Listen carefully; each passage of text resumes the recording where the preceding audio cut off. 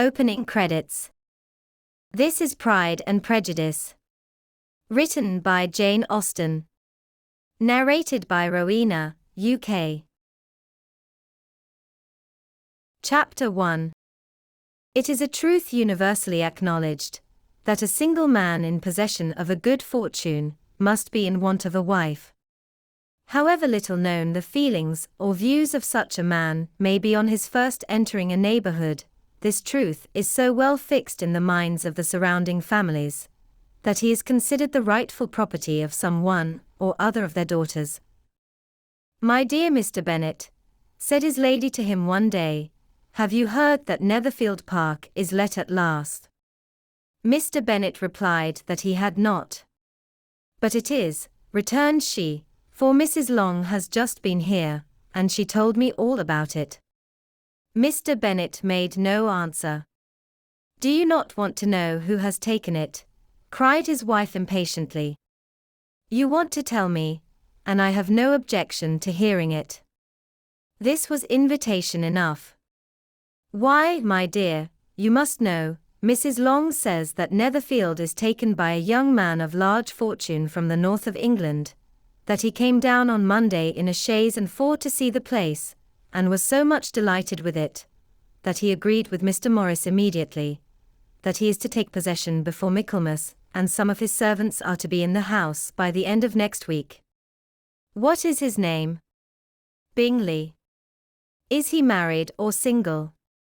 Oh, single, my dear, to be sure. A single man of large fortune, 4,000 or 5,000 a year. What a fine thing for our girls. How so? How can it affect them? My dear Mr. Bennet, replied his wife, how can you be so tiresome? You must know that I am thinking of his marrying one of them. Is that his design in settling here? Design? Nonsense, how can you talk so? But it is very likely that he may fall in love with one of them, and therefore you must visit him as soon as he comes. I see no occasion for that.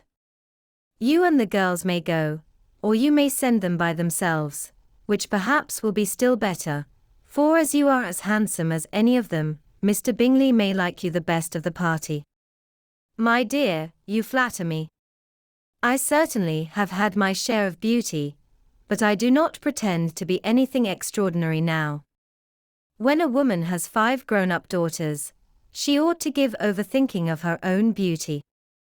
In such cases, a woman has not often much beauty to think of.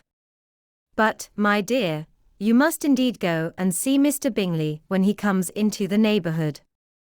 It is more than I engage for, I assure you. But consider your daughters. Only think what an establishment it would be for one of them. Sir William and Lady Lucas are determined to go, merely on that account, for in general, you know, they visit no newcomers. Indeed you must go, for it will be impossible for us to visit him if you do not. You are over-scrupulous, surely. I dare say Mr. Bingley will be very glad to see you, and I will send a few lines by you to assure him of my hearty consent to his marrying whichever he chooses of the girls, though I must throw in a good word for my little Lizzie. I desire you will do no such thing. Lizzie is not a bit better than the others, and I am sure she is not half so handsome as Jane, nor half so good-humored as Lydia.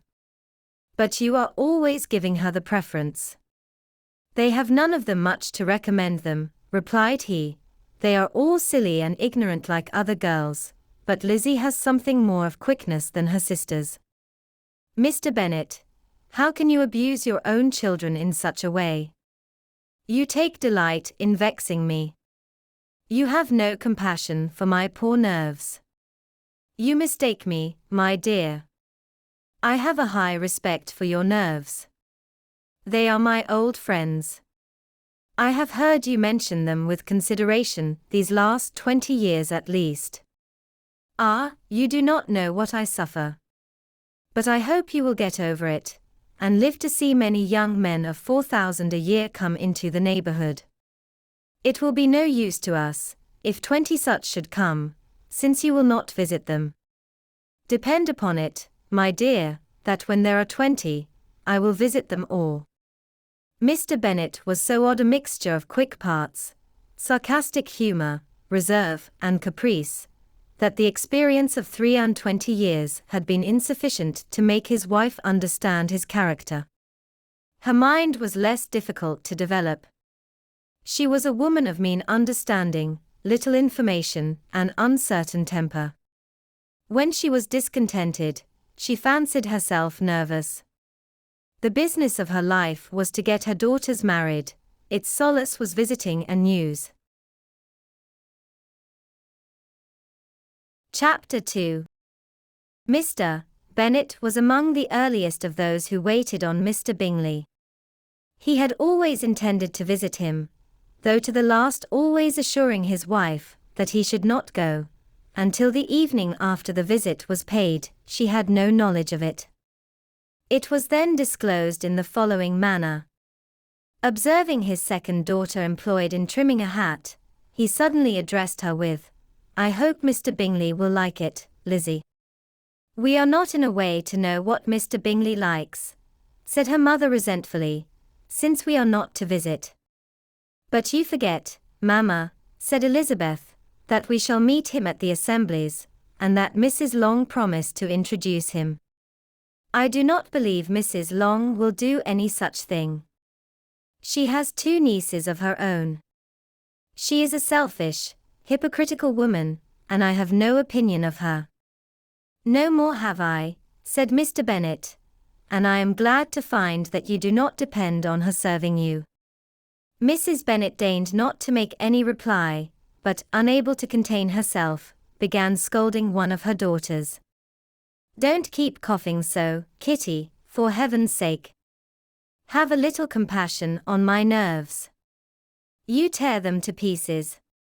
"Kitty has no discretion in her coughs," said her father, "she times them ill." "I do not cough for my own amusement," replied Kitty fretfully. "When is your next ball to be, Lizzie?" "Tomorrow fortnight." "Aye, so it is," cried her mother, "and Mrs. Long does not come back till the day before. So it will be impossible for her to introduce him, for she will not know him herself."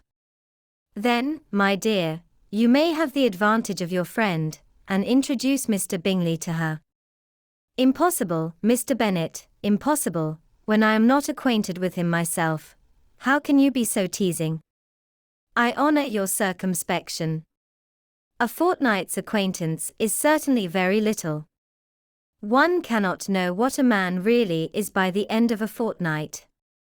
But if we do not venture, somebody else will, and after all, Mrs. Long and her daughters must stand their chance, and therefore, as she will think it an act of kindness, if you decline the office, I will take it on myself."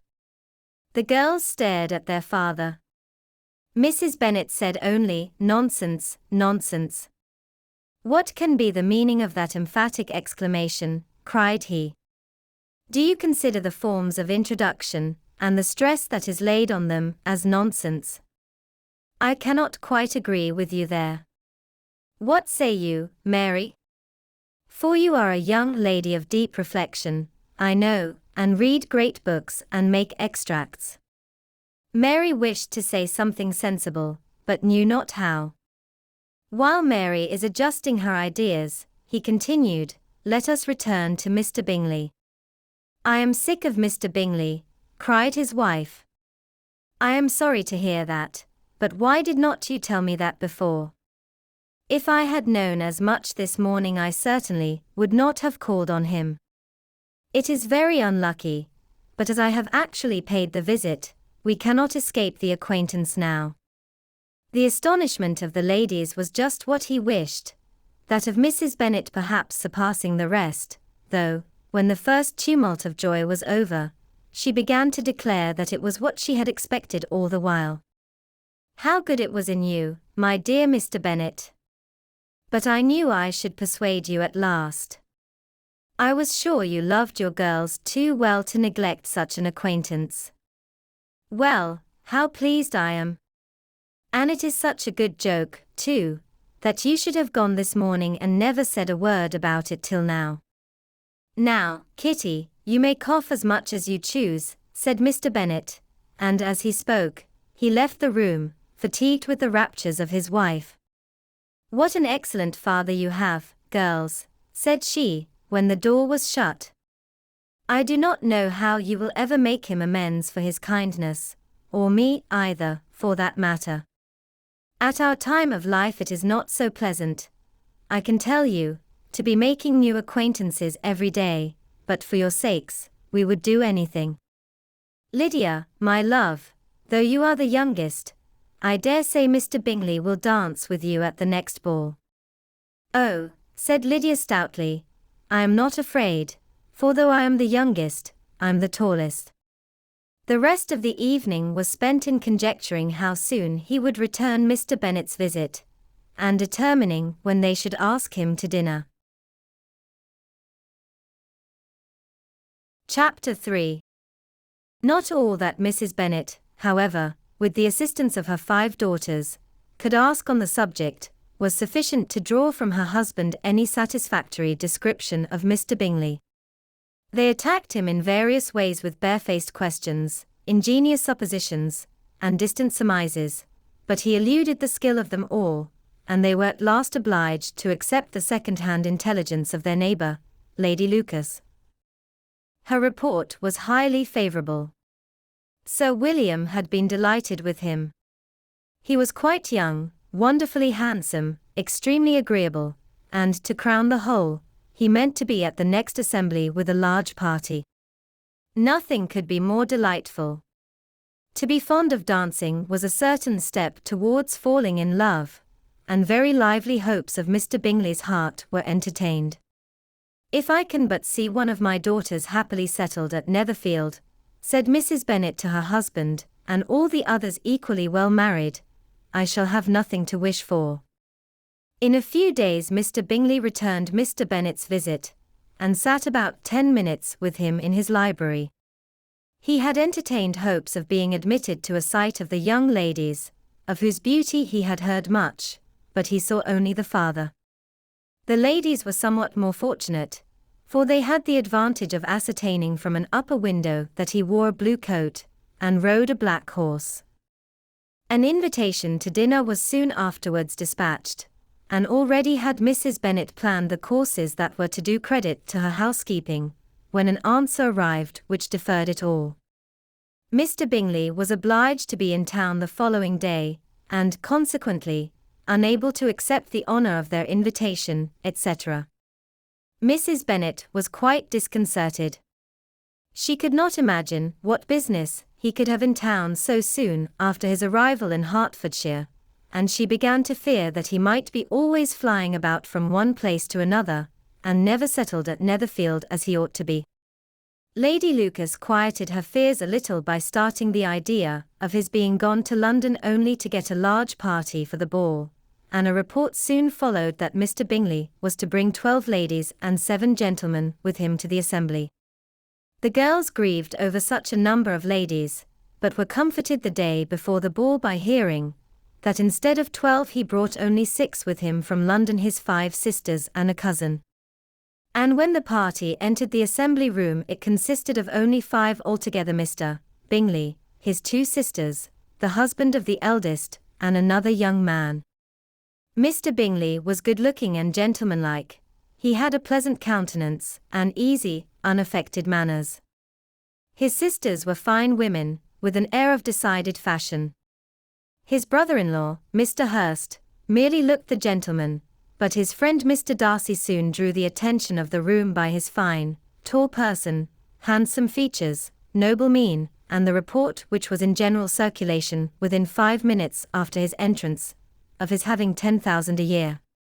The gentleman pronounced him to be a fine figure of a man, the ladies declared he was much handsomer than Mr. Bingley, and he was looked at with great admiration for about half the evening, till his manners gave a disgust which turned the tide of his popularity, for he was discovered to be proud, to be above his company, and above being pleased, and not all his large estate in Derbyshire could then save him from having a most forbidding, disagreeable countenance, and being unworthy to be compared with his friend.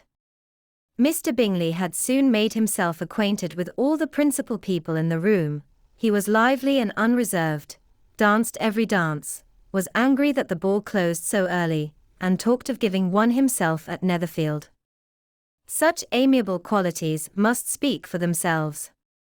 What a contrast between him and his friend! Mr. Darcy danced only once with Mrs. Hurst and once with Miss Bingley, declined being introduced to any other lady, and spent the rest of the evening in walking about the room, speaking occasionally to one of his own party. His character was decided. He was the proudest, most disagreeable man in the world, and everybody hoped that he would never come there again. Amongst the most violent against him was Mrs. Bennet, whose dislike of his general behaviour was sharpened into particular resentment by his having slighted one of her daughters. Elizabeth Bennet had been obliged, by the scarcity of gentlemen, to sit down for 2 dances, and during part of that time, Mr. Darcy had been standing near enough for her to hear a conversation between him and Mr. Bingley, who came from the dance for a few minutes, to press his friend to join it. "Come, Darcy," said he, "I must have you dance. I hate to see you standing about by yourself in this stupid manner. You had much better dance." "I certainly shall not. You know how I detest it, unless I am particularly acquainted with my partner. At such an assembly as this it would be insupportable. Your sisters are engaged, and there is not another woman in the room whom it would not be a punishment to me to stand up with." "I would not be so fastidious as you are," cried Mr. Bingley, "for a kingdom. Upon my honour, I never met with so many pleasant girls in my life as I have this evening, and there are several of them you see uncommonly pretty." "You are dancing with the only handsome girl in the room," said Mr. Darcy, looking at the eldest Miss Bennet. "Oh, she is the most beautiful creature I ever beheld. But there is one of her sisters sitting down, just behind you, who is very pretty, and I dare say very agreeable. Do let me ask my partner to introduce you."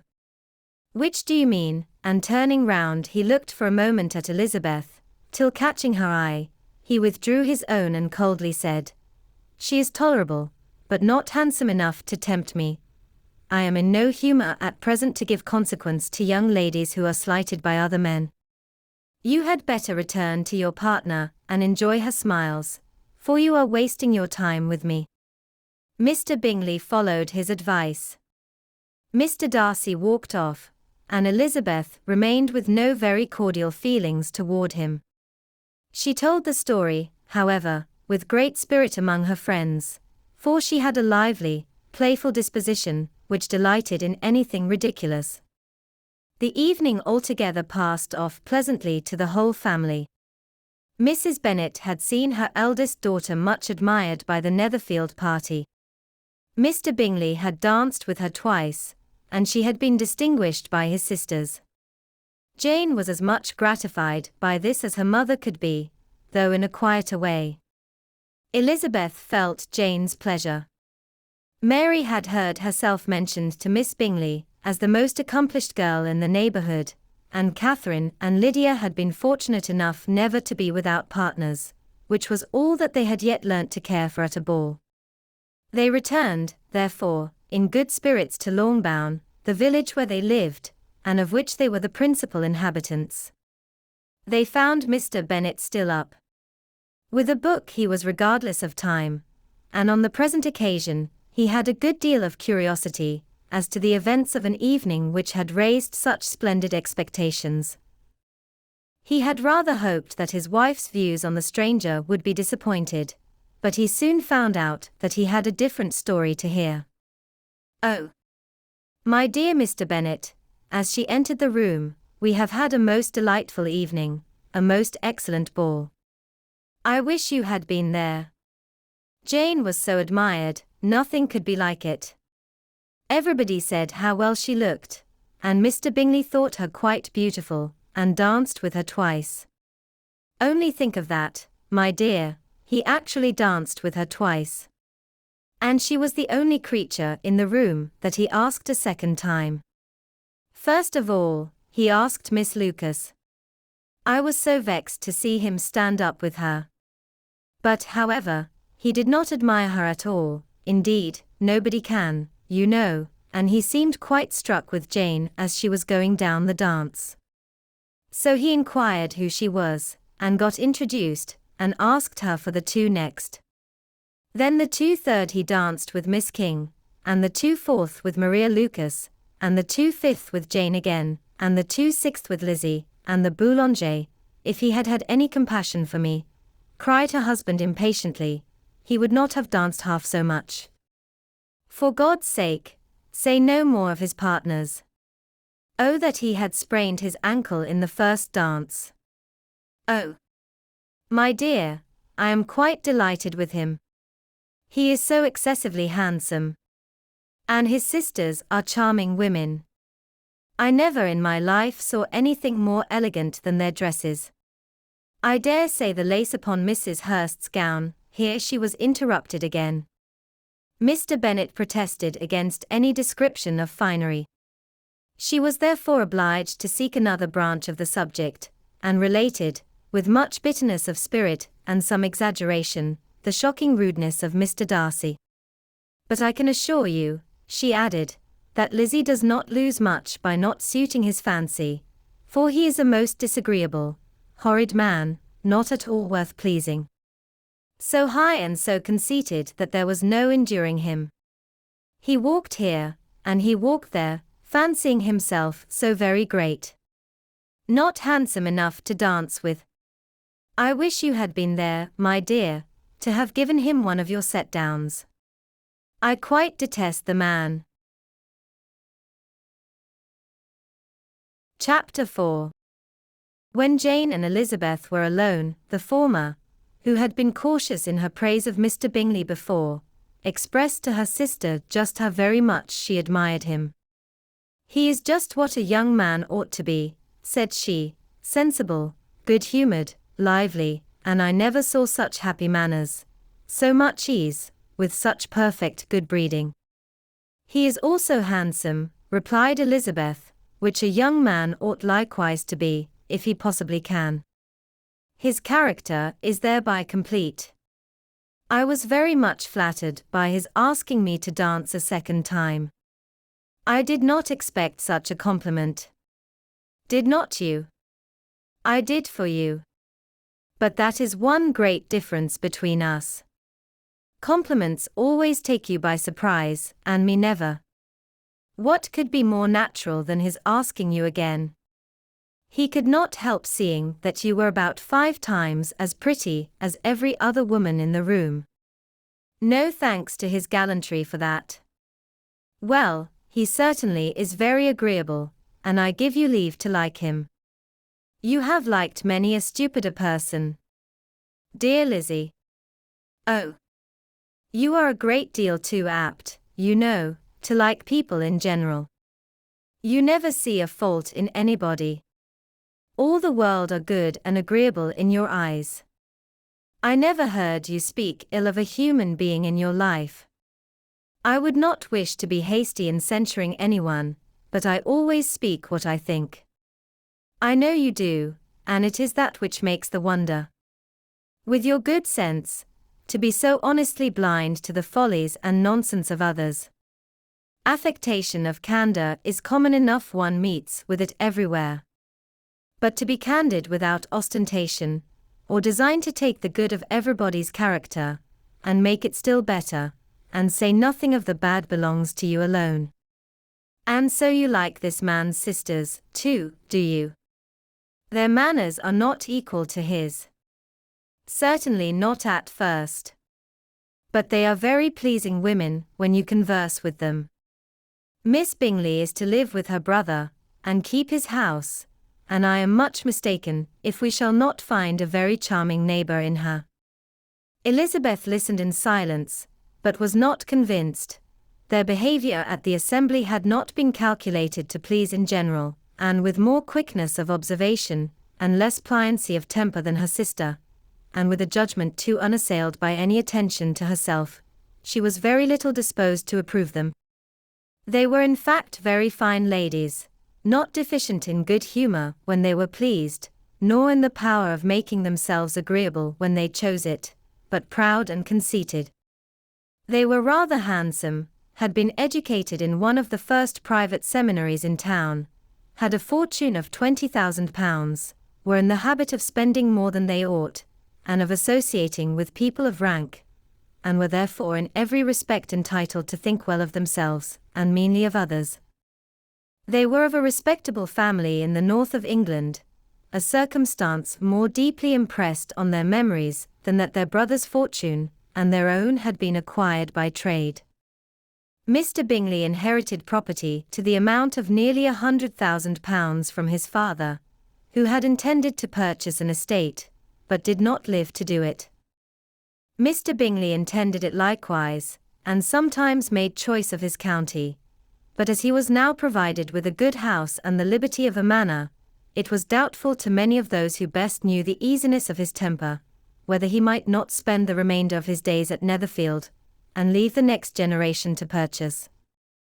His sisters were anxious for his having an estate of his own, but, though he was now only established as a tenant, Miss Bingley was by no means unwilling to preside at his table, nor was Mrs. Hurst, who had married a man of more fashion than fortune, less disposed to consider his house as her home when it suited her. Mr. Bingley had not been of age 2 years, when he was tempted by an accidental recommendation to look at Netherfield House.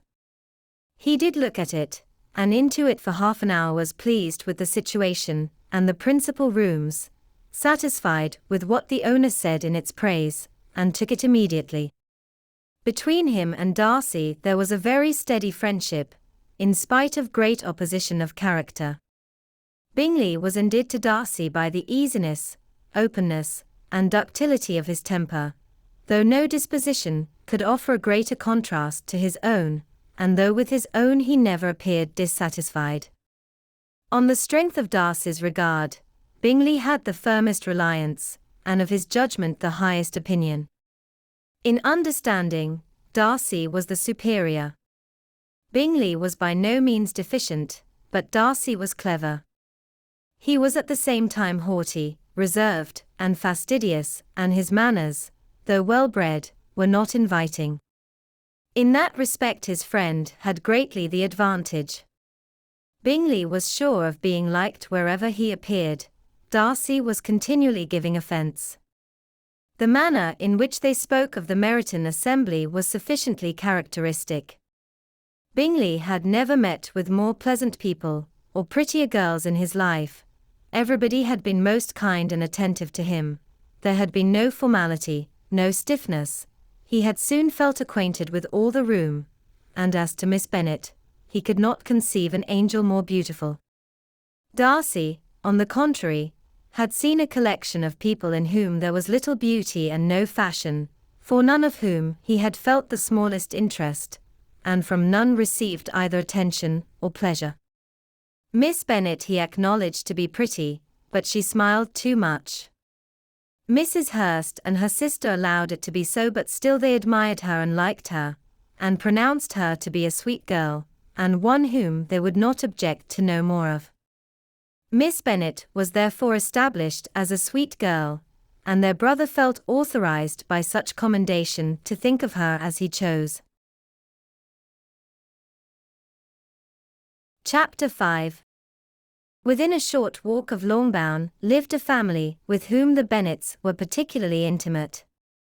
Sir William Lucas had been formerly in trade in Meryton, where he had made a tolerable fortune, and risen to the honour of knighthood by an address to the king during his mayoralty. The distinction had perhaps been felt too strongly. It had given him a disgust to his business, and to his residence in a small market town, and in quitting them both, he had removed with his family to a house about a mile from Meryton, denominated from that period Lucas Lodge, where he could think with pleasure of his own importance, and unshackled by business, occupy himself solely in being civil to all the world. For, though elated by his rank, it did not render him supercilious, on the contrary, he was all attention to everybody. By nature inoffensive, friendly, and obliging, his presentation at St. James's had made him courteous. Lady Lucas was a very good kind of woman, not too clever to be a valuable neighbour to Mrs. Bennet. They had several children. The eldest of them, a sensible, intelligent young woman, about 27, was Elizabeth's intimate friend. That the Miss Lucases and the Miss Bennets should meet to talk over a ball was absolutely necessary, and the morning after the assembly brought the former to Longbourn to hear and to communicate. "You began the evening well, Charlotte," said Mrs. Bennet with civil self-command to Miss Lucas. "You were Mr. Bingley's first choice." "Yes, but he seemed to like his second better." "Oh. You mean Jane, I suppose, because he danced with her twice." "To be sure, that did seem as if he admired her indeed. I rather believe he did. I heard something about it, but I hardly know what something about Mr. Robinson." "Perhaps you mean what I overheard between him and Mr. Robinson. Did not I mention it to you? Mr. Robinson's asking him how he liked our Meryton assemblies, and whether he did not think there were a great many pretty women in the room, and which he thought the prettiest. And his answering immediately to the last question, 'Oh, the eldest Miss Bennet, beyond a doubt. There cannot be two opinions on that point.' Upon my word. Well, that is very decided indeed. That does seem as if, but, however, it may all come to nothing, you know." "My overhearings were more to the purpose than yours, Eliza," said Charlotte. "Mr. Darcy is not so well worth listening to as his friend, is he, poor Eliza, to be only just tolerable? I beg you would not put it into Liz's head to be vexed by his ill treatment, for he is such a disagreeable man, that it would be quite a misfortune to be liked by him. Mrs. Long told me last night that he sat close to her for half an hour without once opening his lips." "Are you quite sure? Is not there a little mistake?" said Jane. "I certainly saw Mr. Darcy speaking to her. Because she asked him at last how he liked Netherfield, and he could not help answering her, but she said he seemed quite angry at being spoke to." "Miss Bingley told me," said Jane, "that he never speaks much, unless among his intimate acquaintances. With them he is remarkably agreeable." "I do not believe a word of it, my dear. If he had been so very agreeable, he would have talked to Mrs. Long. But I can guess how it was. Everybody says that he is eat up with pride, and I dare say he had heard somehow that Mrs. Long does not keep a carriage, and had come to the ball in a hack chaise." "I do not mind his not talking to Mrs. Long," said Miss Lucas, "but I wish he had danced with Eliza." "Another time, Lizzie," said her mother, "I would not dance with him, if I were you. I believe, I may safely promise you never to dance with him." "His pride," said Miss Lucas, "does not offend me so much as pride often does, because there is an excuse for it. One cannot wonder that so very fine a young man, with family, fortune, everything in his favor, should think highly of himself. If I may so express it, he has a right to be proud." "That is very true," replied Elizabeth, "and I could easily forgive his pride, if he had not mortified mine." "Pride," observed Mary, who piqued herself upon the solidity of her reflections, "is a very common failing, I believe.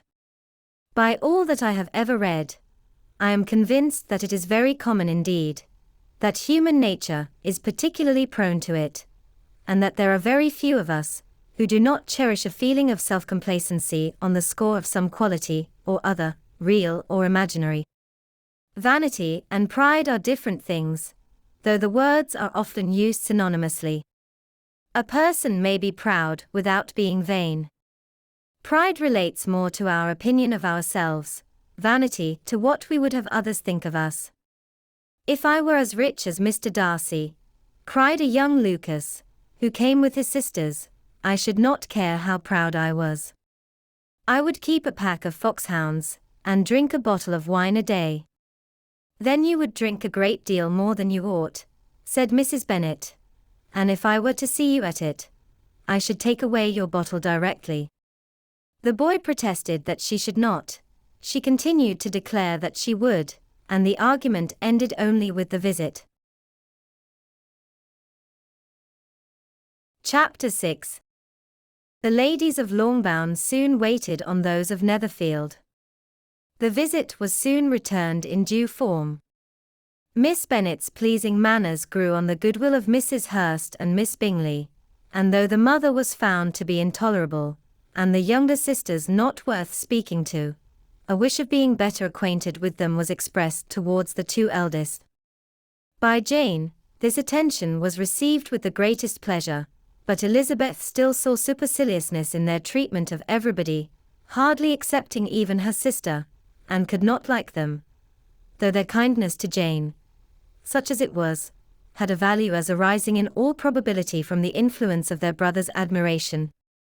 It was generally evident whenever they met, that he did admire her, and to her it was equally evident that Jane was yielding to the preference which she had begun to entertain for him from the first, and was in a way to be very much in love, but she considered with pleasure that it was not likely to be discovered by the world in general, since Jane united, with great strength of feeling, a composure of temper and a uniform cheerfulness of manner, which would guard her from the suspicions of the impertinent.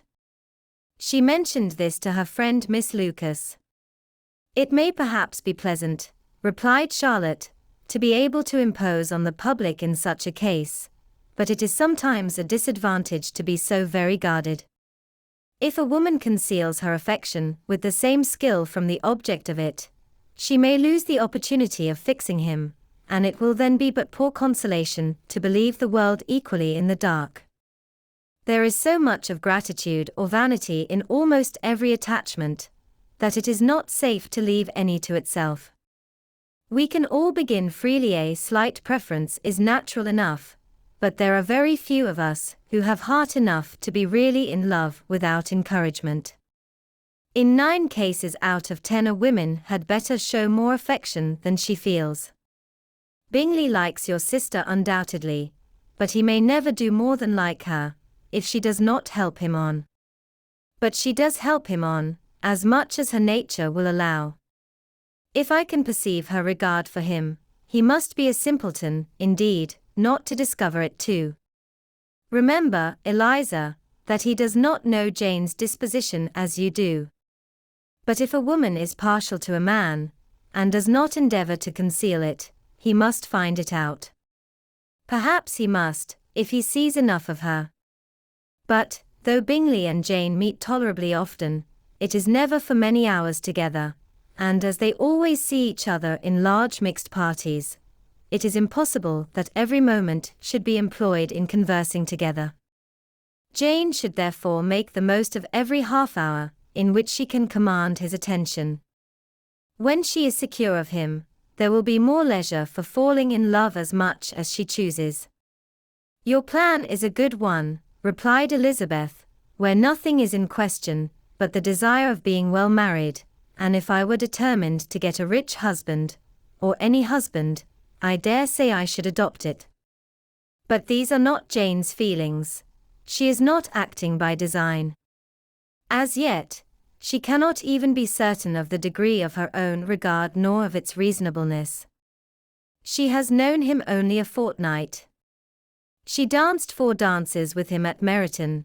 She saw him one morning at his own house, and has since dined with him in company 4 times. This is not quite enough to make her understand his character. Not as you represent it. Had she merely dined with him, she might only have discovered whether he had a good appetite, but you must remember that 4 evenings have also been spent together, and 4 evenings may do a great deal. Yes, these 4 evenings have enabled them to ascertain that they both like Vingt-un better than commerce, but with respect to any other leading characteristic, I do not imagine that much has been unfolded. "Well," said Charlotte, "I wish Jane success with all my heart, and if she were married to him tomorrow, I should think she had as good a chance of happiness as if she were to be studying his character for a 12-month. Happiness in marriage is entirely a matter of chance. If the dispositions of the parties are ever so well known to each other, or ever so similar beforehand, it does not advance their felicity in the least. They always continue to grow sufficiently unlike afterwards to have their share of vexation, and it is better to know as little as possible of the defects of the person with whom you are to pass your life. You make me laugh, Charlotte, but it is not sound. You know it is not sound, and that you would never act in this way yourself. Occupied in observing Mr. Bingley's attentions to her sister, Elizabeth was far from suspecting that she was herself becoming an object of some interest in the eyes of his friend. Mr. Darcy had at first scarcely allowed her to be pretty. He had looked at her without admiration at the ball, and when they next met, he looked at her only to criticize. But no sooner had he made it clear to himself and his friends that she hardly had a good feature in her face, than he began to find it was rendered uncommonly intelligent by the beautiful expression of her dark eyes. To this discovery succeeded some others equally mortifying. Though he had detected with a critical eye more than one failure of perfect symmetry in her form, he was forced to acknowledge her figure to be light and pleasing, and in spite of his asserting that her manners were not those of the fashionable world, he was caught by their easy playfulness. Of this she was perfectly unaware. To her he was only the man who made himself agreeable nowhere, and who had not thought her handsome enough to dance with. He began to wish to know more of her, and as a step towards conversing with her himself, attended to her conversation with others.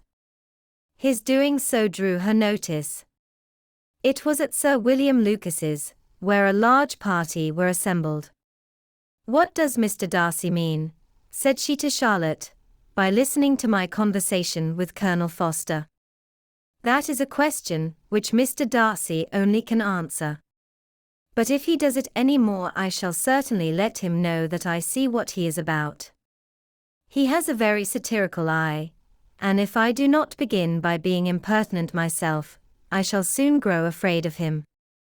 On his approaching them soon afterwards, though without seeming to have any intention of speaking, Miss Lucas defied her friend to mention such a subject to him, which immediately provoking Elizabeth to do it, she turned to him and said, "Did you not think, Mr. Darcy, that I expressed myself uncommonly well just now, when I was teasing Colonel Forster to give us a ball at Meryton?" "With great energy, but it is always a subject which makes a lady energetic. You are severe on us." "It will be her turn soon to be teased," said Miss Lucas. "I am going to open the instrument, Eliza, and you know what follows. You are a very strange creature, by way of a friend, always wanting me to play and sing before anybody and everybody. If my vanity had taken a musical turn, you would have been invaluable, but as it is, I would really rather not sit down before those who must be in the habit of hearing the very best performers." On Miss Lucas's persevering, however, she added, "Very well, if it must be so, it must." And gravely glancing at Mr. Darcy, "There is a fine old saying, which everybody here is of course familiar with, 'Keep your breath, to cool your porridge,' and I shall keep mine to swell my song." Her performance was pleasing, though by no means capital. After a song or two, and before she could reply to the entreaties of several that she would sing again, she was eagerly succeeded at the instrument by her sister Mary, who having, in consequence of being the only plain one in the family, worked hard for knowledge and accomplishments, was always impatient for display. Mary had neither genius nor taste, and though vanity had given her application, it had given her likewise a pedantic air and conceited manner, which would have injured a higher degree of excellence than she had reached. Elizabeth, easy and unaffected, had been listened to with much more pleasure, though not playing half so well, and Mary, at the end of a long concerto, was glad to purchase praise and gratitude by Scotch and Irish airs, at the request of her younger sisters, who, with some of the Lucases and 2 or 3 officers, joined eagerly in dancing at one end of the room. Mr. Darcy stood near them in silent indignation at such a mode of passing the evening, to the exclusion of all conversation, and was too much engrossed by his thoughts to perceive that Sir William Lucas was his neighbour, till Sir William thus began. "What a charming amusement for young people this is, Mr. Darcy. There is nothing like dancing after all. I consider it as one of the first refinements of polished society." "Certainly, sir, and it has the advantage also of being in vogue amongst the less polished societies of the world. Every savage can dance." Sir William only smiled. "Your friend performs delightfully," he continued after a pause, on seeing Bingley join the group, "and I doubt not that you are an adept in the science yourself, Mr. Darcy. You saw me dance at Meryton, I believe, sir?" "Yes, indeed, and received no inconsiderable pleasure from the sight." "Do you often dance at St. James's?" "Never, sir." "Do you not think it would be a proper compliment to the place?" "It is a compliment which I never pay to any place if I can avoid it." "You have a house in town, I conclude?" Mr. Darcy bowed. "I had once had some thought of fixing in town myself, for I am fond of superior society, but I did not feel quite certain that the air of London would agree with Lady Lucas." He paused in hopes of an answer, but his companion was not disposed to make any, and Elizabeth, at that instant moving towards them, he was struck with the action of doing a very gallant thing, and called out to her, "My dear Miss Eliza, why are you not dancing? Mr. Darcy, you must allow me to present this young lady to you as a very desirable partner. You cannot refuse to dance, I am sure, when so much beauty is before you." And, taking her hand, he would have given it to Mr. Darcy, who, though extremely surprised, was not unwilling to receive it, when she instantly drew back, and said with some discomposure to Sir William, "Indeed, sir, I have not the least intention of dancing. I entreat you not to suppose that I moved this way in order to beg for a partner." Mr. Darcy, with grave propriety, requested to be allowed the honour of her hand, but in vain. Elizabeth was determined, nor did Sir William at all shake her purpose by his attempt at persuasion. "You excel so much in the dance, Miss Eliza, that it is cruel to deny me the happiness of seeing you, and though this gentleman dislikes the amusement in general, he can have no objection, I am sure, to oblige us for 1/2 hour." "Mr. Darcy is all politeness," said Elizabeth, smiling. "He is, indeed, but, considering the inducement, my dear Miss Eliza, we cannot wonder at his complaisance, for who would object to such a partner?" Elizabeth looked archly, and turned away. Her resistance had not injured her with the gentleman, and he was thinking of her with some complacency, when thus accosted by Miss Bingley. "I can guess the subject of your reverie." "I should imagine not. You are considering how insupportable it would be to pass many evenings in this manner in such society, and indeed I am quite of your opinion. I was never more annoyed. The insipidity, and yet the noise, the nothingness, and yet the self-importance of all those people. What would I give to hear your strictures on them? Your conjecture is totally wrong, I assure you. My mind was more agreeably engaged. I have been meditating on the very great pleasure which a pair of fine eyes in the face of a pretty woman can bestow." Miss Bingley immediately fixed her eyes on his face, and desired he would tell her what lady had the credit of inspiring such reflections. Mr. Darcy replied with great intrepidity, "Miss Elizabeth Bennet." "Miss Elizabeth Bennet," repeated Miss Bingley. "I am all astonishment. How long has she been such a favourite, and pray, when am I to wish you joy?" "That is exactly the question which I expected you to ask. A lady's imagination is very rapid, it jumps from admiration to love, from love to matrimony, in a moment. I knew you would be wishing me joy. Nay, if you are serious about it, I shall consider the matter is absolutely settled. You will be having a charming mother-in-law, indeed, and of course, she will always be at Pemberley with you. He listened to her with perfect indifference while she chose to entertain herself in this manner, and as his composure convinced her that all was safe, her wit flowed long. Chapter 7. Mr. Bennet's property consisted almost entirely in an estate of £2,000 a year, which, unfortunately for his daughters, was entailed, in default of heirs male, on a distant relation, and their mother's fortune, though ample for her situation in life, could but ill supply the deficiency of his. Her father had been an attorney in Meryton, and had left her £4,000.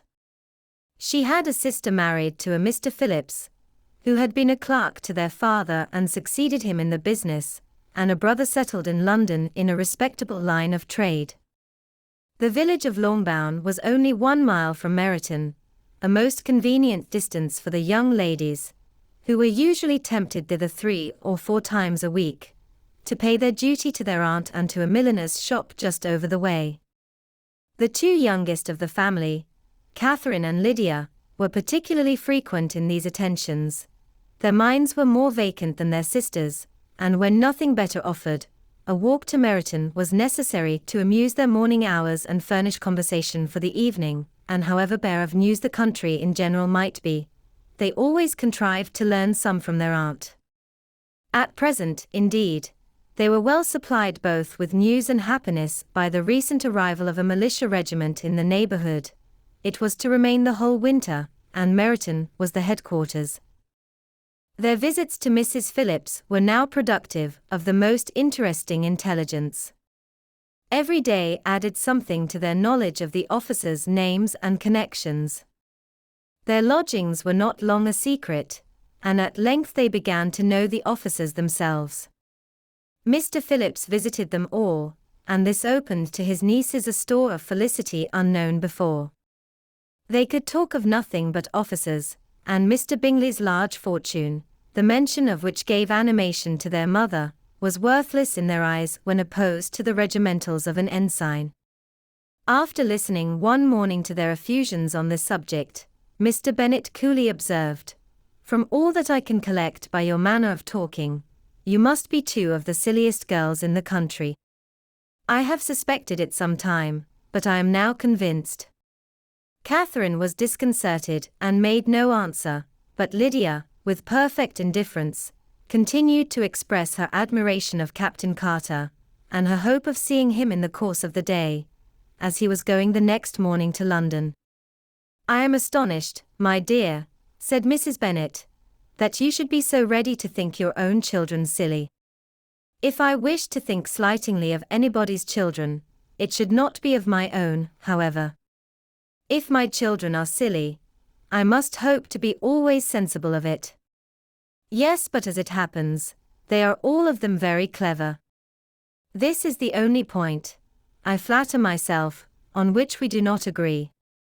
I had hoped that our sentiments coincided in every particular, but I must so far differ from you as to think our 2 youngest daughters uncommonly foolish.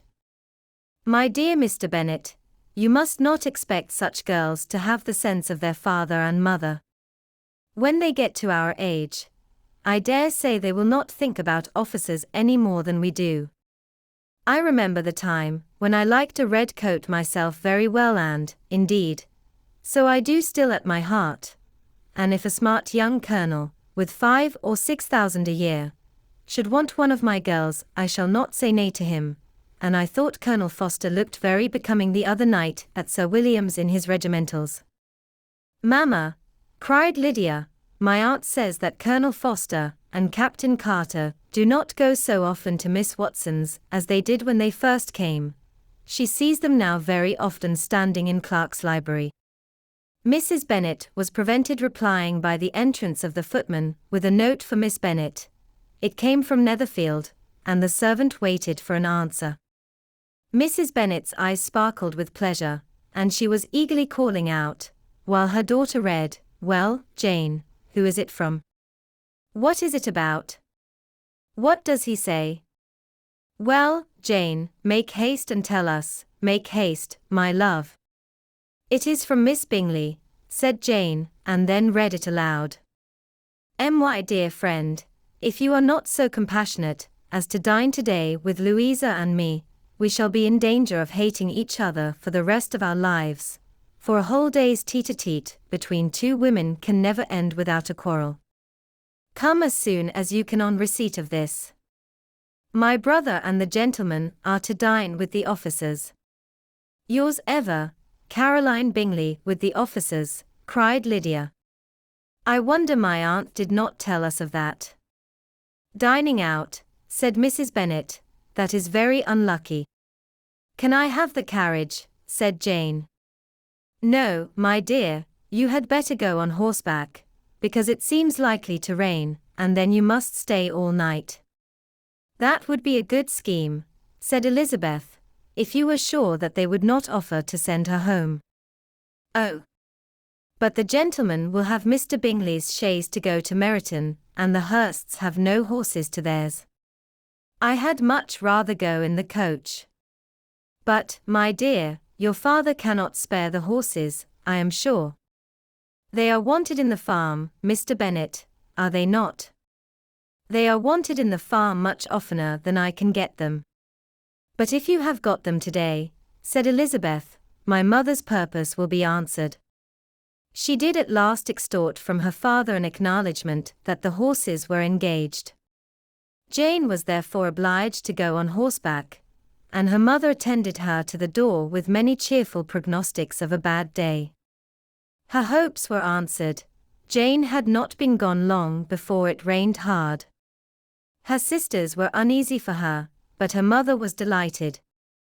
The rain continued the whole evening without intermission. Jane certainly could not come back.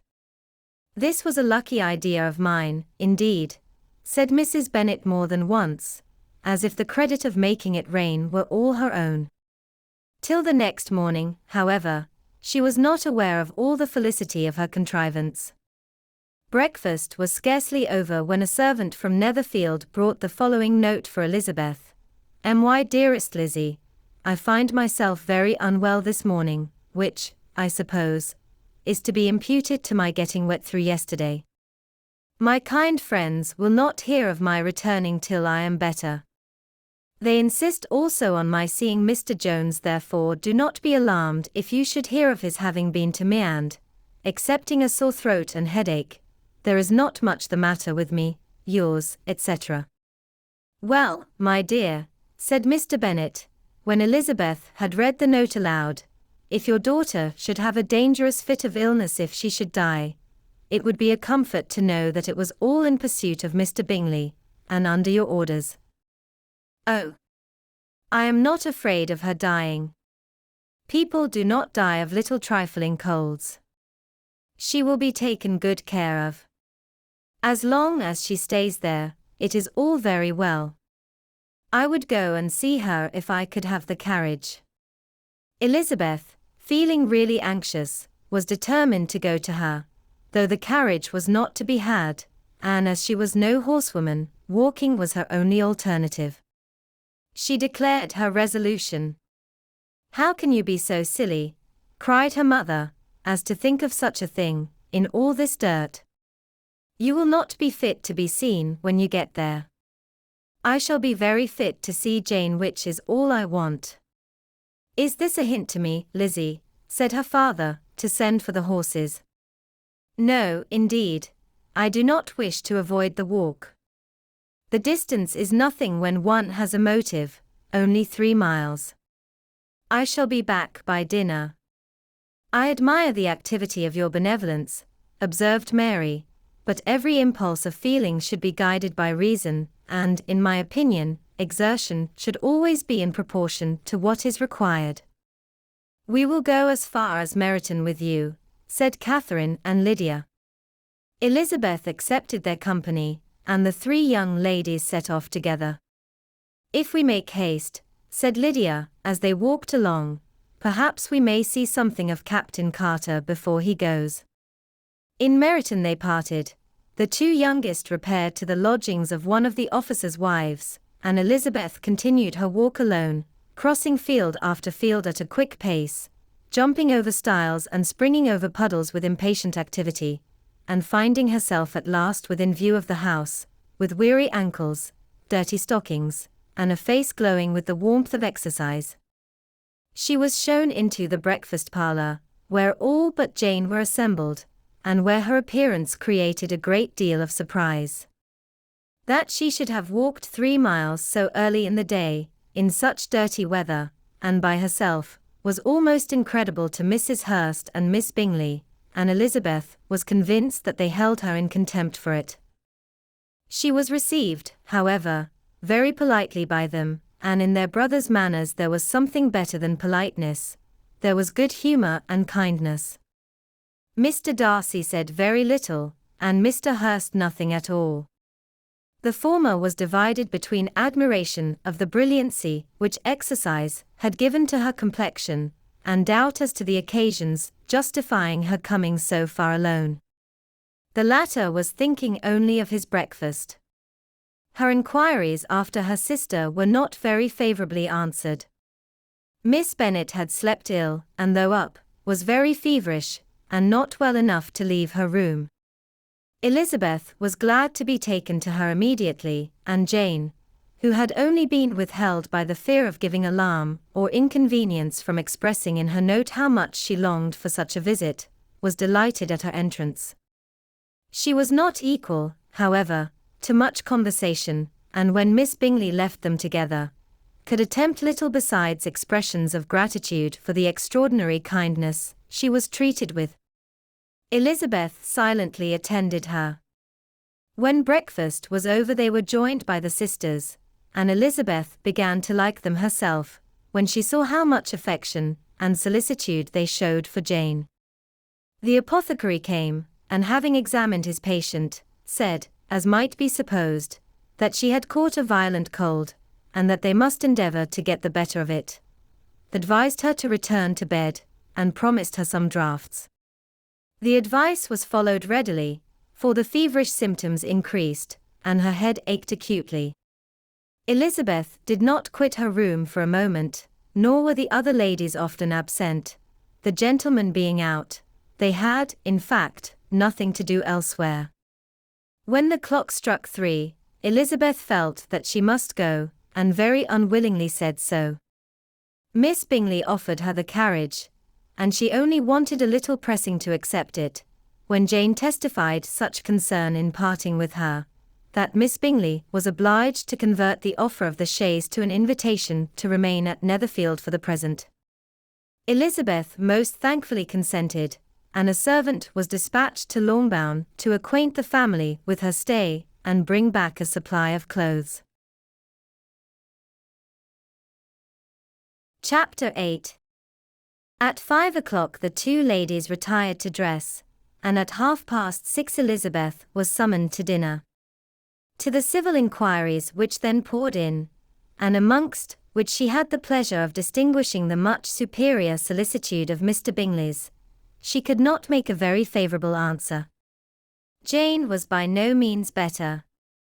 The sisters, on hearing this, repeated 3 or 4 times how much they were grieved, how shocking it was to have a bad cold, and how excessively they disliked being ill themselves, and then thought no more of the matter, and their indifference towards Jane, when not immediately before them restored Elizabeth to the enjoyment of all her former dislike. Their brother, indeed, was the only one of the party whom she could regard with any complacency. His anxiety for Jane was evident, and his attentions to herself most pleasing, and they prevented her feeling herself so much an intruder, as she believed she was considered by the others. She had very little notice from any but him. Miss Bingley was engrossed by Mr. Darcy, her sister scarcely less so, and as for Mr. Hurst, by whom Elizabeth sat, he was an indolent man, who lived only to eat, drink, and play at cards, who, when he found her to prefer a plain dish to a ragout, had nothing to say to her. When dinner was over, she returned directly to Jane, and Miss Bingley began abusing her as soon as she was out of the room. Her manners were pronounced to be very bad indeed, a mixture of pride and impertinence. She had no conversation, no style, no beauty. Mrs. Hurst thought the same, and added, "She has nothing, in short, to recommend her, but being an excellent walker. I shall never forget her appearance this morning. She really looked almost wild." "She did, indeed, Louisa. I could hardly keep my countenance. Very nonsensical to come at all. Why must she be scampering about the country, because her sister had a cold? Her hair, so untidy, so blousy. Yes, and her petticoat. I hope you saw her petticoat, 6 inches deep in mud, I am absolutely certain, and the gown which had been let down to hide it not doing its office." "Your picture may be very exact, Louisa," said Bingley, "but this was all lost upon me. I thought Miss Elizabeth Bennet looked remarkably well when she came into the room this morning. Her dirty petticoat quite escaped my notice." "You observed it, Mr. Darcy, I am sure," said Miss Bingley, "and I am inclined to think that you would not wish to see your sister make such an exhibition." "Certainly not. To walk 3 miles, or 4 miles, or 5 miles, or whatever it is, above her ankles in dirt, and alone, quite alone. What could she mean by it? It seems to me to show an abominable sort of conceited independence, a most country-town indifference to decorum." "It shows an affection for her sister that is very pleasing," said Bingley. "I am afraid, Mr. Darcy," observed Miss Bingley in a half-whisper, "that this adventure has rather affected your admiration of her fine eyes." "Not at all," he replied. "They were brightened by the exercise." A short pause followed this speech, and Mrs. Hurst began again. "I have an excessive regard for Miss Jane Bennet. She is really a very sweet girl, and I wish with all my heart she were well settled. But with such a father and mother, and such low connections, I am afraid there is no chance of it. I think I have heard you say that their uncle is an attorney on Meryton." "Yes, and they have another, who lives somewhere near Cheapside." "That is capital," added her sister, and they both laughed heartily. "If they had uncles enough to fill all Cheapside," cried Bingley, "it would not make them one jot less agreeable." "But it must very materially lessen their chance of marrying men of any consideration in the world," replied Darcy. To this speech Bingley made no answer, but his sisters gave it their hearty assent, and indulged their mirth for some time at the expense of their dear friend's vulgar relations. With a renewal of tenderness, however, they returned to her room on leaving the dining parlour, and sat with her till summoned to coffee.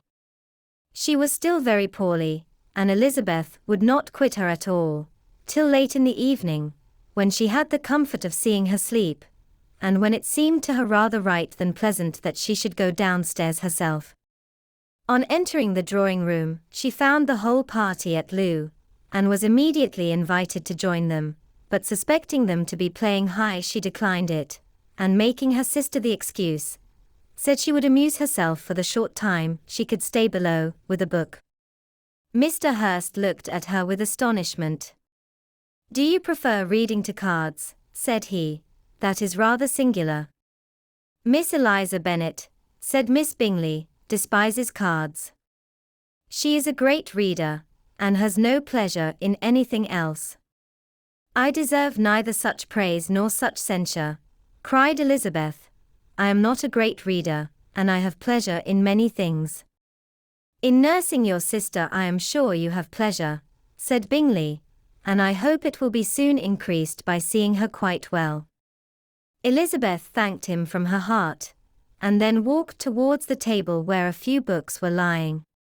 He immediately offered to fetch her others all that his library afforded. "And I wish my collection were larger for your benefit and my own credit, but I am an idle fellow, and though I have not many, I have more than I ever looked into." Elizabeth assured him that she could suit herself perfectly with those in the room. "I am astonished," said Miss Bingley, "that my father should have left so small a collection of books. What a delightful library you have at Pemberley, Mr. Darcy." "It ought to be good," he replied. "It has been the work of many generations.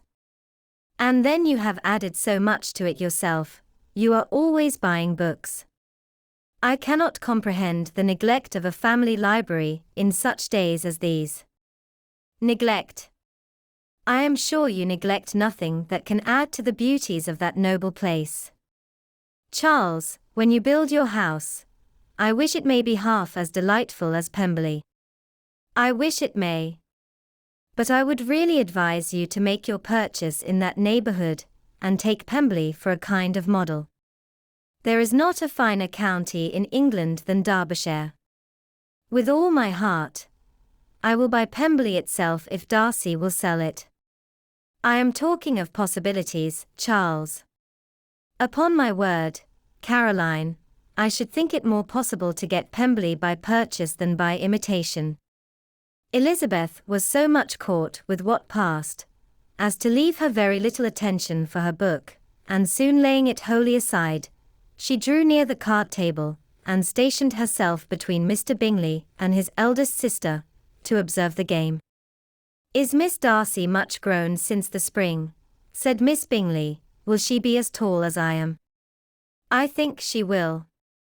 She is now about Miss Elizabeth Bennet's height, or rather taller. How I long to see her again. I never met with anybody who delighted me so much. Such a countenance, such manners, and so extremely accomplished for her age. Her performance on the pianoforte is exquisite. It is amazing to me," said Bingley, "how young ladies can have patience to be so very accomplished as they all are."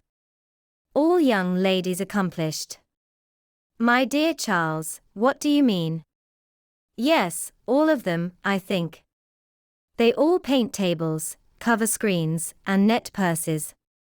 I scarcely know anyone who cannot do all this, and I am sure I never heard a young lady spoken of for the first time, without being informed that she was very accomplished."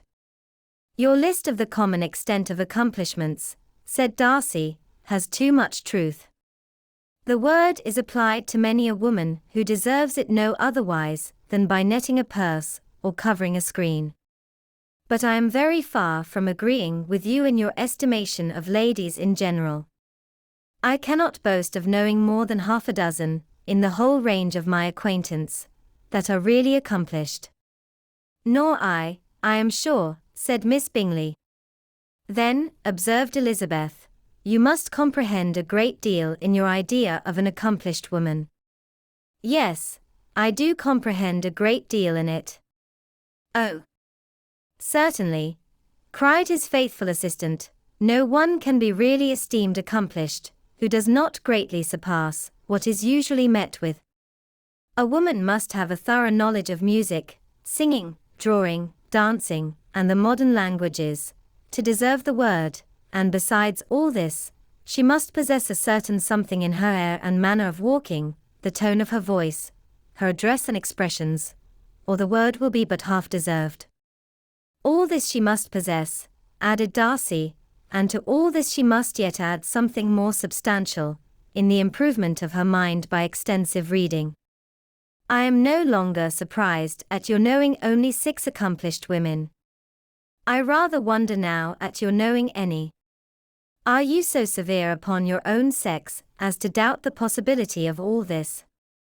I never saw such a woman. I never saw such capacity, and taste, and application, and elegance, as you describe united." Mrs. Hurst and Miss Bingley both cried out against the injustice of her implied doubt, and were both protesting that they knew many women who answered this description, when Mr. Hurst called them to order, with bitter complaints of their inattention to what was going forward.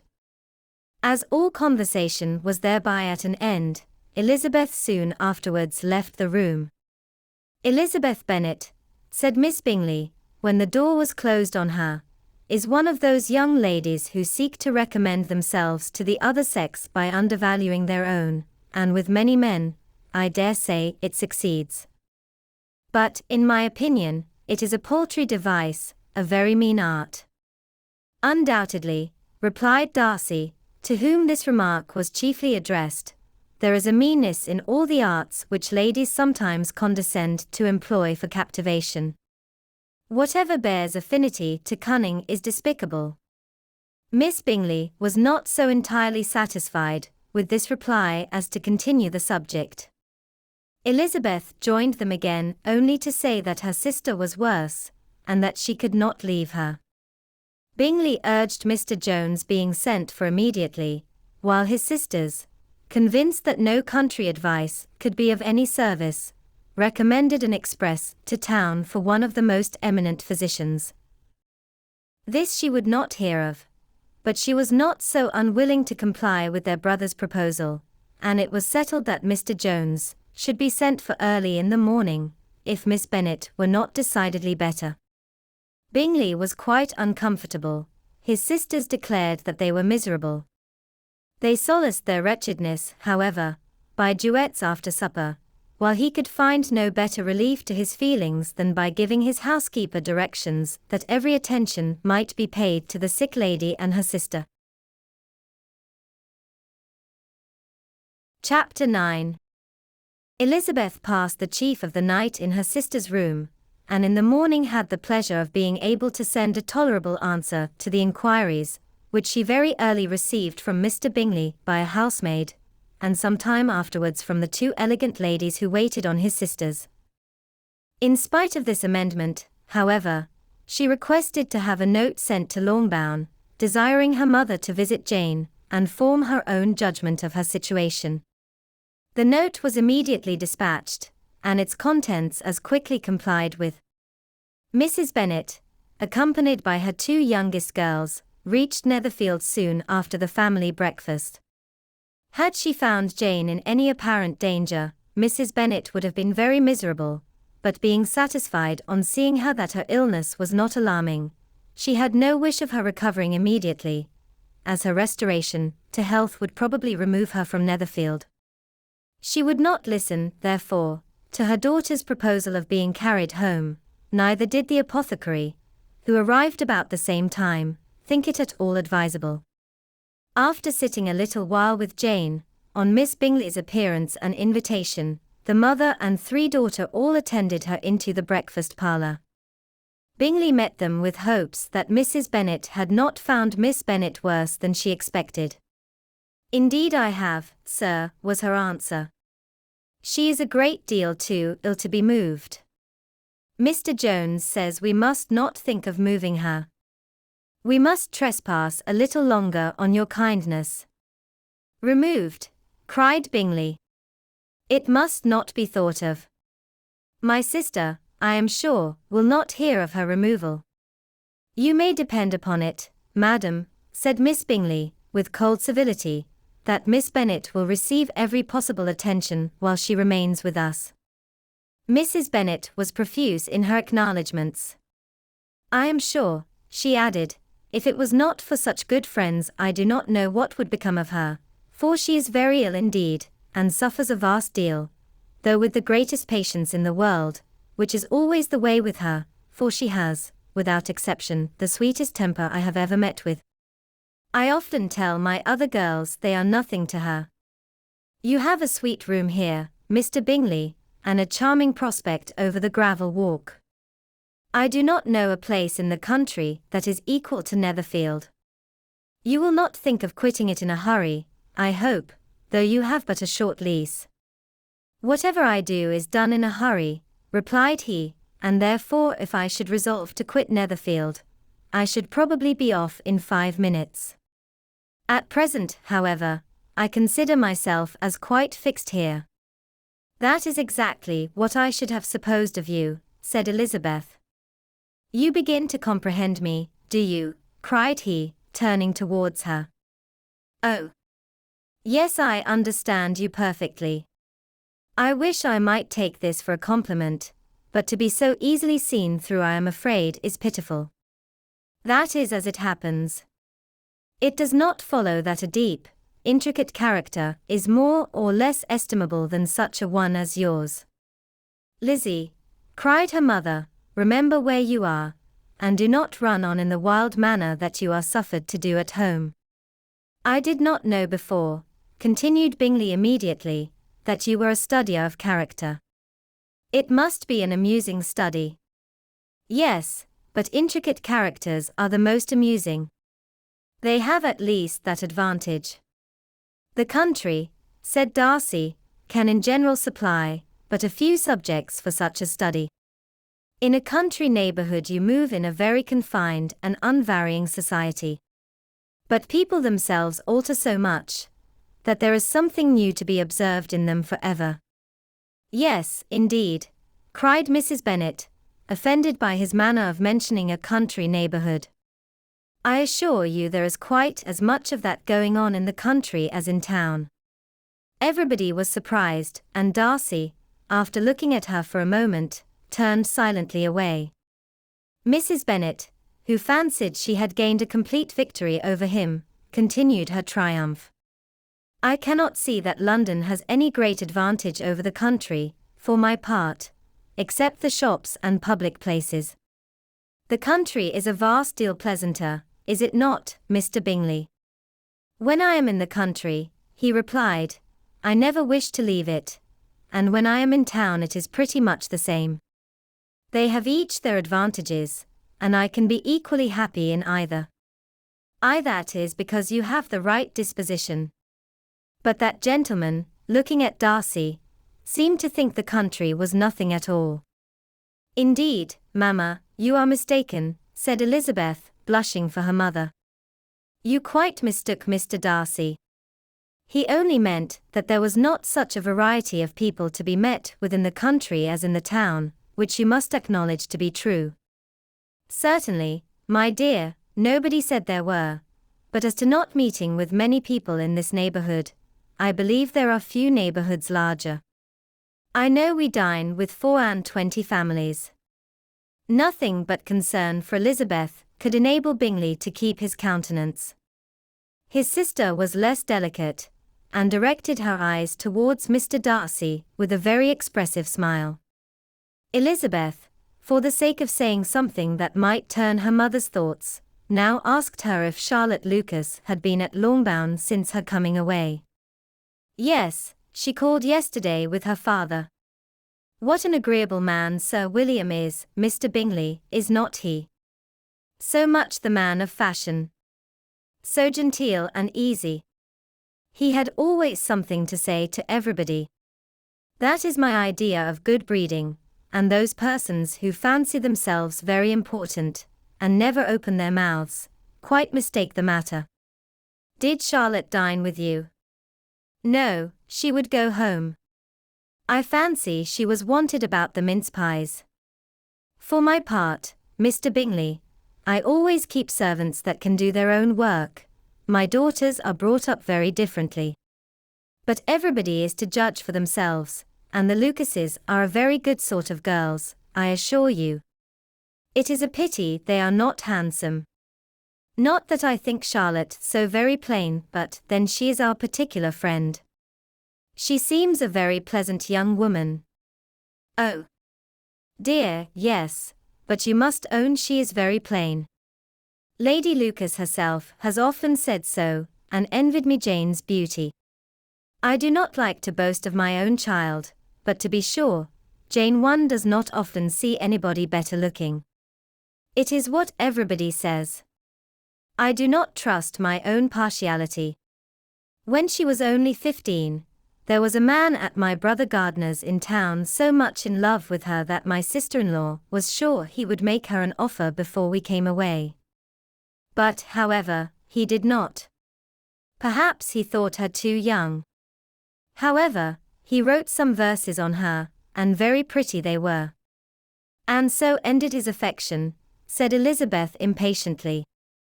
There has been many a one, I fancy, overcome in the same way. I wonder who first discovered the efficacy of poetry in driving away love. I have been used to consider poetry as the food of love, said Darcy. Of a fine, stout, healthy love it may. Everything nourishes what is strong already. But if it be only a slight, thin sort of inclination, I am convinced that one good sonnet will starve it entirely away. Darcy only smiled, and the general pause, which ensued, made Elizabeth tremble lest her mother should be exposing herself again. She longed to speak, but could think of nothing to say, and after a short silence Mrs. Bennet began repeating her thanks to Mr. Bingley for his kindness to Jane, with an apology for troubling him also with Lizzie.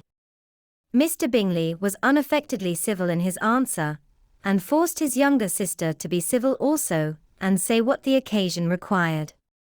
She performed her part indeed without much graciousness, but Mrs. Bennet was satisfied, and soon afterwards ordered her carriage. Upon this signal, the youngest of her daughters put herself forward. The two girls had been whispering to each other during the whole visit, and the result of it was that the youngest should tax Mr. Bingley with having promised on his first coming into the country to give a ball at Netherfield. Lydia was a stout, well-grown girl of 15, with a fine complexion and good-humoured countenance, a favourite with her mother, whose affection had brought her into public at an early age.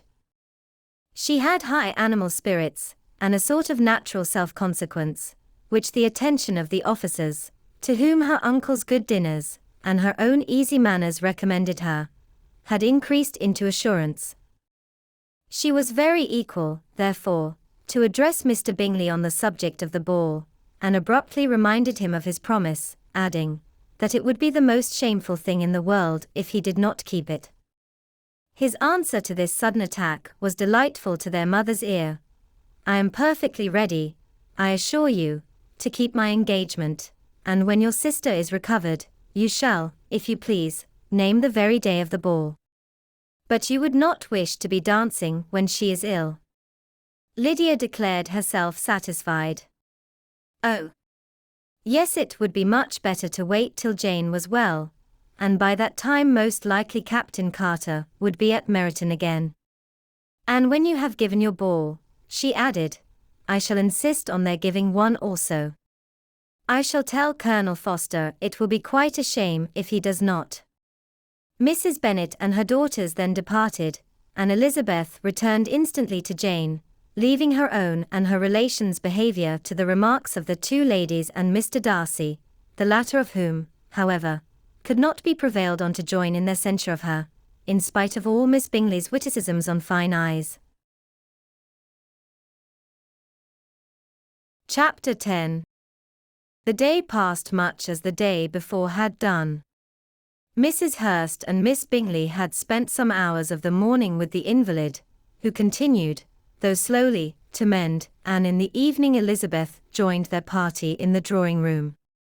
The loo table, however, did not appear. Mr. Darcy was writing, and Miss Bingley, seated near him, was watching the progress of his letter, and repeatedly calling off his attention by messages to his sister. Mr. Hurst and Mr. Bingley were at piquet, and Mrs. Hurst was observing their game. Elizabeth took up some needlework, and was sufficiently amused in attending to what passed between Darcy and his companion. The perpetual commendations of the lady, either on his handwriting, or on the evenness of his lines, or on the length of his letter, with the perfect unconcern with which her praises were received, formed a curious dialogue, and was exactly in union with her opinion of each. How delighted Miss Darcy will be to receive such a letter! He made no answer. You write uncommonly fast. You are mistaken. I write rather slowly. How many letters you must have occasion to write in the course of a year? Letters of business, too. How odious I should think them. It is fortunate, then, that they fall to my lot instead of yours. Pray tell your sister that I long to see her. I have already told her so once, by your desire. I am afraid you do not like your pen. Let me mend it for you. I mend pens remarkably well. Thank you, but I always mend my own. How can you contrive to write so even? He was silent. Tell your sister I am delighted to hear of her improvement on the harp, and pray let her know that I am quite in raptures with her beautiful little design for a table, and I think it infinitely superior to Miss Grantley's. Will you give me leave to defer your raptures till I write again? At present I have not room to do them justice.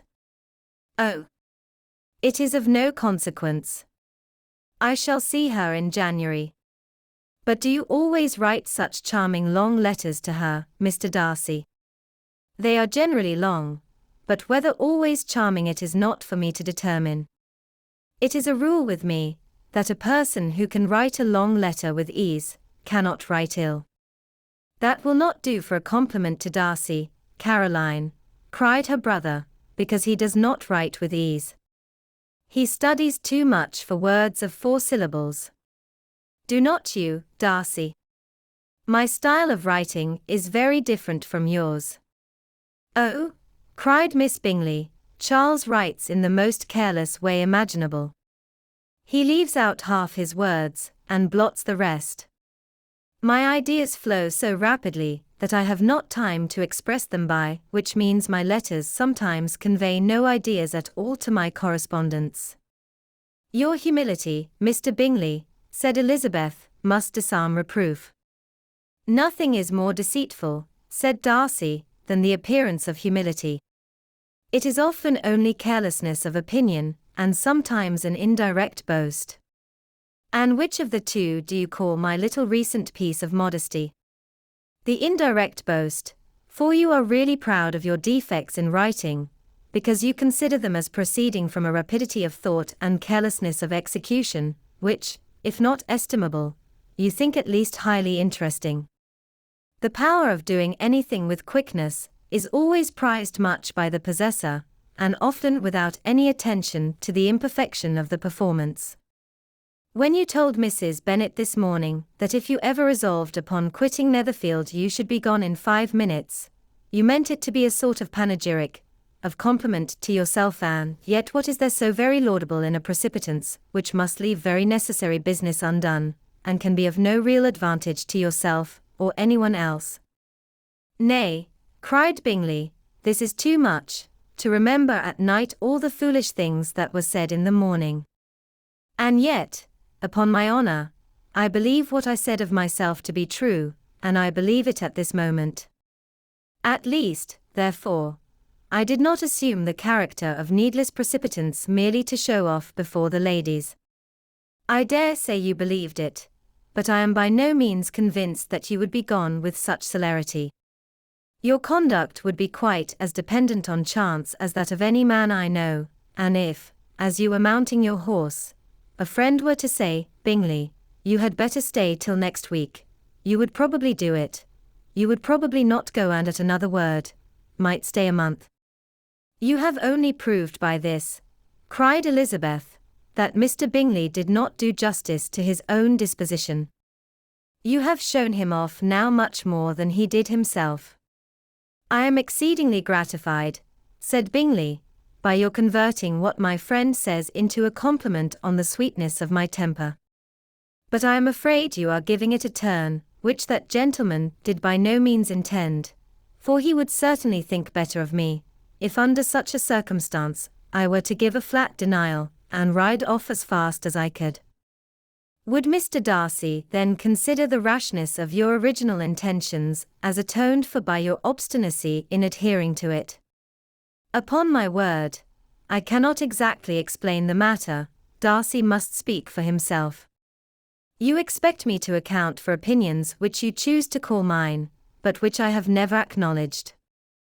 Allowing the case, however, to stand according to your representation, you must remember, Miss Bennet, that the friend who is supposed to desire his return to the house, and the delay of his plan, has merely desired it, asked it without offering one argument in favour of its propriety.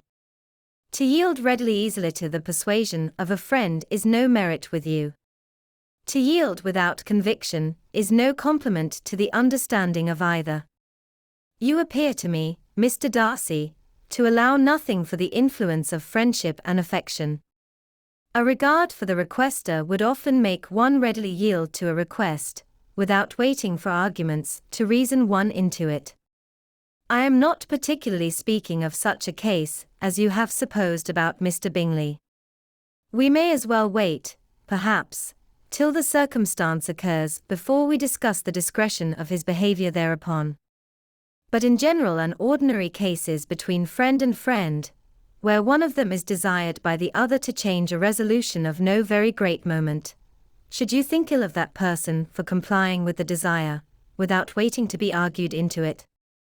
Will it not be advisable, before we proceed on this subject, to arrange with rather more precision the degree of importance which is to appertain to this request, as well as the degree of intimacy subsisting between the parties? By all means, cried Bingley, let us hear all the particulars, not forgetting their comparative height and size, for that will have more weight in the argument, Miss Bennet, than you may be aware of. I assure you, that if Darcy were not such a great tall fellow, in comparison with myself, I should not pay him half so much deference. I declare I do not know a more awful object than Darcy, on particular occasions, and in particular places, at his own house especially, and of a Sunday evening, when he has nothing to do. Mr. Darcy smiled, but Elizabeth thought she could perceive that he was rather offended, and therefore checked her laugh. Miss Bingley warmly resented the indignity he had received, in an expostulation with her brother for talking such nonsense. I see your design, Bingley, said his friend. You dislike an argument, and want to silence this. Perhaps I do.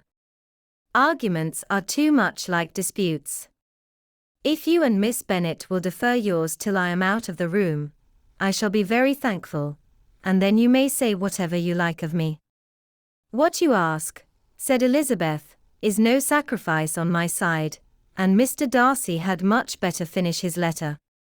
Mr. Darcy took her advice, and did finish his letter. When that business was over, he applied to Miss Bingley and Elizabeth for an indulgence of some music.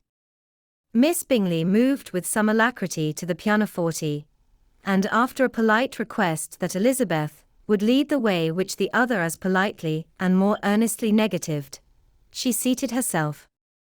Mrs. Hurst sang with her sister, and while they were thus employed, Elizabeth could not help observing, as she turned over some music books that lay on the instrument, how frequently Mr. Darcy's eyes were fixed on her. She hardly knew how to suppose that she could be an object of admiration to so great a man, and yet that he should look at her because he disliked her, was still more strange. She could only imagine, however, at last that she drew his notice because there was something more wrong and reprehensible, according to his ideas of right, than in any other person present. The supposition did not pain her. She liked him too little to care for his approbation. After playing some Italian songs, Miss Bingley varied the charm by a lively Scotch air, and soon afterwards Mr. Darcy, drawing near Elizabeth, said to her, "Do not you feel a great inclination, Miss Bennet, to seize such an opportunity of dancing a reel?" She smiled, but made no answer. He repeated the question, with some surprise at her silence. "Oh," said she, "I heard you before, but I could not immediately determine what to say in reply. You wanted me, I know, to say yes, that you might have the pleasure of despising my taste, but I always delight in overthrowing those kind of schemes, and cheating a person of their premeditated contempt. I have, therefore, made up my mind to tell you, that I do not want to dance a reel at all, and now despise me if you dare." "Indeed I do not dare." Elizabeth, having rather expected to affront him, was amazed at his gallantry, but there was a mixture of sweetness and archness in her manner which made it difficult for her to affront anybody, and Darcy had never been so bewitched by any woman as he was by her. He really believed that were it not for the inferiority of her connections, he should be in some danger. Miss Bingley saw, or suspected enough to be jealous, and her great anxiety for the recovery of her dear friend Jane received some assistance from her desire of getting rid of Elizabeth. She often tried to provoke Darcy into disliking her guest, by talking of their supposed marriage, and planning his happiness in such an alliance. "I hope," said she, as they were walking together in the shrubbery the next day, "you will give your mother-in-law a few hints, when this desirable event takes place, as to the advantage of holding her tongue, and if you can compass it, do cure the younger girls of running after officers. And, if I may mention so delicate a subject, endeavour to check that little something, bordering on conceit and impertinence, which your lady possesses. Have you anything else to propose for my domestic felicity?" "Oh, yes. Do let the portraits of your uncle and Aunt Phillips be placed in the gallery at Pemberley. Put them next to your great-uncle the judge. They are in the same profession, you know, only in different lines. As for your Elizabeth's picture, you must not have it taken, for what painter could do justice to those beautiful eyes? It would not be easy, indeed, to catch their expression, but their color and shape, and the eyelashes, so remarkably fine, might be copied." At that moment, they were met from another walk by Mrs. Hurst and Elizabeth herself. "I did not know that you intended to walk," said Miss Bingley, in some confusion, lest they had been overheard. "You used us abominably ill," answered Mrs. Hurst, "running away without telling us that you were coming out." Then taking the disengaged arm of Mr. Darcy, she left Elizabeth to walk by herself. The path just admitted 3. Mr. Darcy felt their rudeness, and immediately said, "This walk is not wide enough for our party. We had better go into the avenue." But Elizabeth, who had not the least inclination to remain with them, laughingly answered, "No, no, stay where you are. You are charmingly grouped, and appear to uncommon advantage. The picturesque would be spoilt by admitting a 4th. Goodbye." She then ran gaily off, rejoicing as she rambled about, in the hope of being at home again in a day or 2. Jane was already so much recovered as to intend leaving her room for a couple of hours that evening. Chapter 11. When the ladies removed after dinner, Elizabeth ran up to her sister, and seeing her well guarded from cold, attended her into the drawing-room, where she was welcomed by her 2 friends with many professions of pleasure, and Elizabeth had never seen them so agreeable as they were during the hour which passed before the gentlemen appeared. Their powers of conversation were considerable. They could describe an entertainment with accuracy, relate an anecdote with humor, and laugh at their acquaintance with spirit. But when the gentlemen entered, Jane was no longer the first object. Miss Bingley's eyes were instantly turned toward Darcy, and she had something to say to him before he had advanced many steps. He addressed himself to Miss Bennet, with a polite congratulation. Mr. Hurst also made her a slight bow, and said he was very glad, but diffuseness and warmth remained for Bingley's salutation. He was full of joy and attention. The first half-hour was spent in piling up the fire, lest she should suffer from the change of room, and she removed at his desire to the other side of the fireplace, that she might be further from the door. He then sat down by her, and talked scarcely to anyone else. Elizabeth, at work in the opposite corner, saw it all with great delight.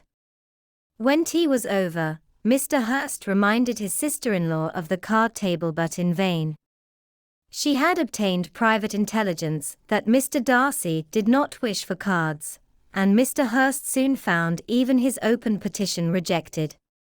She assured him that no one intended to play, and the silence of the whole party on the subject seemed to justify her.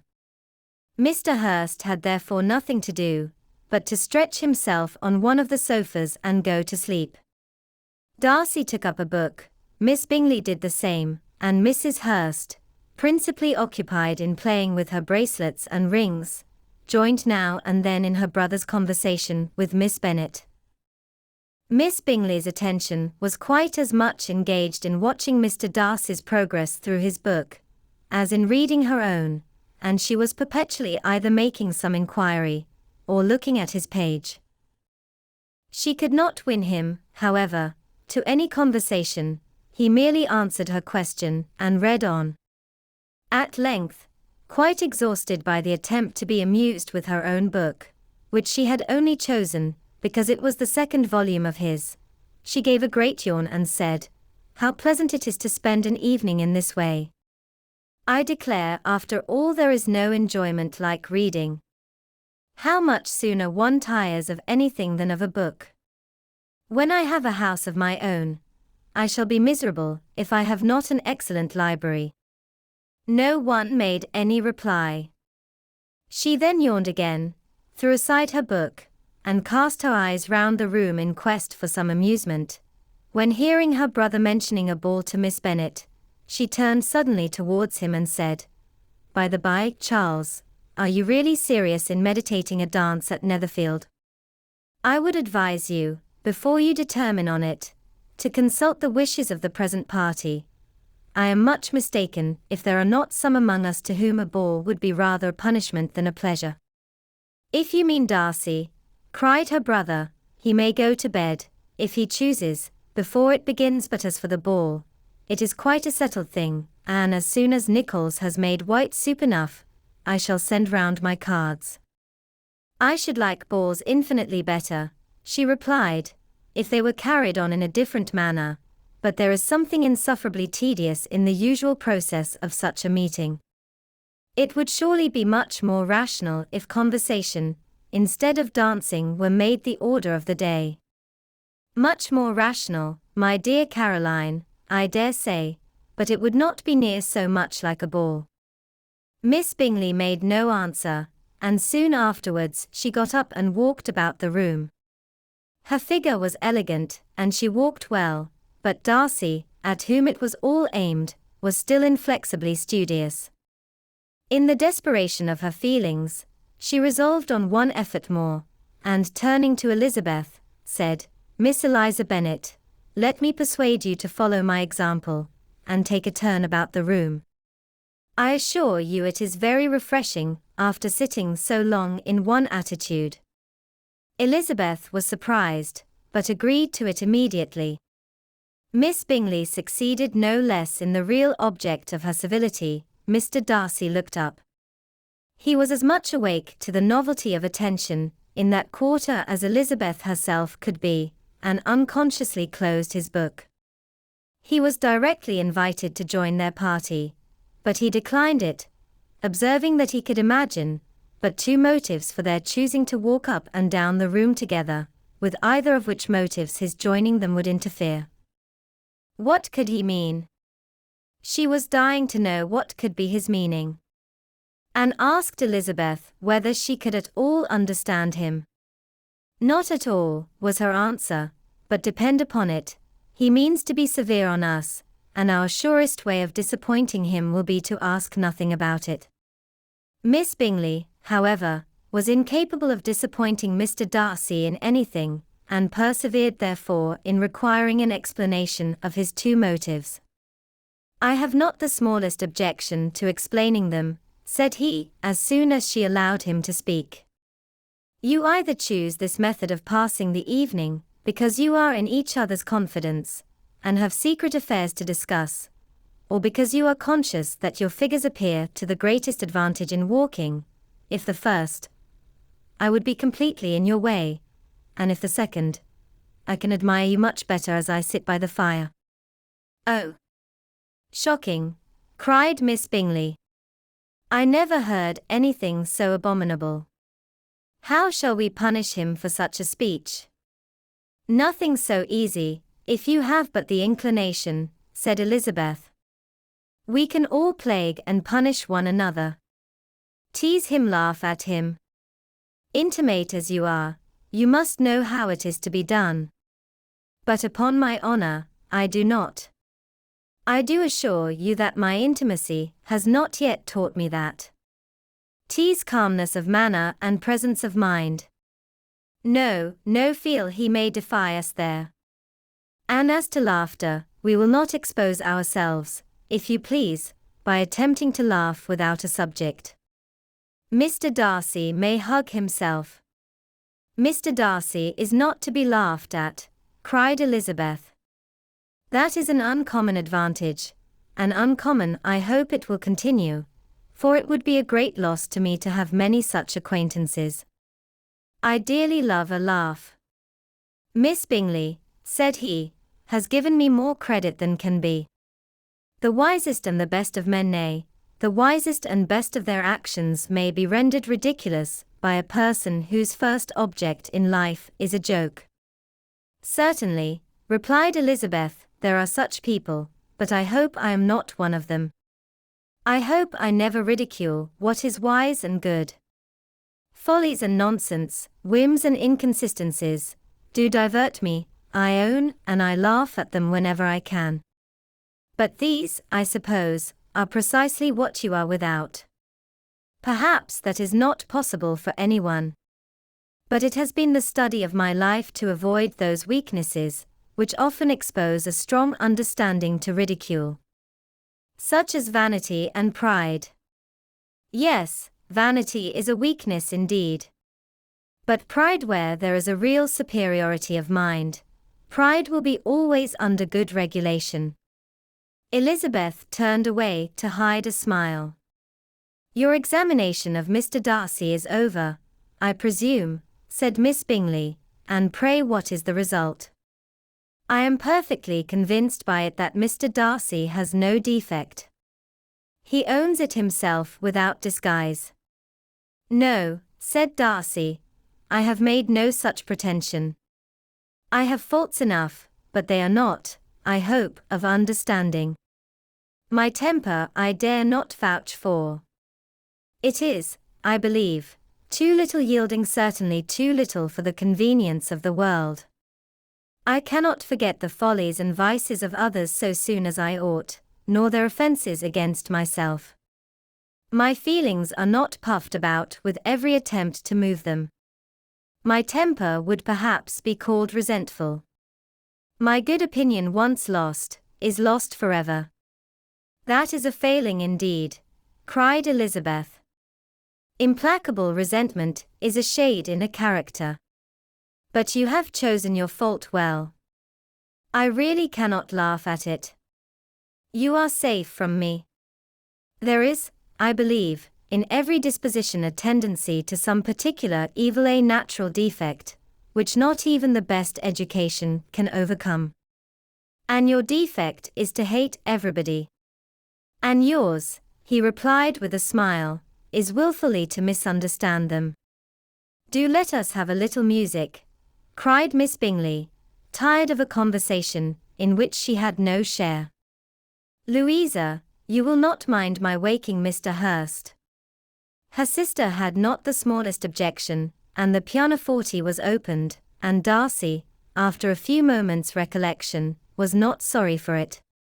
He began to feel the danger of paying Elizabeth too much attention. Chapter 12. In consequence of an agreement between the sisters, Elizabeth wrote the next morning to their mother, to beg that the carriage might be sent for them in the course of the day. But Mrs. Bennet, who had calculated on her daughters remaining at Netherfield till the following Tuesday, which would exactly finish Jane's week, could not bring herself to receive them with pleasure before. Her answer, therefore, was not propitious, at least not to Elizabeth's wishes, for she was impatient to get home. Mrs. Bennet sent them word that they could not possibly have the carriage before Tuesday, and in her postscript it was added that if Mr. Bingley and his sister pressed them to stay longer, she could spare them very well. Against staying longer, however, Elizabeth was positively resolved, nor did she much expect it would be asked, and fearful, on the contrary, as being considered as intruding themselves needlessly long, she urged Jane to borrow Mr. Bingley's carriage immediately, and at length it was settled that their original design of leaving Netherfield that morning should be mentioned, and the request made. The communication excited many professions of concern, and enough was said of wishing them to stay at least till the following day to work on Jane, and till the morrow their going was deferred. Miss Bingley was then sorry that she had proposed the delay, for her jealousy and dislike of one sister much exceeded her affection for the other. The master of the house heard with real sorrow that they were to go so soon, and repeatedly tried to persuade Miss Bennet that it would not be safe for her, that she was not enough recovered, but Jane was firm where she felt herself to be right. To Mr. Darcy, it was welcome intelligence Elizabeth had been at Netherfield long enough. She attracted him more than he liked, and Miss Bingley was uncivil to her, and more teasing than usual to himself.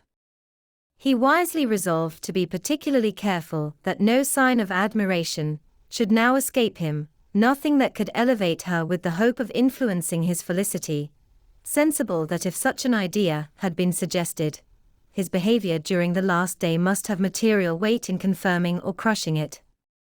Steady to his purpose, he scarcely spoke 10 words to her through the whole of Saturday, and though they were at one time left by themselves for half an hour, he adhered most conscientiously to his book, and would not even look at her. On Sunday, after morning service, the separation, so agreeable to almost all, took place. Miss Bingley's civility to Elizabeth increased at last very rapidly, as well as her affection for Jane, and when they parted, after assuring the latter of the pleasure it would always give her to see her either at Longbourn or Netherfield, and embracing her most tenderly, she even shook hands with the former. Elizabeth took leave of the whole party in the liveliest of spirits. They were not welcomed home very cordially by their mother. Mrs. Bennet wondered at their coming, and thought them very wrong to give so much trouble, and was sure Jane would have caught cold again. But their father, though very laconic in his expressions of pleasure, was really glad to see them. He had felt their importance in the family circle. The evening conversation, when they were all assembled, had lost much of its animation, and almost all its sense by the absence of Jane and Elizabeth. They found Mary, as usual, deep in the study of thoroughbass and human nature, and had some extracts to admire, and some new observations of threadbare morality to listen to. Catherine and Lydia had information for them of a different sort. Much had been done and much had been said in the regiment since the preceding Wednesday. Several of the officers had dined lately with their uncle. A private had been flogged, and it had actually been hinted that Colonel Foster was going to be married. Chapter 13. "I hope, my dear," said Mr. Bennet to his wife, as they were at breakfast the next morning, "that you have ordered a good dinner today, because I have reason to expect an addition to our family party." "Who do you mean, my dear?" "I know of nobody that is coming, I am sure, unless Charlotte Lucas should happen to call in, and I hope my dinners are good enough for her. I do not believe she often sees such at home. The person of whom I speak is a gentleman and a stranger." Mrs. Bennet's eyes sparkled. "A gentleman and a stranger. It is Mr. Bingley, I am sure." "Well, I am sure I shall be extremely glad to see Mr. Bingley. But good Lord! How unlucky! There is not a bit of fish to be got today. Lydia, my love, ring the bell, I must speak to Hill this moment." "It is not Mr. Bingley," said her husband. "It is a person whom I never saw in the whole course of my life." This roused a general astonishment, and he had the pleasure of being eagerly questioned by his wife and his 5 daughters at once. After amusing himself some time with their curiosity, he thus explained: "About a month ago I received this letter, and about a fortnight ago I answered it, for I thought it a case of some delicacy, and requiring early attention. It is from my cousin, Mr. Collins, who, when I am dead, may turn you all out of this house as soon as he pleases." "Oh, my dear," cried his wife, "I cannot bear to hear that mentioned. Pray do not talk of that odious man. I do think it is the hardest thing in the world, that your estate should be entailed away from your own children, and I am sure, if I had been you, I should have tried long ago to do something or other about it. Jane and Elizabeth tried to explain to her the nature of an entail. They had often attempted to do it before, but it was a subject on which Mrs. Bennet was beyond the reach of reason, and she continued to rail bitterly against the cruelty of settling an estate away from a family of 5 daughters, in favor of a man whom nobody cared anything about. It certainly is a most iniquitous affair, said Mr. Bennet, and nothing can clear Mr. Collins from the guilt of inheriting Longbourn. But if you will listen to his letter, you may perhaps be a little softened by his manner of expressing himself. No, that I am sure I shall not, and I think it is very impertinent of him to write to you at all, and very hypocritical. I hate such false friends. Why could he not keep on quarrelling with you, as his father did before him? Why, indeed, he does seem to have had some filial scruples on that head, as you will hear. Hunsford, near Westerham, Kent, the 15th of October. Dear Sir, the disagreement subsisting between yourself and my late honoured father always gave me much uneasiness, and since I have had the misfortune to lose him, I have frequently wished to heal the breach, but for some time I was kept back by my own doubts, fearing lest it might seem disrespectful to his memory for me to be on good terms with anyone with whom it had always pleased him to be at variance. There, Mrs. Bennet. My mind, however, is now made up on the subject, for having received ordination at Easter, I have been so fortunate as to be distinguished by the patronage of the Right Honourable Lady Catherine de Bourgh, widow of Sir Louis de Bourgh, whose bounty and beneficence has preferred me to the valuable rectory of this parish, where it shall be my earnest endeavour to demean myself with grateful respect towards her ladyship, and be ever ready to perform those rites and ceremonies which are instituted by the Church of England. As a clergyman, moreover, I feel it my duty to promote and establish the blessing of peace in all families within the reach of my influence, and on these grounds I flatter myself that my present overtures are highly commendable, and that the circumstance of my being next in the entail of Longbourn estate will be kindly overlooked on your side, and not lead you to reject the offered olive branch. I cannot be otherwise than concerned at being the means of injuring your amiable daughters, and beg leave to apologize for it, as well as to assure you of my readiness to make them every possible amends but of this hereafter. If you should have no objection to receive me into your house, I propose myself the satisfaction of waiting on you and your family, Monday, November 18th, by 4 o'clock, and shall probably trespass on your hospitality till the Saturday se'nnight following, which I can do without any inconvenience, as Lady Catherine is far from objecting to my occasional absence on a Sunday, provided that some other clergyman is engaged to do the duty of the day. I remain, dear Sir, with respectful compliments to your lady and daughters, your well-wisher and friend, William Collins, at 4 o'clock, therefore, we may expect this peacemaking gentleman, said Mr. Bennet, as he folded up the letter. He seems to be a most conscientious and polite young man, upon my word, and I doubt not will prove a valuable acquaintance, especially if Lady Catherine should be so indulgent as to let him come to us again. There is some sense in what he says about the girls, however, and if he is disposed to make them any amends, I shall not be the person to discourage him. Though it is difficult, said Jane, to guess in what way he can mean to make us the atonement he thinks our due, the wish is certainly to his credit. Elizabeth was chiefly struck by his extraordinary deference for Lady Catherine, and his kind intention of christening, marrying, and burying his parishioners whenever it were required. He must be an oddity, I think, said she. I cannot make him out. There is something very pompous in his style. And what can he mean by apologizing for being next in the entail? We cannot suppose he would help it if he could. Could he be a sensible man, sir? No, my dear, I think not. I have great hopes of finding him quite the reverse. There is a mixture of civility and self-importance in his letter, which promises well. I am impatient to see him. In point of composition, said Mary, the letter does not seem defective. The idea of the olive branch perhaps is not wholly new, yet I think it is well expressed. To Catherine and Lydia, neither the letter nor its writer were in any degree interesting.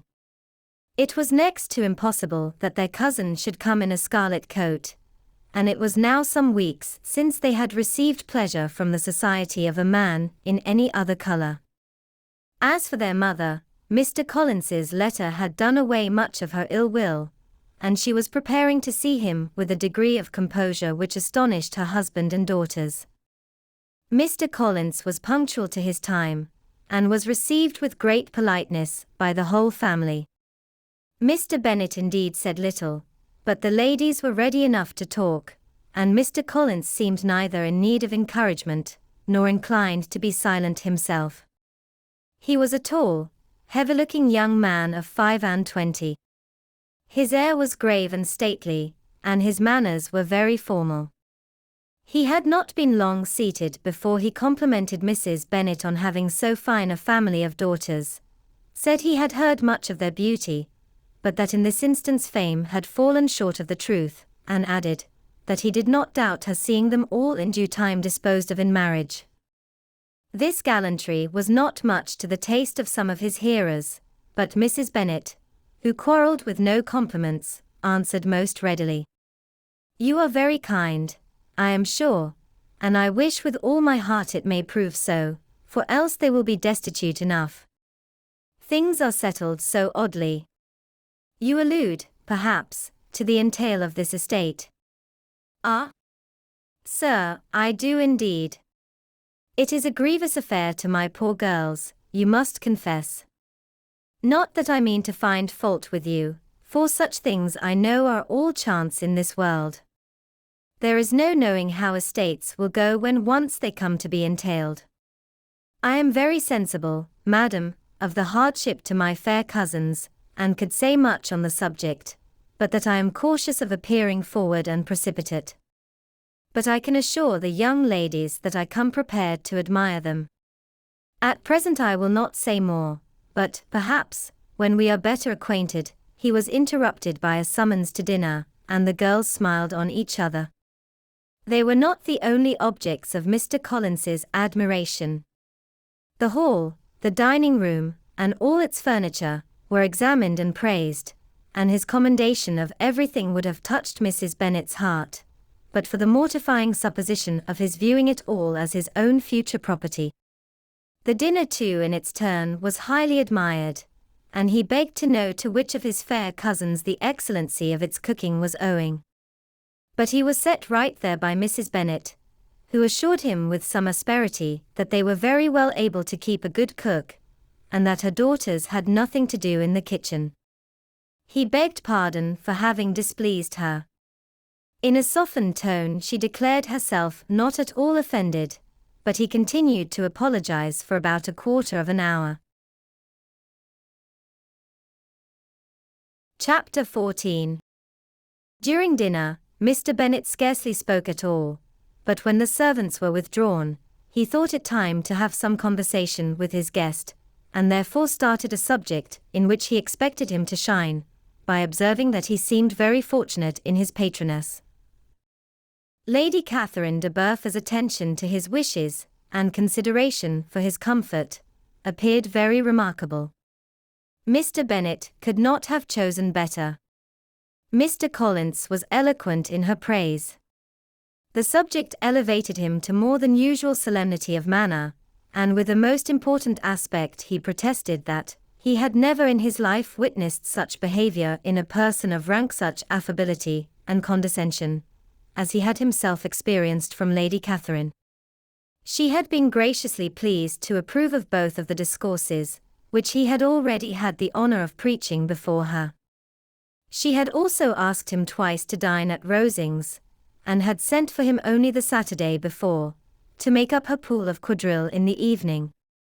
Lady Catherine was reckoned proud by many people he knew, but he had never seen anything but affability in her. She had always spoken to him as she would to any other gentleman. She made not the smallest objection to his joining in the society of the neighborhood, nor to his leaving the parish occasionally for a week or two, to visit his relations. She had even condescended to advise him to marry as soon as he could, provided he chose with discretion, and had once paid him a visit in his humble parsonage, where she had perfectly approved all the alterations he had been making, and had even vouchsafed to suggest some herself some shelves in the closet upstairs. "That is all very proper and civil, I am sure," said Mrs. Bennet, "and I dare say she is a very agreeable woman. It is a pity that great ladies in general are not more like her. Does she live near you, sir?" "The garden in which stands my humble abode is separated only by a lane from Rosings Park, her ladyship's residence." "I think you said she was a widow, sir. Has she any family?" "She has only one daughter, the heiress of Rosings, and of very extensive property."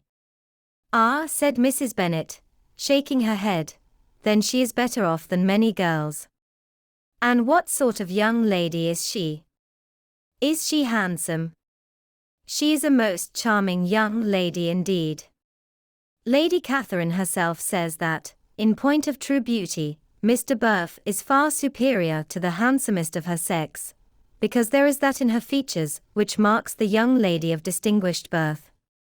She is unfortunately of a sickly constitution, which has prevented her from making that progress in many accomplishments, which she could not have otherwise failed of, as I am informed by the lady who superintended her education, and who still resides with them. But she is perfectly amiable, and often condescends to drive by my humble abode in her little phaeton and ponies." "Has she been presented?" "I do not remember her name among the ladies at court. Her indifferent state of health unhappily prevents her being in town, and by that means, as I told Lady Catherine one day, has deprived the British court of its brightest ornaments." Her ladyship seemed pleased with the idea, and you may imagine that I am happy on every occasion to offer those little delicate compliments, which are always acceptable to ladies. I have more than once observed to Lady Catherine, that her charming daughter seemed born to be a duchess, and that the most elevated rank, instead of giving her consequence, would be adorned by her. These are the kind of little things which please her ladyship, and it is a sort of attention, which I conceive myself peculiarly bound to pay. "You judge very properly," said Mr. Bennet, "and it is happy for you that you possess the talent of flattering with delicacy. May I ask whether these pleasing attentions proceed from the impulse of the moment, or are the result of previous study?" "They arise chiefly from what is passing at the time, and though I sometimes amuse myself with suggesting and arranging such little elegant compliments as may be adapted to ordinary occasions, I always wish to give them as unstudied an air as possible."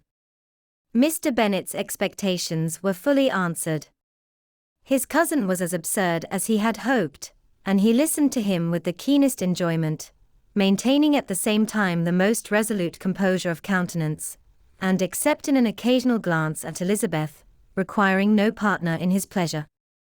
By tea time, however, the dose had been enough, and Mr. Bennet was glad to take his guest into the drawing-room again, and when tea was over, glad to invite him to read aloud to the ladies. Mr. Collins readily assented, and a book was produced, but, on beholding it, for everything announced it to be from a circulating library, he started back, and begging pardon, protested that he never read novels. Kitty stared at him, and Lydia exclaimed. Other books were produced, and after some deliberation he chose Fordyce's Sermons. Lydia gaped as he opened the volume, and before he had, with very monotonous solemnity, read 3 pages, she interrupted him with, "Do you know, Mamma, that my Uncle Phillips talks of turning away Richard, and if he does, Colonel Foster will hire him. My aunt told me so herself on Saturday. I shall walk to Meryton tomorrow to hear more about it, and to ask when Mr. Denny comes back from town.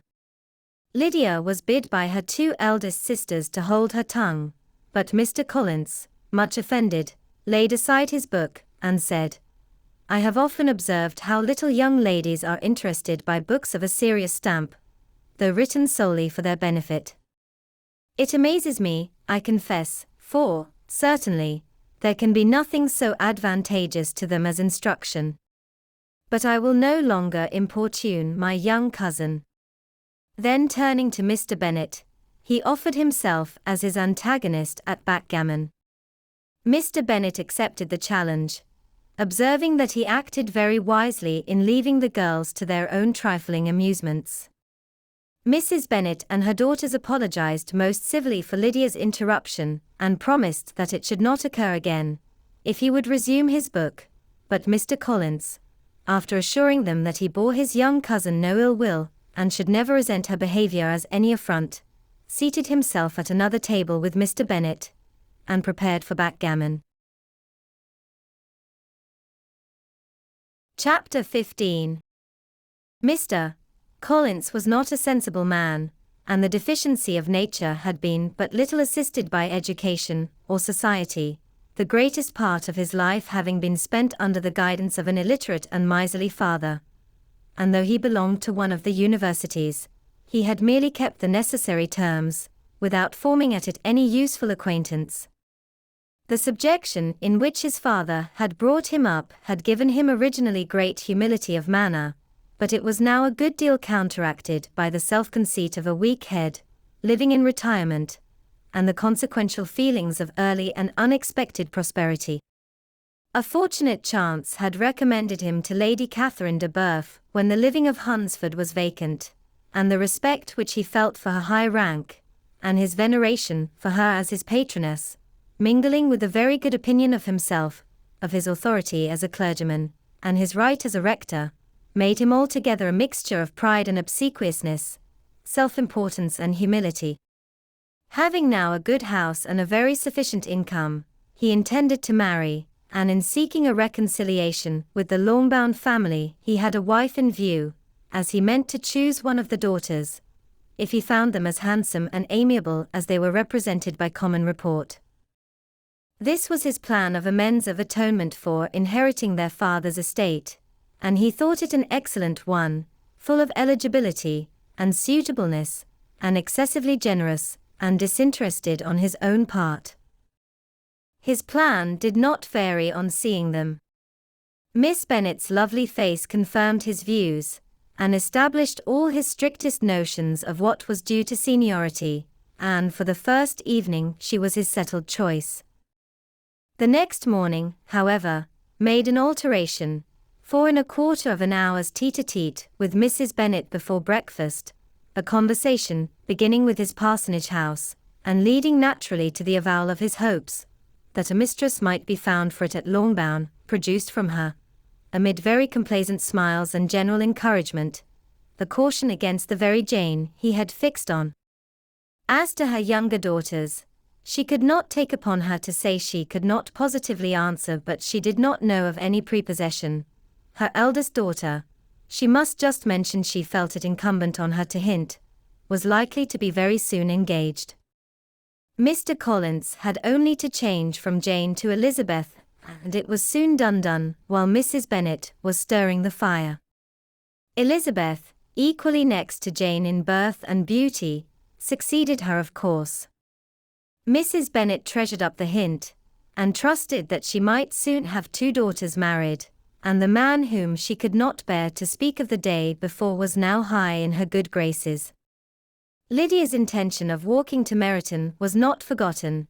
Every sister except Mary agreed to go with her, and Mr. Collins was to attend them, at the request of Mr. Bennet, who was most anxious to get rid of him, and have his library to himself, for thither Mr. Collins had followed him after breakfast, and there he would continue, nominally engaged with one of the largest folios in the collection, but really talking to Mr. Bennet, with little cessation, of his house and garden at Hunsford.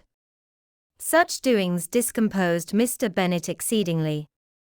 In his library he had been always sure of leisure and tranquillity, and though prepared, as he told Elizabeth, to meet with folly and conceit in every other room of the house. He was used to be free from them there. His civility, therefore, was most prompt in inviting Mr. Collins to join his daughters in their walk. And Mr. Collins, being in fact much better fitted for a walker than a reader, was extremely pleased to close his large book and go. In pompous nothings on his side, and civil assents on that of his cousins, their time passed till they entered Meryton. The attention of the younger ones was then no longer to be gained by him. Their eyes were immediately wandering up in the street in quest of the officers, and nothing less than a very smart bonnet indeed, or a really new muslin in a shop window, could recall them. But the attention of every lady was soon caught by a young man, whom they had never seen before, of most gentlemanlike appearance, walking with another officer on the other side of the way. The officer was the very Mr. Denny concerning whose return from London Lydia came to inquire, and he bowed as they passed. All were struck with the stranger's air, all wondered who he could be, and Kitty and Lydia, determined if possible to find out, led the way across the street, under pretence of wanting something in an opposite shop, and fortunately had just gained the pavement when the two gentlemen, turning back, had reached the same spot. Mr. Denny addressed them directly, and entreated permission to introduce his friend, Mr. Wickham, who had returned with him the day before from town, and he was happy to say had accepted a commission in their corps. This was exactly as it should be, for the young man wanted only regimentals to make him completely charming. His appearance was greatly in his favor. He had all the best part of beauty, a fine countenance, a good figure, and very pleasing address. The introduction was followed up on his side by a happy readiness of conversation, a readiness, at the same time perfectly correct and unassuming, and the whole party was still standing and talking together very agreeably, when the sound of horses drew their notice, and Darcy and Bingley were seen riding down the street. On distinguishing the ladies of the group, the two gentlemen came directly towards them, and began the usual civilities. Bingley was the principal spokesman, and Miss Bennet the principal object. He was then, he said, on his way to Longbourn on purpose to inquire after her. Mr. Darcy corroborated it with a bow, and was beginning to determine not to fix his eyes on Elizabeth, when they were suddenly arrested by the sight of the stranger, and Elizabeth, happening to see the countenance of both as they looked at each other, was all astonishment at the effect of the meeting. Both changed color, one looked white, the other red. Mr. Wickham, after a few moments, touched his hat, a salutation, which Mr. Darcy just deigned to return. What could be the meaning of it? It was impossible to imagine. It was impossible not to long to know. In another minute, Mr. Bingley, but without seeming to have noticed what passed, took leave and rode on with his friend. Mr. Denny and Mr. Wickham walked with the young ladies to the door of Mr. Phillips's house, and then made their bows, in spite of Miss Lydia's pressing entreaties, that they should come in, and even in spite of Mrs. Phillips's throwing up the parlour window and loudly seconding the invitation. Mrs. Phillips was always glad to see her nieces, and the two eldest, from their recent absence, were particularly welcome, and she was eagerly expressing her surprise at their sudden return home, which, as their own carriage had not fetched them, she should have known nothing about, if she had not happened to see Mr. Jones's shop-boy in the street, who had told her that they were not to send any more drafts to Netherfield because the Miss Bennets were come away, when her civility was claimed towards Mr. Collins by Jane's introduction of him. She received him with her very best politeness, which he returned with as much more, apologizing for his intrusion, without any previous acquaintance with her, which he could not help flattering himself, however, might be justified by his relationship to the young ladies who introduced him to her notice. Mrs. Phillips was quite awed by such an excess of good breeding, but her contemplation of one stranger was soon put to an end by exclamations and inquiries about the other, of whom, however, she could only tell her nieces what they already knew, that Mr. Denny had brought him from London, and that he was to have a lieutenant's commission in this shire. She had been watching him the last hour, she said, as he walked up and down the street, and had Mr. Wickham appeared, Kitty and Lydia would certainly have continued the occupation, but unluckily no one passed windows now except a few of the officers, who, in comparison with the stranger, were become stupid, disagreeable fellows. Some of them were to dine with the Phillipses the next day, and their aunt promised to make her husband call on Mr. Wickham, and give him an invitation also, if the family from Longbourn would come in the evening. This was agreed to, and Mrs. Phillips protested that they would have a nice comfortable noisy game of lottery tickets, and a little bit of hot supper afterwards. The prospect of such delights was very cheering, and they parted in mutual good spirits. Mr. Collins repeated his apologies in quitting the room, and was assured with unwearying civility that they were perfectly needless. As they walked home, Elizabeth related to Jane what she had seen pass between the two gentlemen, but though Jane would have defended either or both, had they appeared to be in the wrong, she could no more explain such behavior than her sister. Mr. Collins on his return highly gratified Mrs. Bennet by admiring Mrs. Phillips's manners and politeness. He protested that, except Lady Catherine and her daughter, he had never seen a more elegant woman, for she had not only received him with the utmost civility, but even pointedly included him in her invitation for the next evening, although utterly unknown to her before. Something, he supposed, might be attributed to his connection with them, but yet he had never met with so much attention in the whole course of his life. Chapter 16. As no objection was made to the young people's engagement with their aunt, and all Mr. Collins's scruples of leaving Mr. and Mrs. Bennet for a single evening during his visit were most steadily resisted, the coach conveyed him and his 5 cousins at a suitable hour to Meryton, and the girls had the pleasure of hearing, as they entered the drawing-room, that Mr. Wickham had accepted their uncle's invitation, and was then in the house. When this information was given, and they had all taken their seats, Mr. Collins was at leisure to look around him and admire, and he was so much struck with the size and furniture of the apartment, that he declared he might almost have supposed himself in the small summer breakfast parlour at Rosings. A comparison that did not at first convey much gratification, but when Mrs. Phillips understood from him what Rosings was, and who was its proprietor when she had listened to the description of only one of Lady Catherine's drawing-rooms, and found that the chimney-piece alone had cost £800, she felt all the force of the compliment, and would hardly have resented a comparison with the housekeeper's room. In describing to her all the grandeur of Lady Catherine and her mansion, with occasional digressions in praise of his own humble abode, and the improvements it was receiving, he was happily employed until the gentlemen joined them, and he found in Mrs. Phillips a very attentive listener, whose opinion of his consequence increased with what she heard, and who was resolving to retail it all among her neighbours as soon as she could. To the girls, who could not listen to their cousin, and who had nothing to do but to wish for an instrument, and examine their own indifferent imitations of china on the mantelpiece, the interval of waiting appeared very long. It was over at last, however.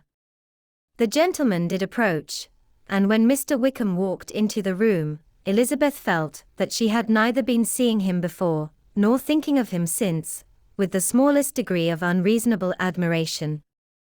The officers of the shire were in general a very creditable, gentlemanlike set, and the best of them were of the present party, but Mr. Wickham was as far beyond them all in person, countenance, air and walk, as they were superior to the broad-faced, stuffy Uncle Phillips, breathing port wine, who followed them into the room. Mr. Wickham was the happy man towards whom almost every female eye was turned, and Elizabeth was the happy woman by whom he finally seated himself, and the agreeable manner in which he immediately fell into conversation, though it was only on its being a wet night, made her feel that the commonest, dullest, most threadbare topic might be rendered interesting by the skill of the speaker.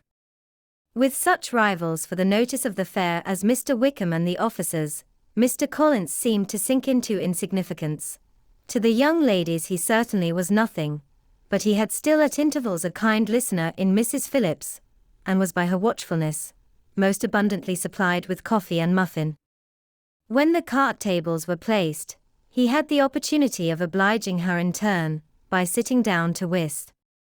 "I know little of the game at present," said he, "but I shall be glad to improve myself, for in my situation in life." Mrs. Phillips was very glad for his compliance, but could not wait for his reason. Mr. Wickham did not play at whist, and with ready delight was he received at the other table between Elizabeth and Lydia. At first there seemed danger of Lydia's engrossing him entirely, for she was a most determined talker, but being likewise extremely fond of lottery tickets, she soon grew too much interested in the game, too eager in making bets and exclaiming after prizes to have attention for anyone in particular. Allowing for the common demands of the game, Mr. Wickham was therefore at leisure to talk to Elizabeth, and she was very willing to hear him, though what she chiefly wished to hear she could not hope to be told the history of his acquaintance with Mr. Darcy. She dared not even mention that gentleman. Her curiosity, however, was unexpectedly relieved. Mr. Wickham began the subject himself. He inquired how far Netherfield was from Meryton, and after receiving her answer, asked in a hesitating manner how long Mr. Darcy had been staying there. "About a month," said Elizabeth, and then, unwilling to let the subject drop, added, "He is a man of very large property in Derbyshire, I understand." "Yes," replied Mr. Wickham, "his estate there is a noble one. A clear 10,000 per annum. You could not have met with a person more capable of giving you certain information on that head than myself, for I have been connected with his family in a particular manner from my infancy." Elizabeth could not but look surprised. "You may well be surprised, Miss Bennet, at such an assertion, after seeing, as you probably might, the very cold manner of our meeting yesterday. Are you much acquainted with Mr. Darcy?" "As much as I ever wished to be," cried Elizabeth very warmly. "I have spent 4 days in the same house with him, and I think him very disagreeable." "I have no right to give my opinion," said Wickham, "as to his being agreeable, or otherwise. I am not qualified to form one. I have known him too long, and too well to be a fair judge. It is impossible for me to be impartial. But I believe your opinion of him would in general astonish, and, perhaps, you would not express it quite so strongly anywhere else. Here you are in your own family. Upon my word, I say no more here than I might say in any house in the neighbourhood, except Netherfield. He is not at all liked in Hertfordshire. Everybody is disgusted with his pride. You will not find him more favourably spoken of by anyone." "I cannot pretend to be sorry," said Wickham, after a short interruption, "that he or that any man should not be estimated beyond their deserts, but with him I believe it does not often happen.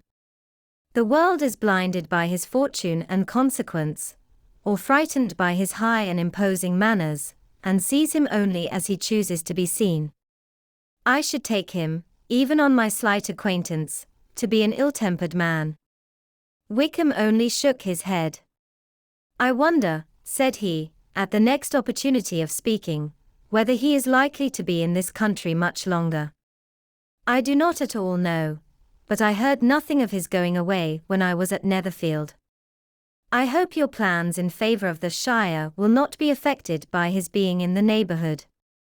"Oh, no, it is not for me to be driven away by Mr. Darcy. If he wishes to avoid seeing me, he must go. We are not on friendly terms, and it always gives me pain to meet him, but I have no reason for avoiding him, but what I might proclaim before all the world, a sense of very great ill-usage, and most painful regrets at his being what he is. His father, Miss Bennet, the late Mr. Darcy, was one of the best men that ever breathed, and the truest friend I ever had, and I can never be in company with this Mr. Darcy, without being grieved to the soul by 1,000 tender recollections. His behavior to myself has been scandalous, but I verily believe I could forgive him anything and everything, rather than his disappointing the hopes and disgracing the memory of his father. Elizabeth found the interest of the subject increase, and listened with all her heart, but the delicacy of it prevented further inquiry. Mr. Wickham began to speak on more general topics, Meryton, the neighbourhood, the society, appearing highly pleased with all that he had yet seen, and speaking of the latter with gentle, but very intelligible gallantry. It was the prospect of constant society, and good society, he added, which was my chief inducement to enter the shire. I knew it to be a most respectable, agreeable corps, and my friend Denny tempted me further by his account of their present quarters, and the very great attentions and excellent acquaintances Meryton had procured them. Society, I own, is necessary to me. I have been a disappointed man, and my spirits will not bear solitude. I must have employment and society. A military life is not what I was intended for, but circumstances have now made it eligible. The church ought to have been my profession. I was brought up for the church, and I should at this time have been in possession of a most valuable living, had it pleased the gentleman we were speaking of just now. Indeed. Yes, the late Mr. Darcy bequeathed me the next presentation of the best living in his gift. He was my godfather, and excessively attached to me. I cannot do justice to his kindness. He meant to provide for me amply, and thought he had done it, but when the living fell, it was given elsewhere. Good heavens, cried Elizabeth, but how could that be? How could his will be disregarded? Why did you not seek legal redress? There was just such an informality in the terms of the bequest as to give me no hope from law. A man of honour could not have doubted the intention, but Mr. Darcy chose to doubt it or to treat it as a merely conditional recommendation, and to assert that I had forfeited all claim to it by extravagance, imprudence, in short, anything or nothing. Certain it is, that the living became vacant 2 years ago, exactly as I was of an age to hold it, and that it was given to another man, and no less certain is it, that I cannot accuse myself of having really done anything to deserve to lose it. I have a warm, unguarded temper, and I may have spoken my opinion of him, and to him, too freely. I can recall nothing worse. But the fact is, that we are very different sort of men, and that he hates me. This is quite shocking. He deserves to be publicly disgraced. Some time or other he will be, but it shall not be by me. Till I can forget his father, I can never defy or expose him. Elizabeth honoured him for such feelings, and thought him handsomer than ever as he expressed them. But what, said she after a pause, can have been his motive? What can have induced him to behave so cruelly? A thorough, determined dislike of me, a dislike which I cannot but attribute in some measure to jealousy. Had the late Mr. Darcy liked me less, his son might have borne with me better, but his father's uncommon attachment to me irritated him, I believe, very early in life. He had not a temper to bear the sort of competition, in which we stood, the sort of preference, which was often given me. I had not thought Mr. Darcy so bad as this, though I have never liked him. I had not thought so very ill of him. I had supposed him to be despising his fellow creatures in general, but did not suspect him of descending to such malicious revenge, such injustice, such inhumanity as this. After a few minutes' reflection, however, she continued, I do remember his boasting one day, at Netherfield, of the implacability of his resentments, of his having an unforgiving temper. His disposition must be dreadful. I will not trust myself on the subject, replied Wickham. I can hardly be just to him. Elizabeth was again deep in thought, and after a time exclaimed, to treat in such a manner the godson, the friend, the favourite of his father. She could have added, a young man, too, like you, whose very countenance may vouch for your being amiable, but she contented herself with, and one, too, who had probably been his companion from childhood, connected together, as I think you said, in the closest manner. We were born in the same parish, within the same park. The greatest part of our youth was passed together, inmates of the same house, sharing the same amusements, objects of the same parental care. My father began life in the profession which your uncle, Mr. Phillips, appears to do so much credit to, but he gave up everything to be of use to the late Mr. Darcy, and devoted all his time to the care of the Pemberley property. He was most highly esteemed by Mr. Darcy, a most intimate, confidential friend. Mr. Darcy often acknowledged himself to be under the greatest obligations to my father's active superintendence, and when, immediately before my father's death, Mr. Darcy gave him a voluntary promise of providing for me, I am convinced that he felt it to be as much a debt of gratitude to him, as of his affection to myself. How strange! Cried Elizabeth. How abominable! I wonder that the very pride of this Mr. Darcy has not made him just to you. If from no better motive, that he should not have been too proud to be dishonest, for dishonesty I must call it. It is wonderful, replied Wickham, for almost all his actions may be traced to pride, and pride had often been his best friend. It has connected him nearer with virtue than with any other feeling. But we are none of us consistent, and in his behavior to me there were stronger impulses even than pride. Can such abominable pride as his have ever done him good? Yes. It has often led him to be liberal and generous, to give his money freely, to display hospitality, to assist his tenants and relieve the poor. Family pride, and filial pride, for he is very proud of what his father was have done this. Not to appear to disgrace his family, to degenerate from the popular qualities, or lose the influence of the Pemberley house, is a powerful motive. He has also brotherly pride, which, with some brotherly affection, makes him a very kind and careful guardian of his sister, and you will hear him generally cried up as the most attentive and best of brothers. What sort of girl is Miss Darcy? He shook his head. I wish I could call her amiable. It gives me pain to speak ill of a Darcy. But she is too much like her brother, very, very proud. As a child, she was affectionate and pleasing, and extremely fond of me, and I have devoted hours and hours to her amusement. But she is nothing to me now. She is a handsome girl, about 15 or 16, and I understand, highly accomplished. Since her father's death, her home has been London, where a lady lives with her, and superintends her education. After many pauses and many trials of other subjects, Elizabeth could not help reverting once more to the first, and saying, I am astonished at his intimacy with Mr. Bingley. How can Mr. Bingley, who seems good humour itself, and is, I really believe, truly amiable, be in friendship with such a man? How can they suit each other? Do you know Mr. Bingley? Not at all. He is a sweet-tempered, amiable, charming man. He cannot know what Mr. Darcy is. Probably not, but Mr. Darcy can please where he chooses. He does not want abilities. He can be a conversable companion if he thinks it worth his while.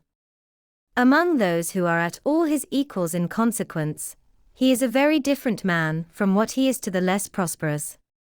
His pride never deserts him, but with the rich he is liberal-minded, just, sincere, rational, honourable, and perhaps agreeable, allowing something for fortune and figure.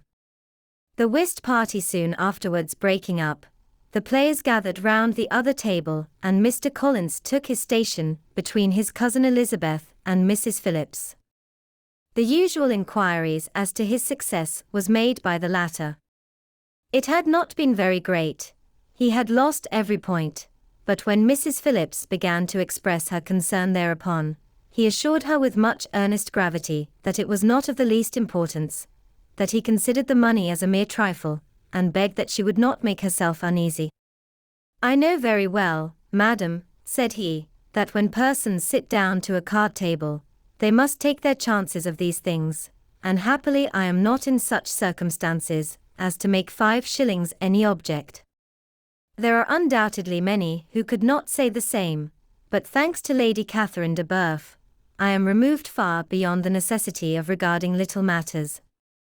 Mr. Wickham's attention was caught, and after observing Mr. Collins for a few moments, he asked Elizabeth in a low voice whether her relation was very intimately acquainted with the family of de Bourgh. Lady Catherine de Bourgh, she replied, has very lately given him a living. I hardly know how Mr. Collins was first introduced to her notice, but he certainly has not known her long. You know of course that Lady Catherine de Bourgh and Lady Anne Darcy were sisters, consequently that she is aunt to the present Mr. Darcy. No, indeed, I did not. I knew nothing at all of Lady Catherine's connections. I never heard of her existence till the day before yesterday. Her daughter, Miss de Bourgh, will have a very large fortune, and it is believed that she and her cousin will unite the 2 estates. This information made Elizabeth smile, as she thought of poor Miss Bingley. Vain indeed must be all her attentions, vain and useless her affection for his sister and her praise of himself, if he were already self-destined for another.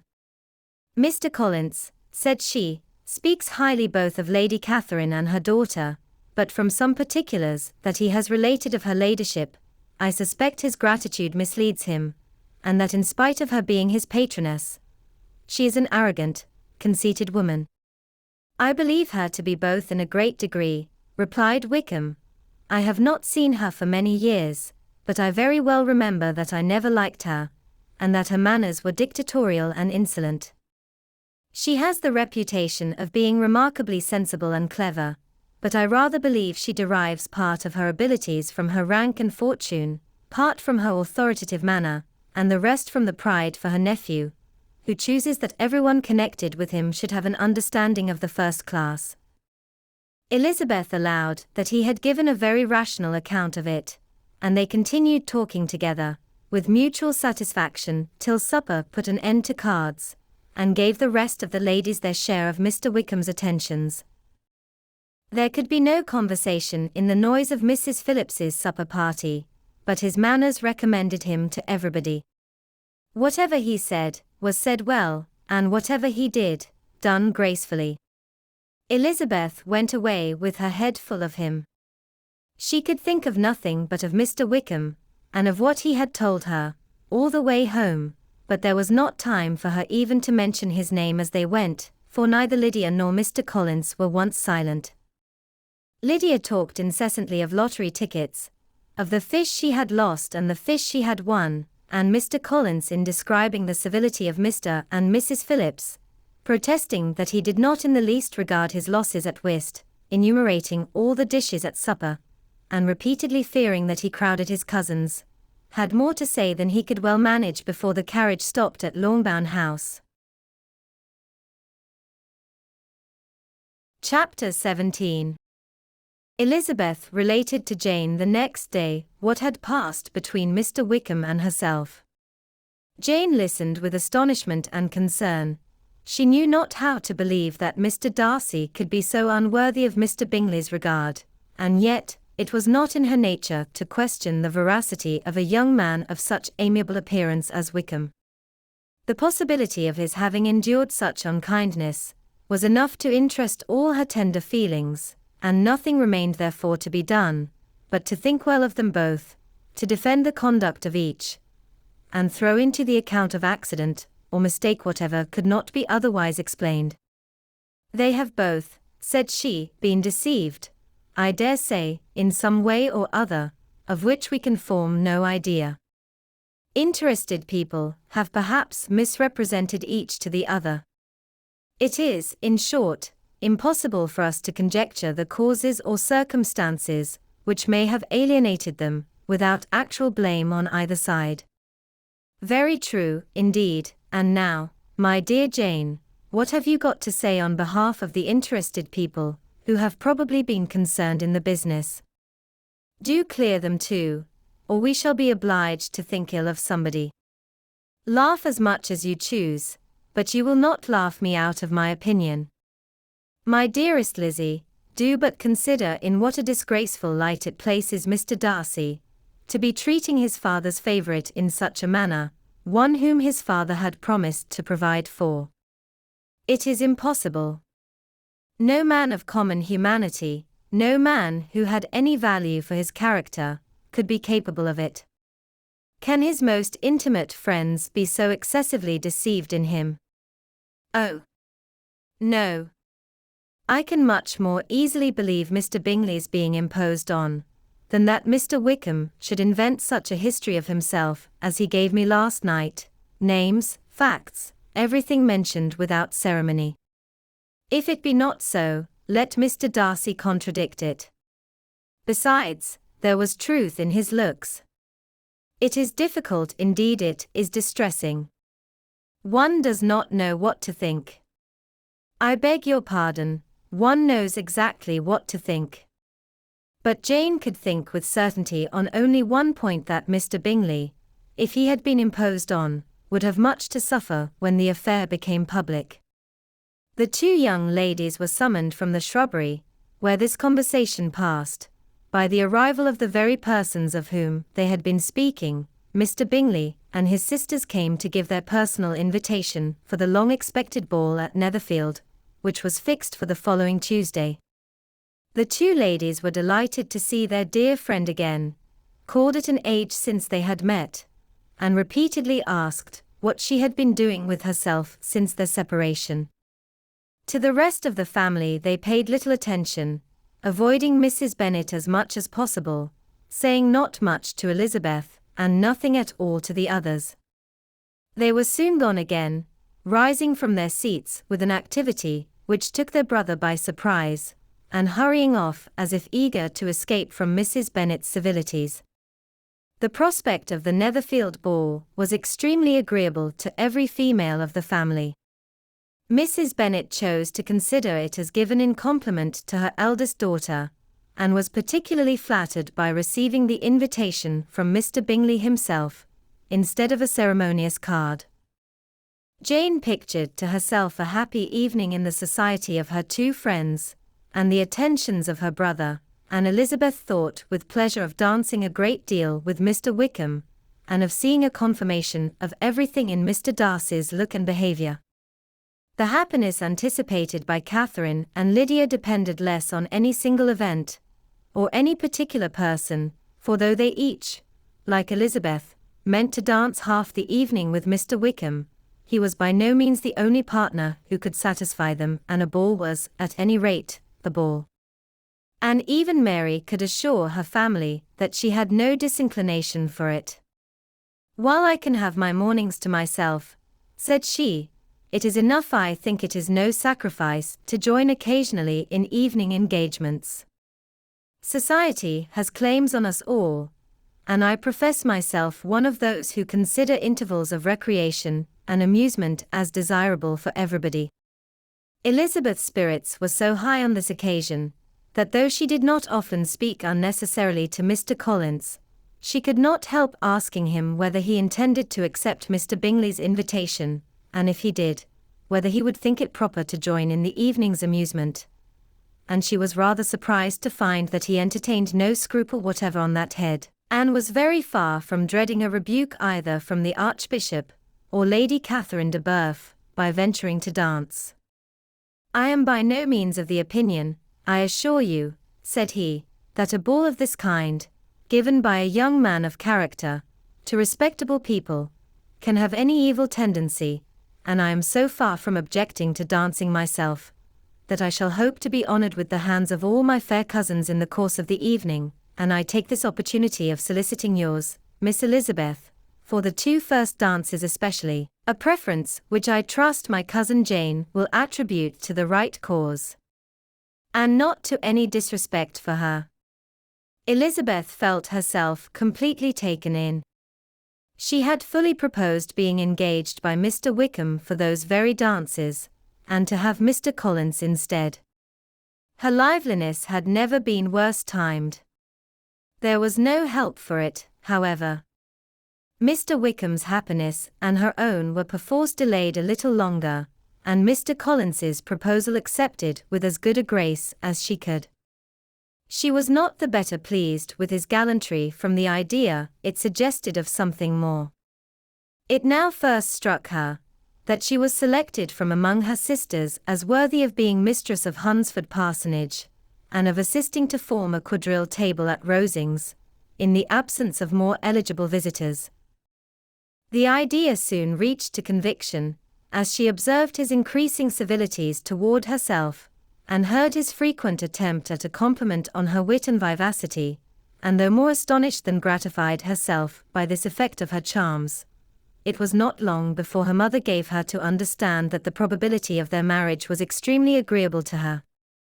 Elizabeth, however, did not choose to take the hint, being well aware that a serious dispute must be the consequence of any reply.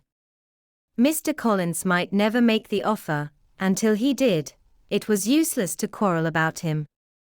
If there had not been a Netherfield ball to prepare for and talk of, the younger Miss Bennets would have been in a very pitiable state at this time, for from the day of the invitation to the day of the ball, there was such a succession of rain as prevented their walking to Meryton once. No aunt, no officers, no news could be sought after the very shoe roses for Netherfield were got by proxy. Even Elizabeth might have found some trial of her patience in weather which totally suspended the improvement of her acquaintance with Mr. Wickham, and nothing less than a dance on Tuesday could have made such a Friday, Saturday, Sunday, and Monday endurable to Kitty and Lydia. Chapter 18. Till Elizabeth entered the drawing-room at Netherfield, and looked in vain for Mr. Wickham among the cluster of red coats there assembled, a doubt of his being present had never occurred to her. The certainty of meeting him had not been checked by any of those recollections that might not unreasonably have alarmed her. She had dressed with more than usual care, and prepared in the highest spirits for the conquest of all that remained unsubbed of his heart, trusting that it was not more than might be won in the course of the evening. But in an instant arose the dreadful suspicion of his being purposely omitted for Mr. Darcy's pleasure in the Bingleys' invitation to the officers, and though this was not exactly the case, the absolute fact of his absence was pronounced by his friend Denny, to whom Lydia eagerly applied, and who told them that Wickham had been obliged to go to town on business the day before, and was not yet returned, adding, with a significant smile, "I do not imagine his business would have called him away just now, if he had not wanted to avoid a certain gentleman here." This part of his intelligence, though unheard by Lydia, was caught by Elizabeth, and as it assured her that Darcy was not less answerable for Wickham's absence than if her first surmise had been just, every feeling of displeasure against the former was so sharpened by immediate disappointment, that she could hardly reply with tolerable civility to the polite inquiries which he directly afterwards approached to make. Attendance, forbearance, patience with Darcy, was injury to Wickham. She was resolved against any sort of conversation with him, and turned away with a degree of ill humour, which she could not wholly surmount even in speaking to Mr. Bingley, whose blind partiality provoked her. But Elizabeth was not formed for ill humour, and though every prospect of her own was destroyed for the evening, it could not dwell long on her spirits, and having told all her griefs to Charlotte Lucas, whom she had not seen for a week, she was soon able to make a voluntary transition to the oddities of her cousin, and to point him out to her particular notice. The first 2 dances, however, brought a return of distress. They were dances of mortification. Mr. Collins, awkward and solemn, apologizing instead of attending, and often moving wrong without being aware of it, gave her all the shame and misery which a disagreeable partner for a couple of dances can give. The moment of her release from him was ecstasy. She danced next with an officer, and had the refreshment of talking of Wickham, and of hearing that he was universally liked. When those dances were over, she returned to Charlotte Lucas, and was in conversation with her, when she found herself suddenly addressed by Mr. Darcy, who took her so much by surprise in his application for her hand, that, without knowing what she did, she accepted him. He walked away again immediately, and she was left to fret over her own want of presence of mind. Charlotte tried to console her. "I dare say you will find him very agreeable." "Heaven forbid!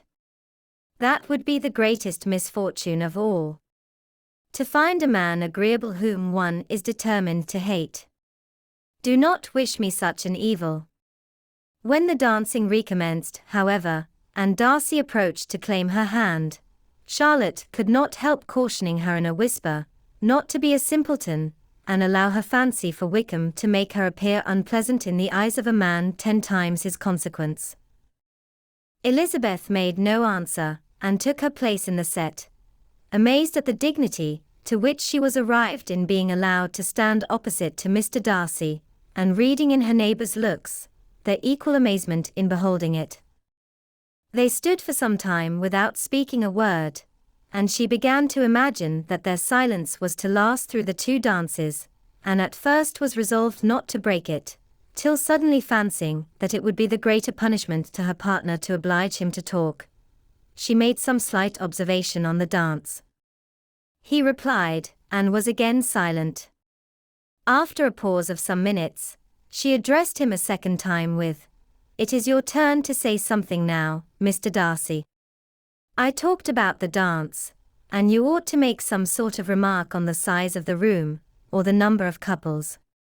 He smiled, and assured her that whatever she wished him to say should be said. "Very well. That reply will do for the present. Perhaps by and by I may observe that private balls are much pleasanter than public ones. But now we may be silent. Do you talk by rule, then, while you are dancing?" "Sometimes. One must speak a little, you know.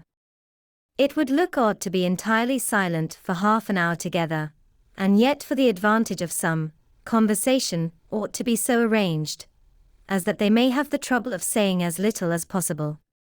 Are you consulting your own feelings in the present case, or do you imagine that you are gratifying mine?" "Both," replied Elizabeth archly, "for I have always seen a great similarity in the turn of our minds. We are each of an unsocial, taciturn disposition, unwilling to speak, unless we expect to say something that will amaze the whole room, and be handed down to posterity with all the eclat of a proverb. This is no very striking resemblance of your own character, I am sure," said he. "How near it may be to mine, I cannot pretend to say. You think it a faithful portrait undoubtedly. I must not decide on my own performance." He made no answer, and they were again silent till they had gone down the dance, when he asked her if she and her sisters did not very often walk to Meryton. She answered in the affirmative, and unable to resist the temptation, added, "When you met us there the other day, we had just been forming a new acquaintance." The effect was immediate. A deeper shade of hauteur overspread his features, but he said not a word, and Elizabeth, though blaming herself for her own weakness, could not go on. At length Darcy spoke, and in a constrained manner said, "Mr. Wickham is blessed with such happy manners as may ensure his making friends. Whether he may be equally capable of retaining them, is less certain." "He has been so unlucky as to lose your friendship," replied Elizabeth with emphasis, "and in a manner which he is likely to suffer from all his life." Darcy made no answer, and seemed desirous of changing the subject.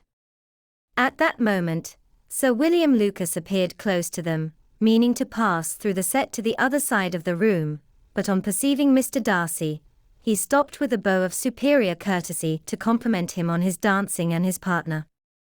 "I have been most highly gratified indeed, my dear sir.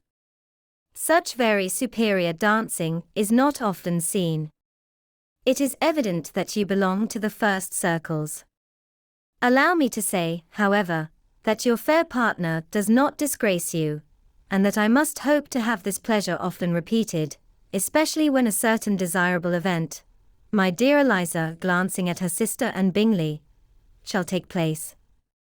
What congratulations will then flow in! I appeal to Mr. Darcy, but let me not interrupt you, sir. You will not thank me for detaining you from the bewitching converse of that young lady, whose bright eyes are also upbraiding me. The latter part of this address was scarcely heard by Darcy, but Sir William's allusion to his friend seemed to strike him forcibly, and his eyes were directed with a very serious expression towards Bingley and Jane, who were dancing together. Recovering himself, however, shortly, he turned to his partner, and said, "Sir William's interruption has made me forget what we were talking of. I do not think we were speaking at all." Sir William could not have interrupted two people in the room who had less to say for themselves. "We have tried 2 or 3 subjects already without success, and what we are to talk of next I cannot imagine. What think you of books?" said he, smiling. "Books, oh! No. I am sure we never read the same, or not with the same feelings.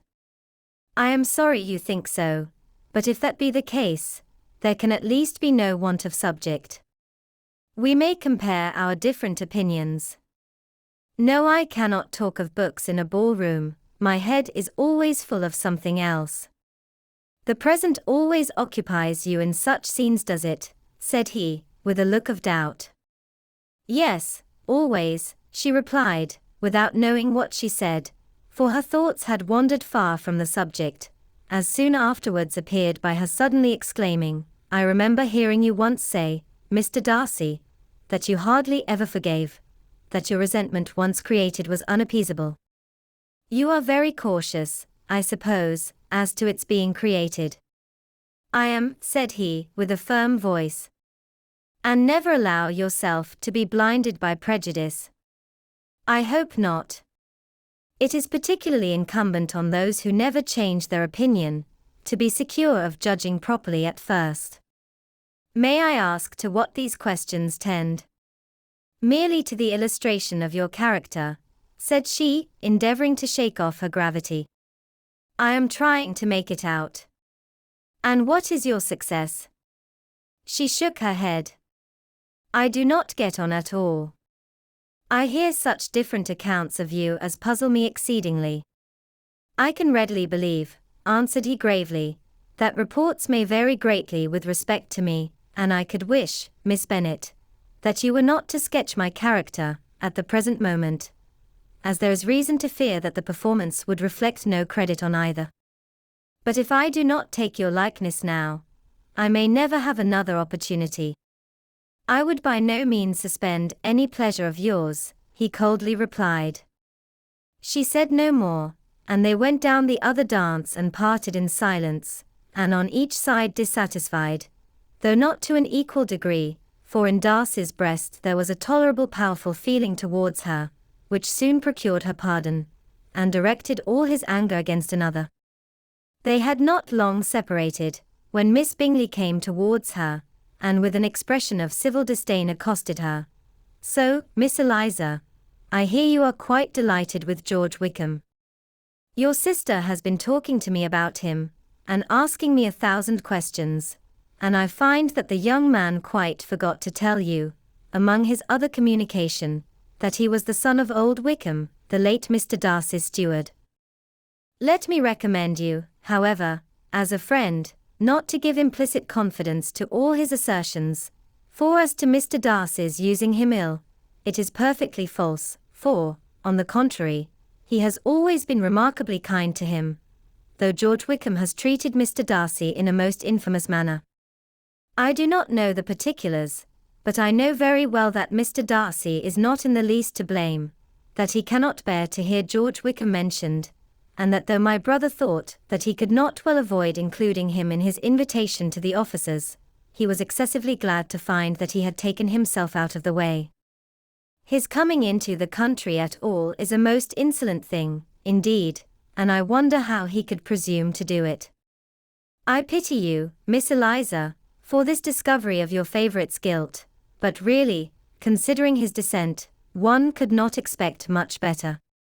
His guilt and his descent appear by your account to be the same, said Elizabeth angrily, for I have heard you accuse him of nothing worse than of being the son of Mr. Darcy's steward, and of that, I can assure you, he informed me himself. I beg your pardon, replied Miss Bingley, turning away with a sneer. Excuse my interference, it was kindly meant. Insolent girl, said Elizabeth to herself. You are much mistaken, if you expect to influence me by such a paltry attack as this. I see nothing in it, but your own wilful ignorance and the malice of Mr. Darcy. She then sought her eldest sister, who has undertaken to make inquiries on the same subject of Bingley. Jane met her with a smile of such sweet complacency, a glow of such happy expression, as sufficiently marked how well she was satisfied with the occurrences of the evening.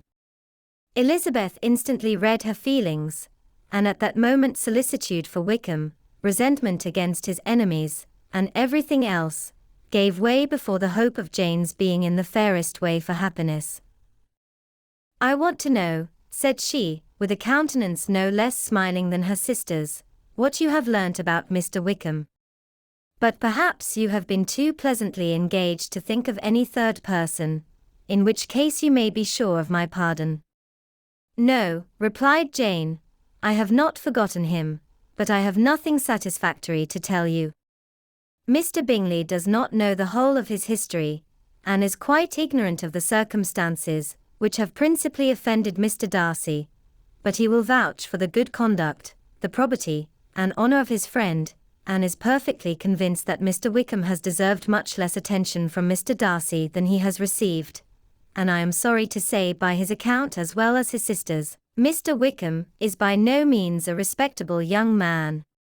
I am afraid he has been very imprudent, and has deserved to lose Mr. Darcy's regard. Mr. Bingley does not know Mr. Wickham himself. No, he never saw him till the other morning at Meryton. This account, then, is what he has received from Mr. Darcy. I am satisfied. But what does he say of the living? He does not exactly recollect the circumstances, though he has heard them from Mr. Darcy more than once, but he believes that it was left to him conditionally only. I have not a doubt of Mr. Bingley's sincerity, said Elizabeth warmly, but you must excuse my not being convinced by assurances only. Mr. Bingley's defence of his friend was a very able one, I dare say, but since he is unacquainted with several parts of the story, and has learnt the rest from that friend himself, I shall venture to still think of both gentlemen, as I did before. She then changed the discourse to one more gratifying to each, and on which there could be no difference of sentiment. Elizabeth listened with delight to the happy, though modest hopes which Jane entertained of Mr. Bingley's regard, and said all in her power to heighten her confidence in it. On their being joined by Mr. Bingley himself, Elizabeth withdrew to Miss Lucas, to whose inquiry after the pleasantness of her last partner, she had scarcely replied, before Mr. Collins came up to them, and told her with great exultation that he had just been so fortunate as to make a most important discovery. I have found out, said he, by a singular accident, that there is now in the room a near relation of my patroness.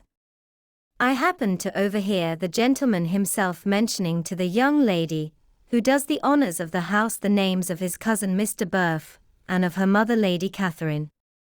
How wonderfully these sort of things occur!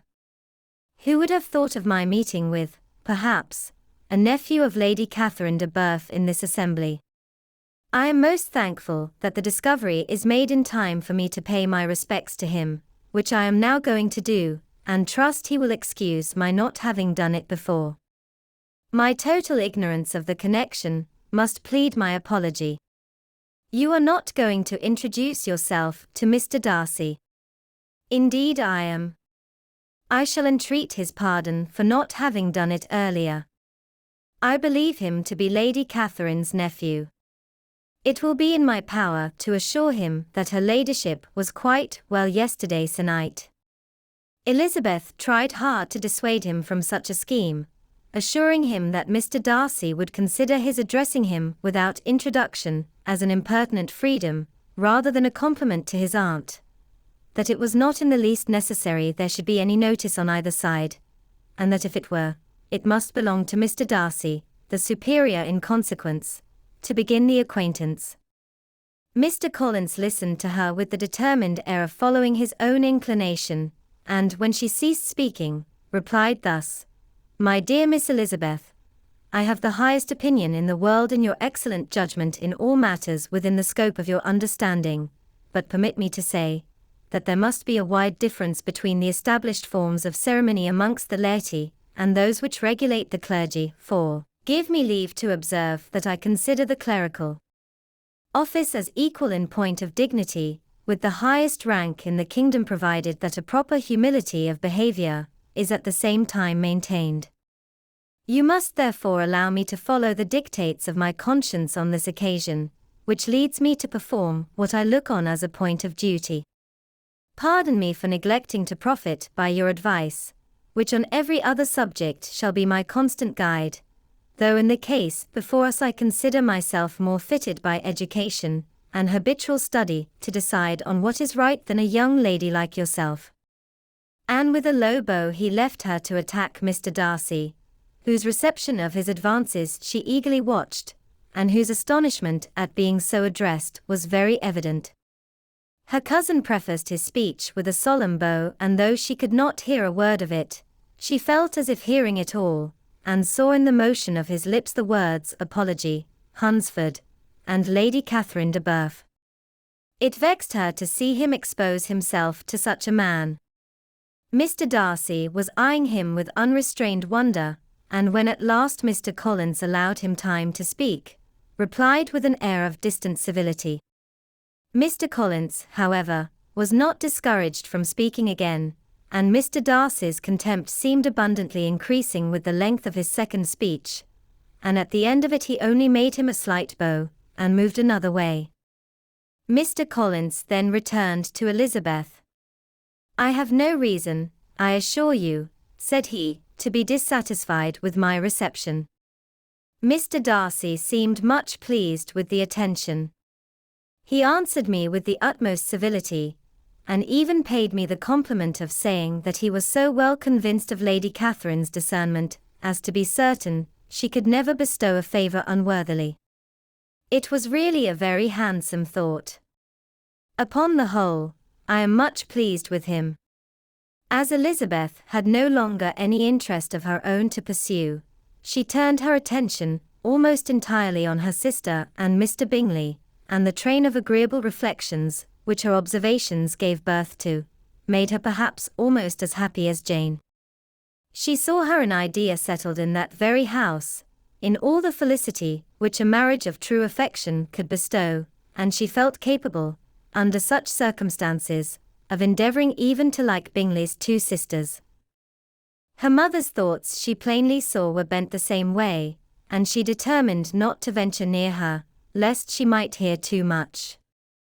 When they sat down to supper, therefore, she considered it a most unlucky perverseness which placed them within one of each other, and deeply was she vexed to find that her mother was talking to that one person, Lady Lucas, freely, openly, and of nothing else but her expectation that Jane would soon be married to Mr. Bingley. It was an animating subject, and Mrs. Bennet seemed incapable of fatigue while enumerating the advantages of the match.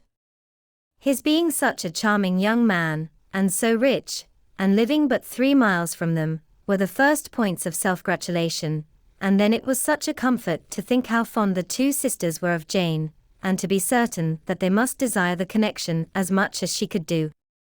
It was, moreover, such a promising thing for her younger daughters, as Jane's marrying so greatly must throw them in the way of other rich men, and lastly, it was so pleasant at her time of life to be able to consign her single daughters to the care of their sister, that she might not be obliged to go into company more than she liked. It was necessary to make this circumstance a matter of pleasure, because on such occasions it is the etiquette, but no one was less likely than Mrs. Bennet to find comfort in staying home at any period of her life. She concluded with many good wishes that Lady Lucas might soon be equally fortunate, though evidently and triumphantly believing there was no chance of it. In vain did Elizabeth endeavour to check the rapidity of her mother's words, or persuade her to describe her felicity in a less audible whisper, for, to her inexpressible vexation, she could perceive that the chief of it was overheard by Mr. Darcy, who sat opposite to them. Her mother only scolded her for being nonsensical. "What is Mr. Darcy to me, pray, that I should be afraid of him? I am sure we owe him no such particular civility, as to be obliged to say nothing he may not like to hear. For heaven's sake, madam, speak lower. What advantage can it be for you to offend Mr. Darcy? You will never recommend yourself to his friend by so doing." Nothing that she could say, however, had any influence. Her mother would talk of her views in the same intelligible tone. Elizabeth blushed and blushed again with shame and vexation. She could not help frequently glancing her eye at Mr. Darcy, though every glance convinced her of what she dreaded, for though he was not always looking at her mother, she was convinced that his attention was invariably fixed by her. The expression of his face changed gradually from indignant contempt to a composed and steady gravity. At length, however, Mrs. Bennet had no more to say, and Lady Lucas, who had been long yawning at the repetition of delights, which she saw no likelihood of sharing, was left to the comforts of cold ham and chicken. Elizabeth now began to revive. But not long was the interval of tranquillity, for, when supper was over, singing was talked of, and she had the mortification of seeing Mary, after very little entreaty, preparing to oblige the company. By many significant looks and silent entreaties, did she endeavour to prevent such a proof of complaisance, but in vain. Mary would not understand them. Such an opportunity of exhibiting was delightful to her, and she began her song. Elizabeth's eyes were fixed on her with most painful sensations, and she watched her progress through the several stanzas with an impatience which was very ill rewarded at their close, for Mary, on receiving, amongst the thanks of the table, the hint of a hope that she might be prevailed on to favour them again, after the pause of half a minute began another. Mary's powers were by no means fitted for such a display. Her voice was weak, and her manner affected. Elizabeth was in agonies. She looked at Jane, to see how she bore it, but Jane was very composedly talking to Bingley. She looked at his two sisters, and saw them making signs of derision at each other, and at Darcy, who continued, however, imperturbably grave. She looked at her father to entreat his interference, lest Mary should be singing all night.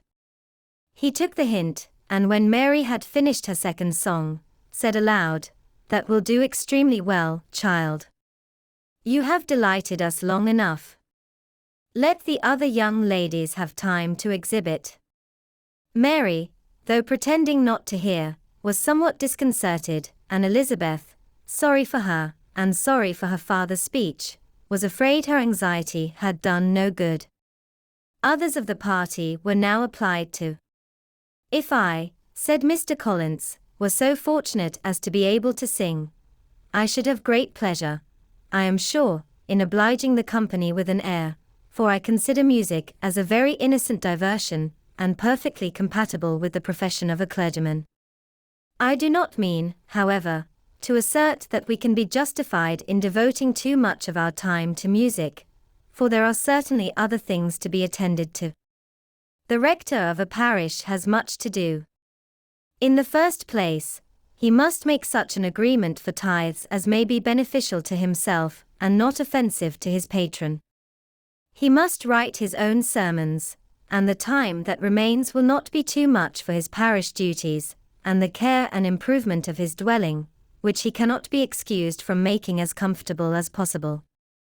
And I do not think it of light importance, that he should have attentive and conciliatory manner towards everybody, especially towards those to whom he owes his preferment. I cannot acquit him of that duty, nor could I think well of the man, who should omit an occasion of testifying his respect towards anybody connected with the family. And with a bow to Mr. Darcy, he concluded his speech, which had been spoken so loud as to be heard by half the room. Many stared, many smiled, but no one looked more amused than Mr. Bennet himself, while his wife seriously commended Mr. Collins for having spoken so sensibly, and observed in a half-whisper to Lady Lucas, that he was a remarkably clever, good kind of young man.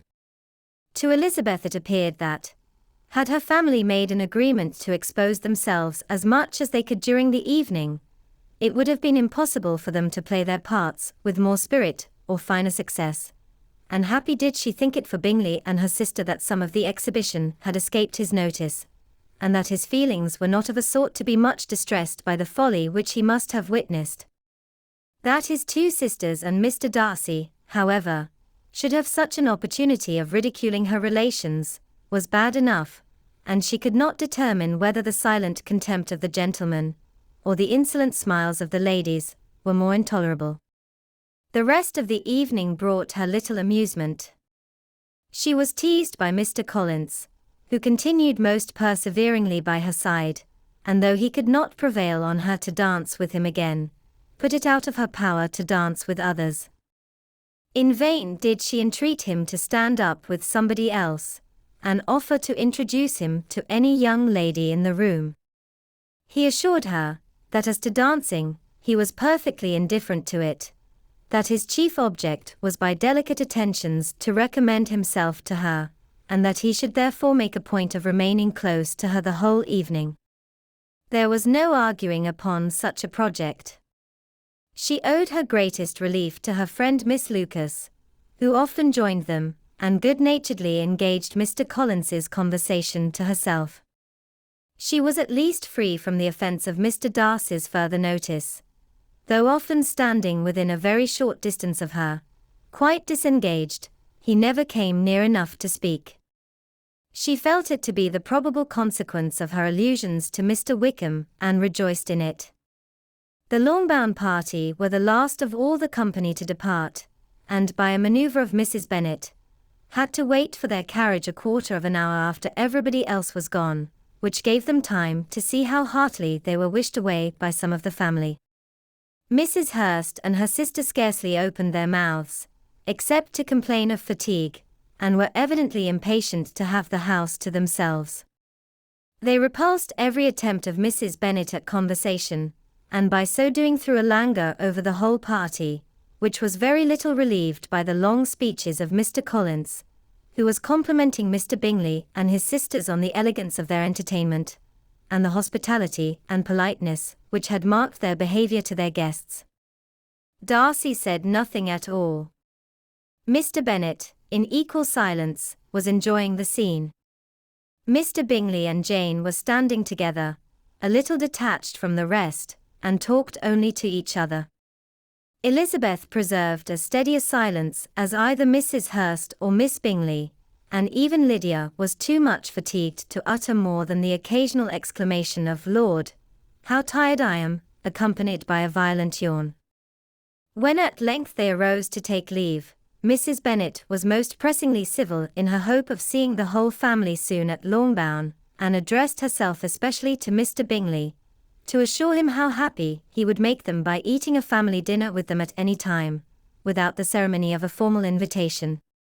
Bingley was all grateful pleasure, and he readily engaged for taking the earliest opportunity of waiting on her, after his return from London, whither he was obliged to go the next day for a short time.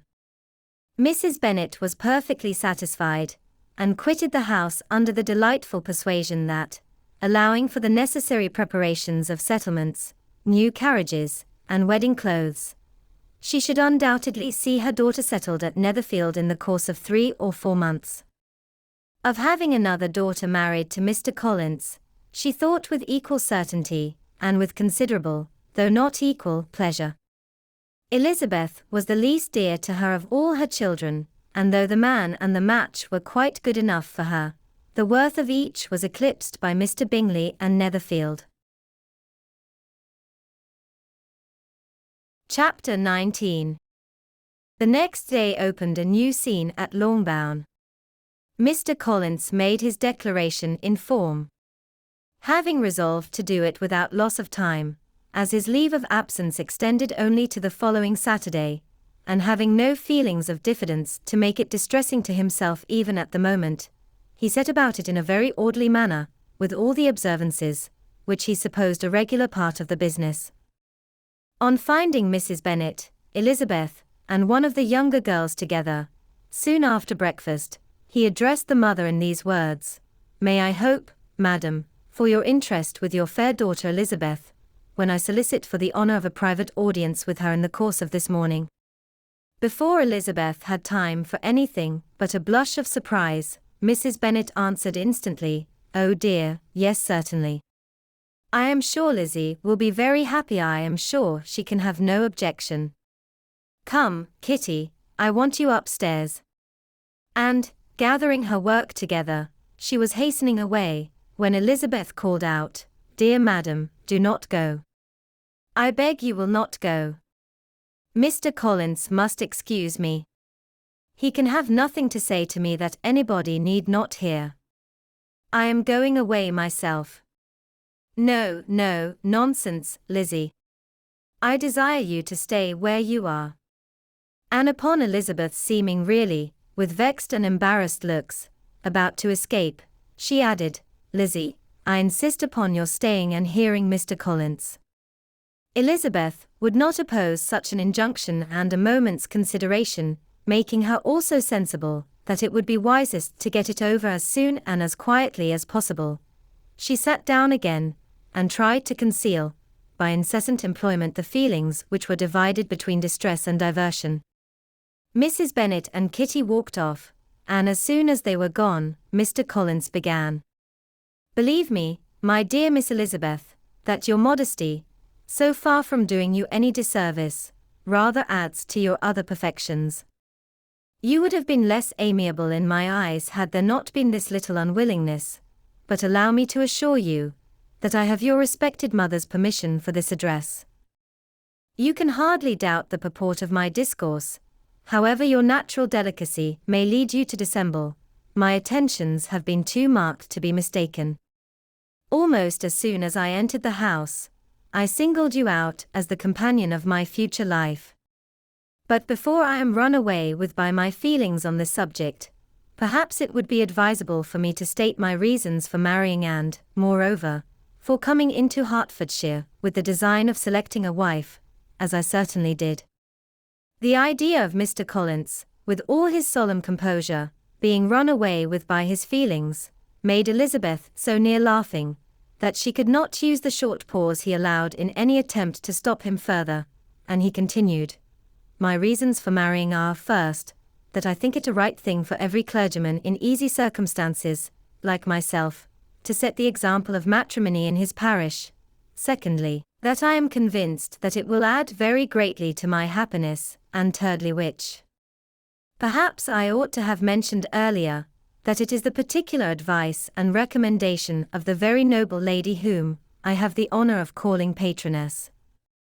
Twice has she condescended to give me her opinion, unasked too, on this subject, and it was but the very Saturday night, before I left Hunsford between our pools at quadrille, while Mrs. Jenkinson was arranging Mr. Bertha's footstool, that she said, 'Mr. Collins, you must marry. A clergyman like you must marry. Choose properly, choose a gentlewoman for my sake, and for your own, let her be an active, useful sort of person, not brought up high, but able to make a small income go a good way. This is my advice. Find such a woman as soon as you can, bring her to Hunsford, and I will visit her. Allow me, by the way, to observe, my fair cousin, that I do not reckon the notice and kindness of Lady Catherine de Bourgh as among the least of the advantages in my power to offer. You will find her manners beyond anything I can describe, and your wit and vivacity, I think, must be acceptable to her, especially when tempered with the silence and respect which her rank will inevitably excite. Thus much for my general intention in favor of matrimony.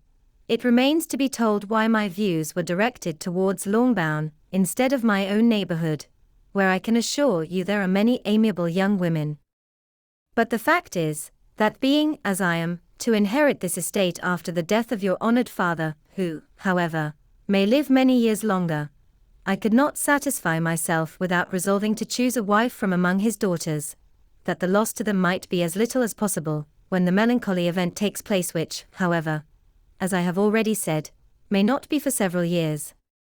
This has been my motive, my fair cousin, and I flatter myself it will not sink me in your esteem. And now nothing remains for me, but to assure you in the most animated language of the violence of my affection. To fortune I am perfectly indifferent, and shall make no demand of that nature on your father, since I am well aware that it could not be complied with, and that £1,000 in the 4%, which will not be yours till after your mother's decease, is all that you may ever be entitled to. On that head, therefore, I shall be uniformly silent, and you may assure yourself that no ungenerous reproach shall ever pass my lips when we are married. It was absolutely necessary to interrupt him now. You are too hasty, sir, she cried. You forget that I have made no answer. Let me do it without further loss of time. Accept my thanks for the compliment you are paying me.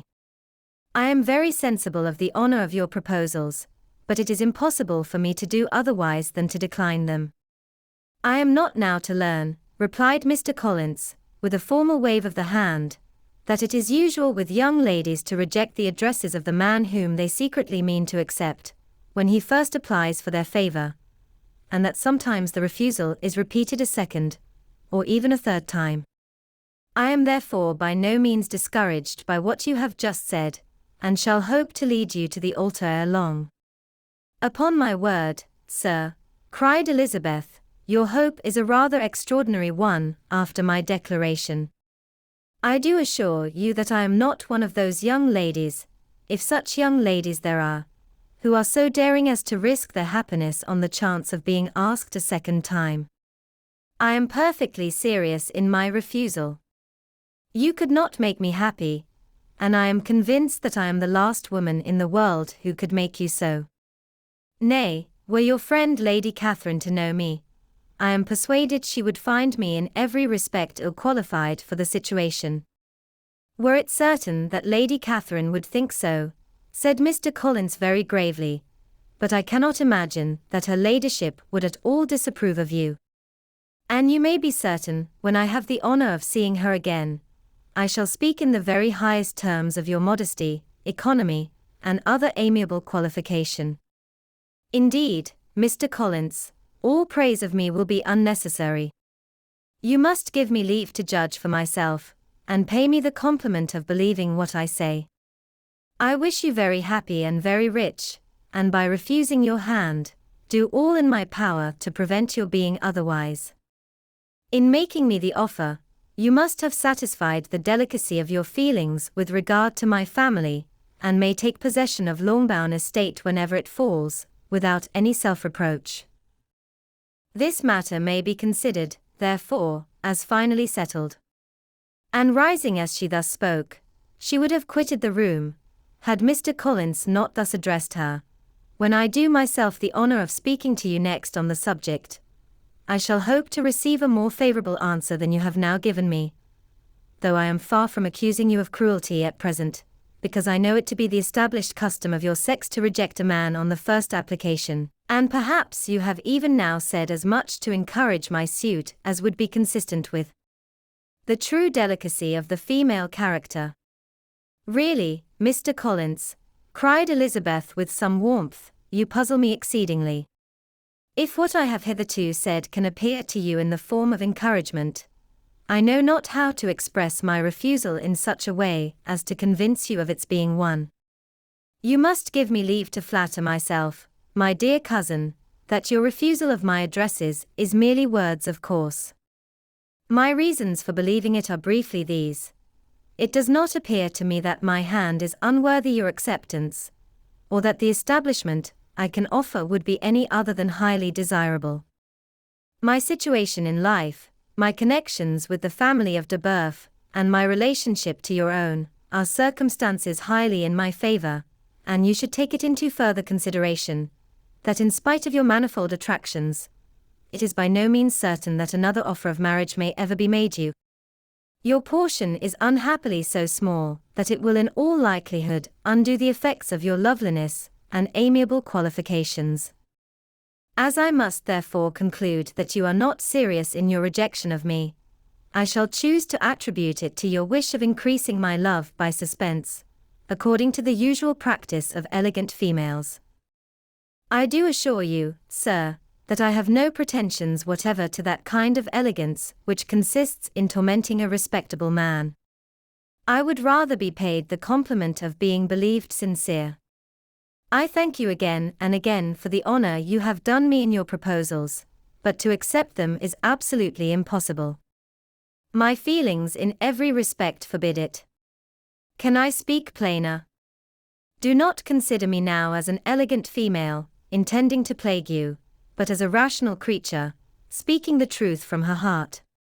You are uniformly charming, cried he, with an air of awkward gallantry, and I am persuaded that when sanctioned by the express authority of both your excellent parents, my proposals will not fail of being acceptable.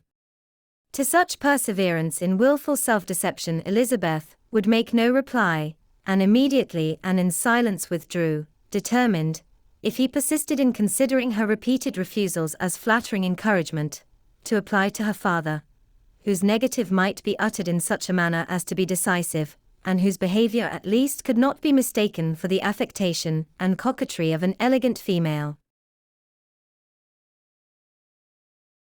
Chapter 20. Mr.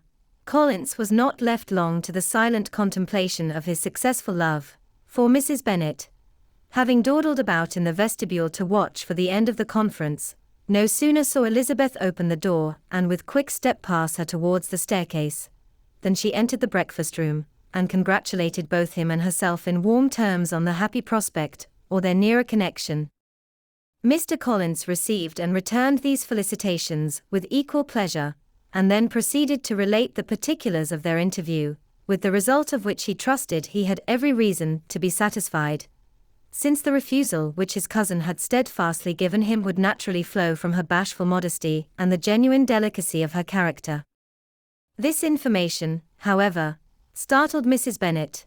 She would have been glad to be equally satisfied that her daughter had meant to encourage him by protesting against his proposals, but she dared not believe it, and could not help saying so. But, depend upon it, Mr. Collins, she added, that Lizzie shall be brought to reason. I will speak to her about it directly. She is a very headstrong, foolish girl, and does not know her own interest, but I will make her know it. Pardon me for interrupting you, madam, cried Mr. Collins, but if she is really headstrong and foolish, I know not whether she would altogether be a very desirable wife to a man in my situation, who naturally looks for happiness in the marriage state.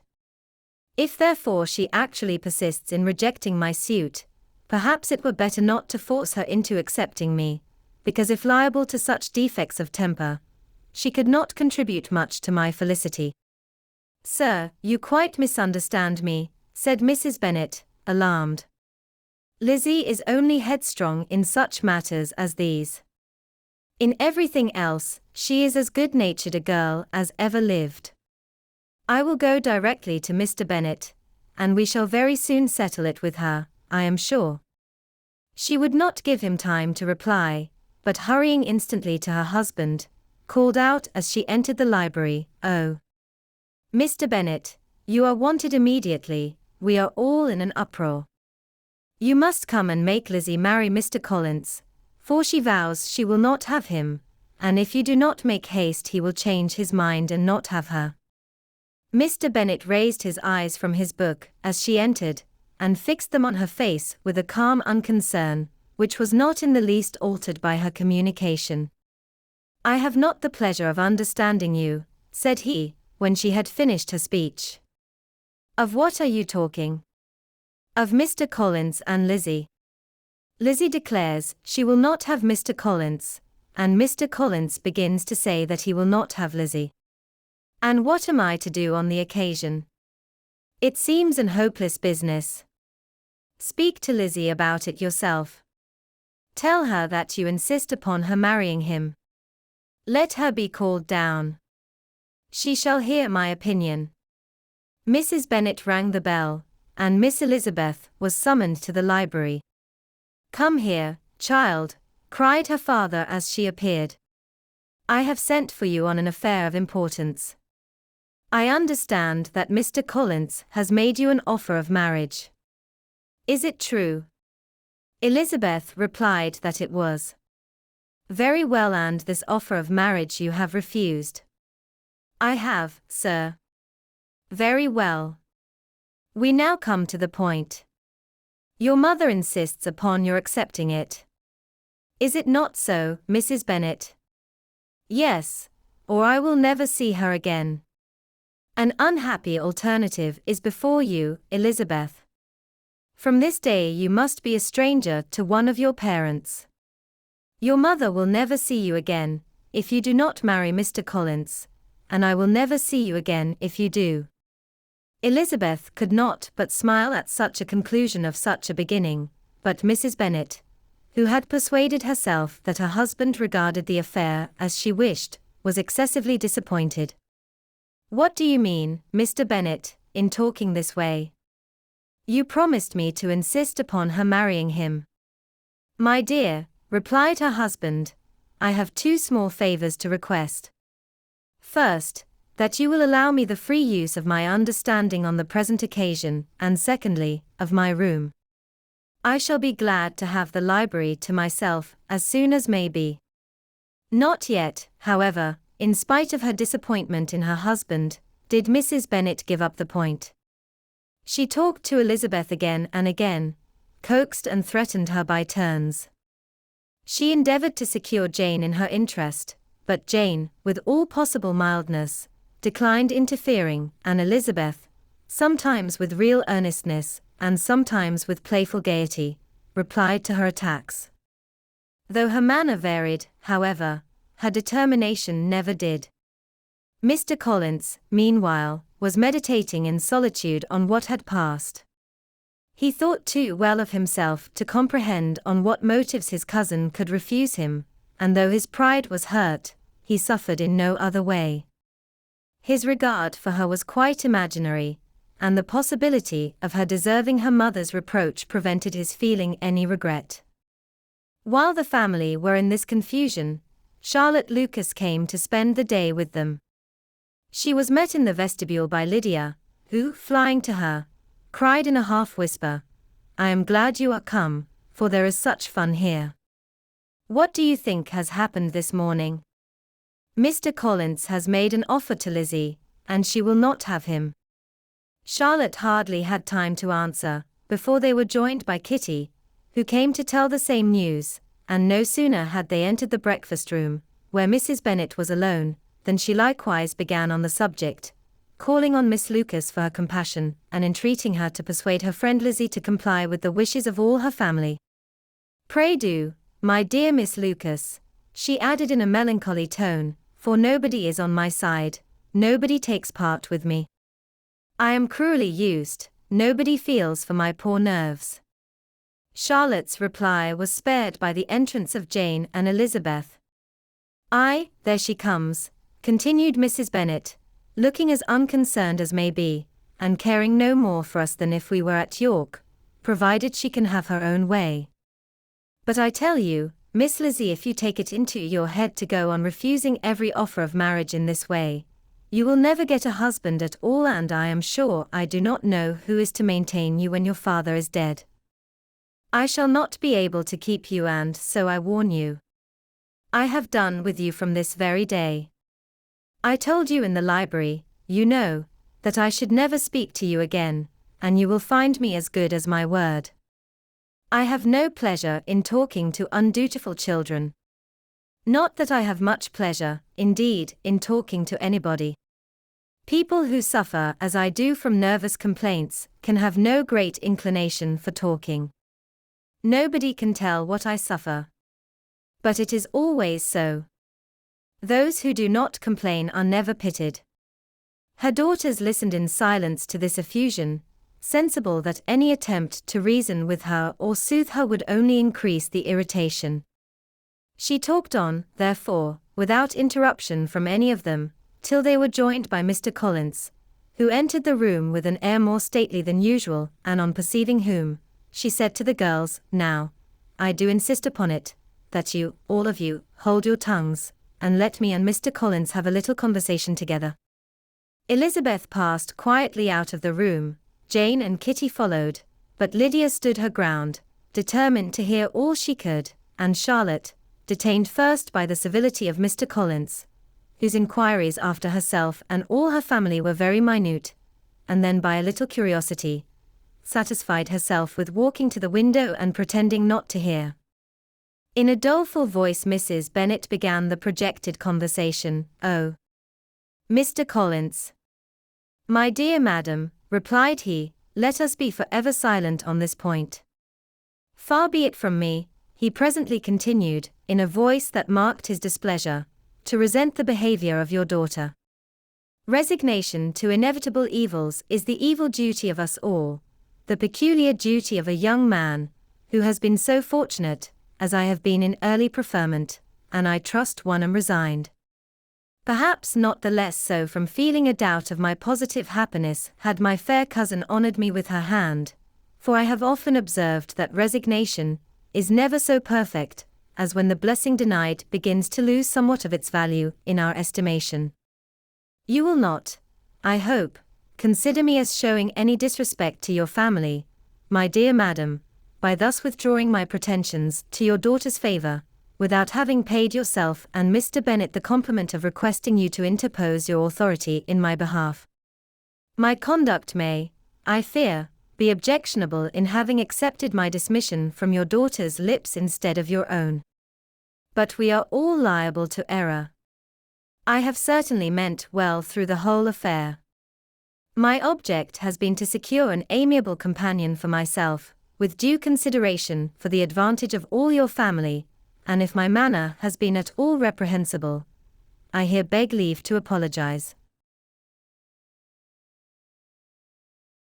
Chapter 21. The discussion of Mr. Collins's offer was now nearly at an end, and Elizabeth had only to suffer from the uncomfortable feelings necessarily attending it, and occasionally from some peevish allusions of her mother.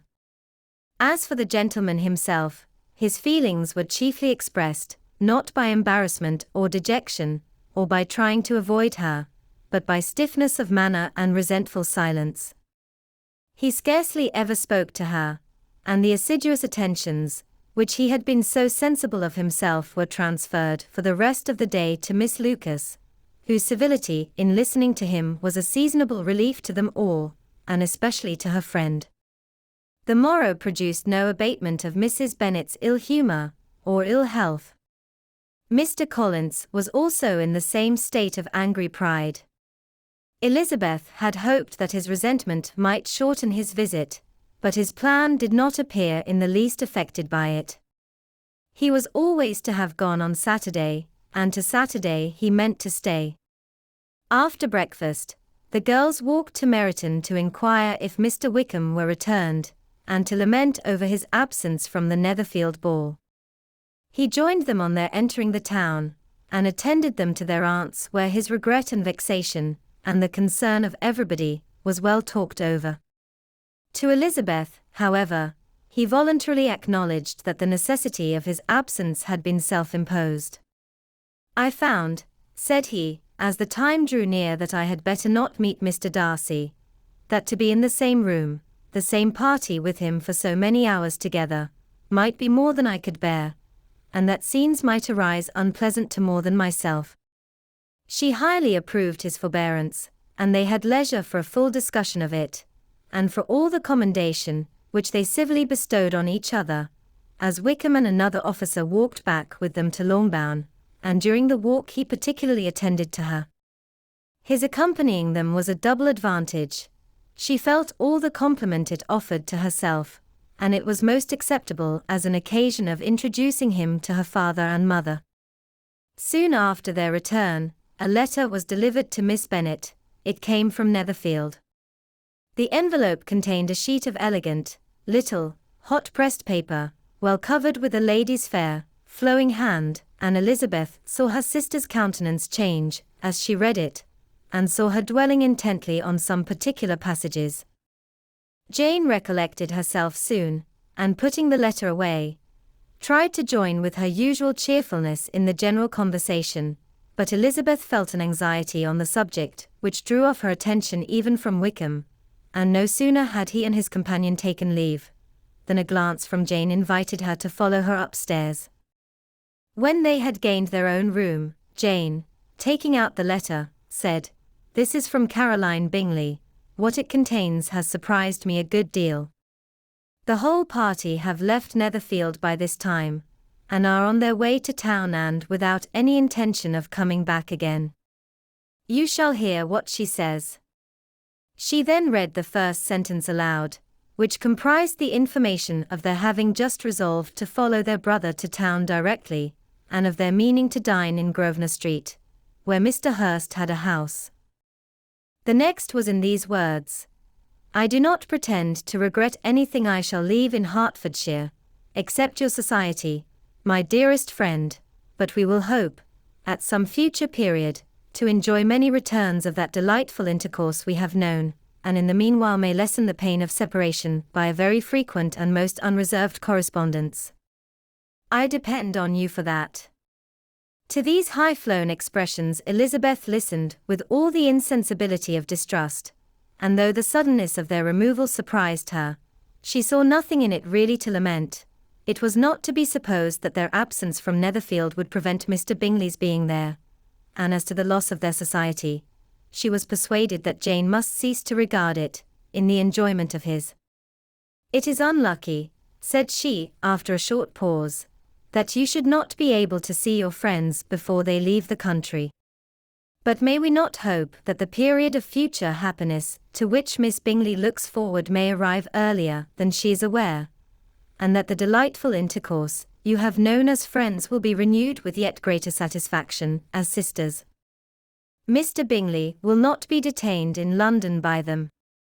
Caroline decidedly says that none of the party will return into Hertfordshire this winter. I will read it to you.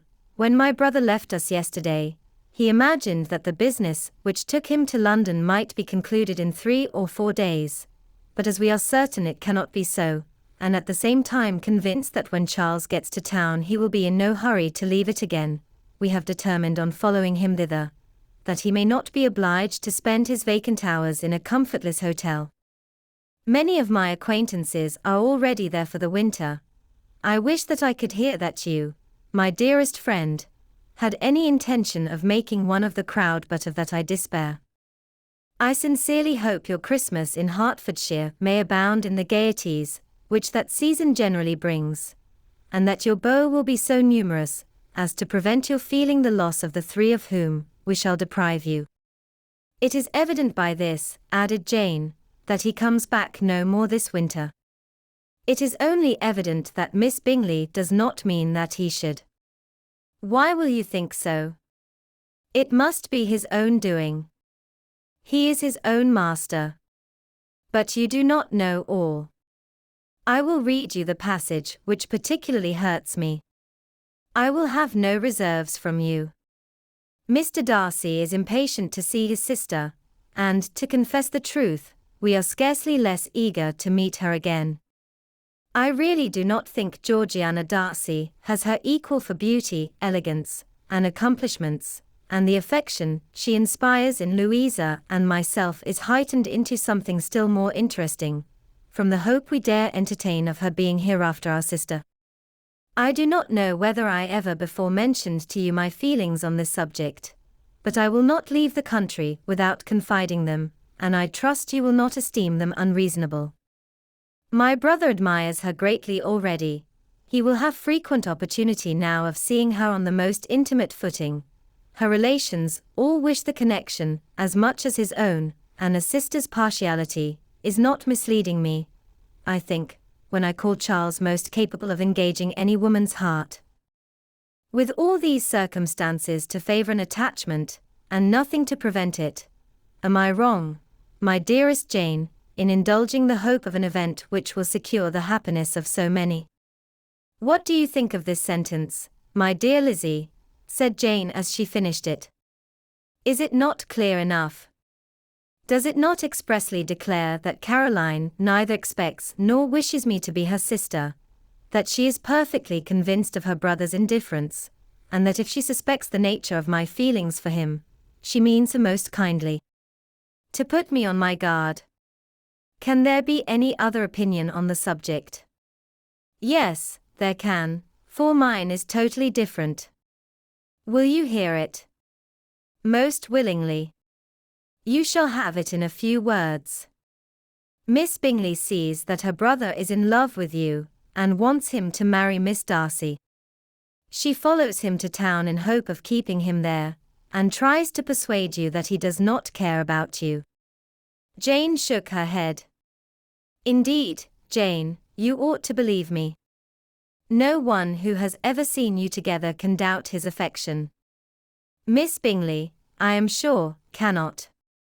She is not such a simpleton. Could she have seen half as much love in Mr. Darcy for herself, she would have ordered her wedding clothes. But the case is this: we are not rich enough or grand enough for them, and she is the more anxious to get Miss Darcy for her brother, from the notion that when there has been one intermarriage, she may have less trouble in achieving a second, in which there is certainly some ingenuity, and I dare say it would succeed, if Mr. Burf were out of the way. But, my dearest Jane, you cannot seriously imagine that because Miss Bingley tells you her brother greatly admires Miss Darcy, he is in the smallest degree less sensible of your merit than when he took leave of you on Tuesday, or that it will be in her power to persuade him that, instead of being in love with you, he is very much in love with her friend. If we thought alike of Miss Bingley, replied Jane, your representation of all this might make me quite easy. But I know the foundation is unjust. Caroline is incapable of wilfully deceiving anyone, and all that I can hope in this case is that she is deceiving herself. That is right. You could not have started a more happy idea, since you will not take comfort in mine. Believe her to be deceived, by all means. You have now done your duty by her, and must fret no longer. But, my dear sister, can I be happy, even supposing the best, in accepting a man whose sisters and friends are all wishing him to marry elsewhere? You must decide for yourself, said Elizabeth, and if, upon mature deliberation, you find that the misery of disobliging his two sisters is more than equivalent to the happiness of being his wife, I advise you by all means to refuse him. How can you talk so? Said Jane, faintly smiling. You must know that though I should be exceedingly grieved at their disapprobation, I could not hesitate. I did not think you would, and that being the case, I cannot consider your situation with much compassion. But if he returns no more this winter, my choice will never be required. 1,000 things may arise in 6 months. The idea of his returning no more Elizabeth treated with the utmost contempt. It appeared to her merely the suggestion of Caroline's interested wishes, and she could not for a moment suppose that those wishes, however openly or artfully spoken, could influence a young man so totally independent of everyone. She represented to her sister as forcibly as possible what she felt on the subject, and had soon the pleasure of seeing its happy effect. Jane's temper was not desponding, and she was gradually led to hope, though the diffidence of affection sometimes overcame the hope, that Bingley would return to Netherfield and answer every wish of her heart. They agreed that Mrs. Bennet should only hear of the departure of the family, without being alarmed on the score of the gentleman's conduct, but even this partial communication gave her a great deal of concern, and she bewailed it as exceedingly unlucky that the ladies should happen to go away just as they were all getting so intimate together. After lamenting it, however, at some length, she had the consolation that Mr. Bingley would be soon down again, and soon dining at Longbourn, and the conclusion of all was the comfortable declaration that though he had been invited only to a family dinner, she would take care to have 2 full courses. Chapter 22.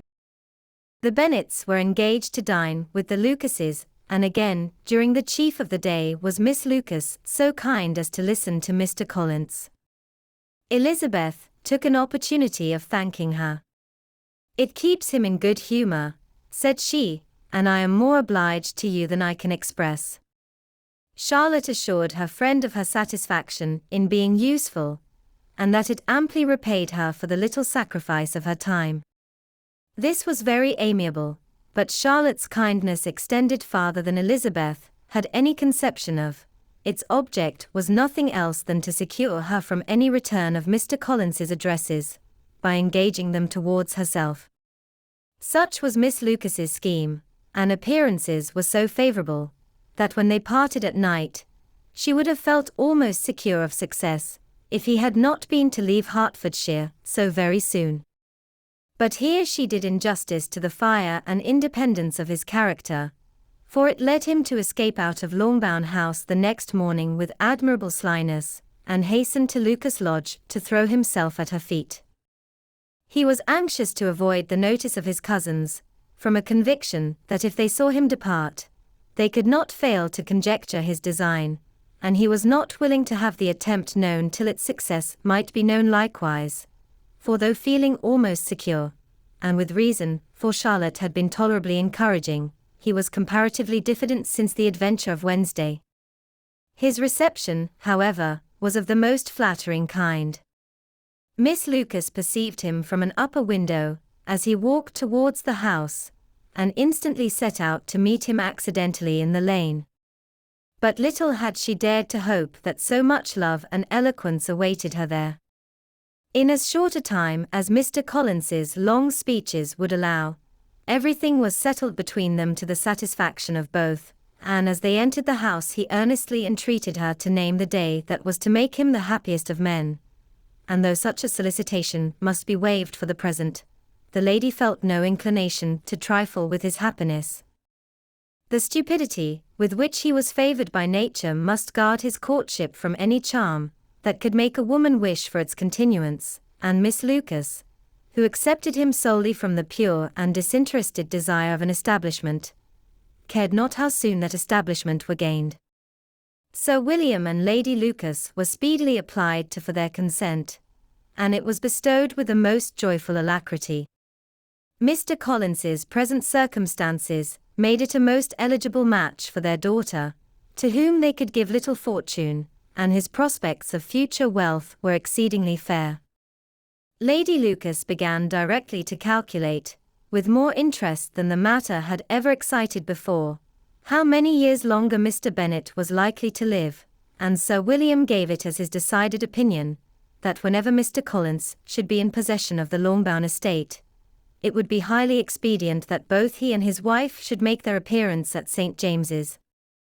The whole family, in short, were properly overjoyed on the occasion.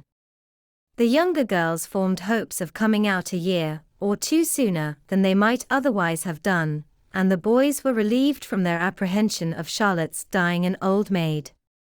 Charlotte herself was tolerably composed. She had gained her point, and had time to consider of it. Her reflections were in general satisfactory. Mr. Collins, to be sure, was neither sensible nor agreeable, his society was irksome, and his attachment to her must be imaginary. But still he would be her husband.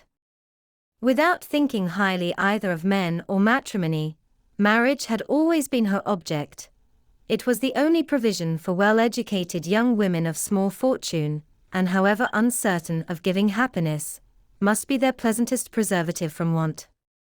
This preservative she had now obtained, and at the age of 27, without having ever been handsome, she felt all the good luck of it. The least agreeable circumstance in the business was the surprise it must occasion to Elizabeth Bennet, whose friendship she valued beyond that of any other person. Elizabeth would wonder, and probably would blame her, and though her resolution was not to be shaken, her feelings must be hurt by such a disapprobation.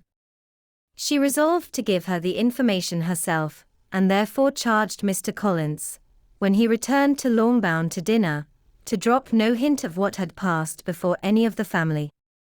A promise of secrecy was of course very dutifully given, but it could not be kept without difficulty, for the curiosity excited by his long absence burst forth in such very direct questions on his return as required some ingenuity to evade, and he was at the same time exercising great self-denial, for he was longing to publish his prosperous love.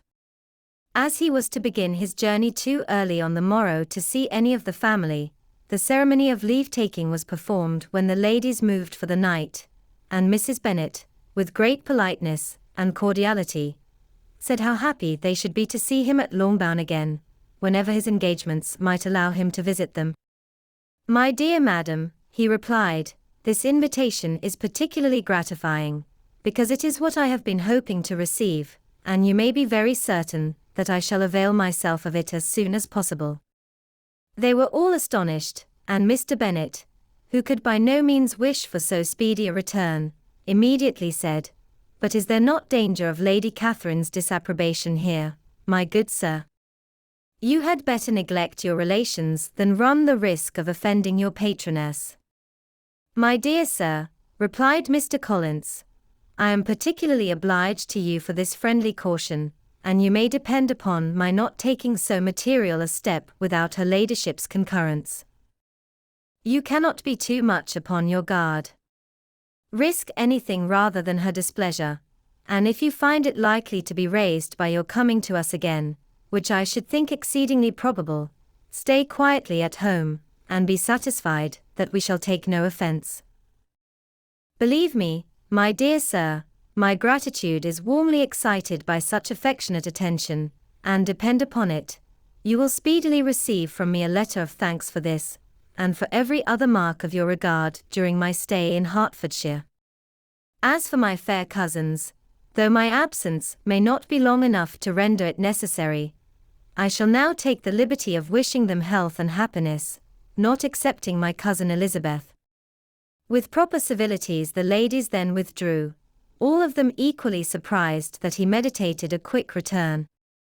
Mrs. Bennet wished to understand by it that he thought of paying his addresses to one of her younger girls, and Mary might have been prevailed on to accept him. She rated his abilities much higher than any of the others. There was a solidity in his reflections which often struck her, and though by no means so clever as herself, she thought that if encouraged to read and improve himself by such an example as hers, he might become a very agreeable companion. But on the following morning, every hope of this kind was done away. Miss Lucas called soon after breakfast, and in a private conference with Elizabeth related the event of the day before. The possibility of Mr. Collins's fancying himself in love with her friend had once occurred to Elizabeth within the last day or two, but that Charlotte could encourage him seemed almost as far from possibility as she could encourage him herself, and her astonishment was consequently so great as to overcome at first the bounds of decorum, and she could not help crying out, "Engaged to Mr. Collins! My dear Charlotte, impossible!" The steady countenance which Miss Lucas had commanded in telling her story gave way to a momentary confusion here on receiving so direct a reproach, though, as it was no more than she expected, she soon regained her composure, and calmly replied, "Why should you be surprised, my dear Eliza? Do you think it incredible that Mr. Collins should be able to procure any woman's good opinion, because he was not so happy as to succeed with you?" But Elizabeth had now recollected herself, and making a strong effort for it, was able to assure with tolerable firmness that the prospect of their relationship was highly grateful to her, and that she wished her all imaginable happiness. "I see what you are feeling," replied Charlotte. "You must be surprised, very much surprised so lately as Mr. Collins was wishing to marry you. But when you have had time to think it over, I hope you will be satisfied with what I have done. I am not romantic, you know, I never was. I ask only a comfortable home, and considering Mr. Collins's character, connection, and situation in life, I am convinced that my chance of happiness with him is as fair as most people can boast on entering the marriage state." Elizabeth quietly answered, "Undoubtedly," and after an awkward pause, they returned to the rest of the family. Charlotte did not stay much longer, and Elizabeth was then left to reflect on what she had heard. It was a long time before she became at all reconciled to the idea of so unsuitable a match.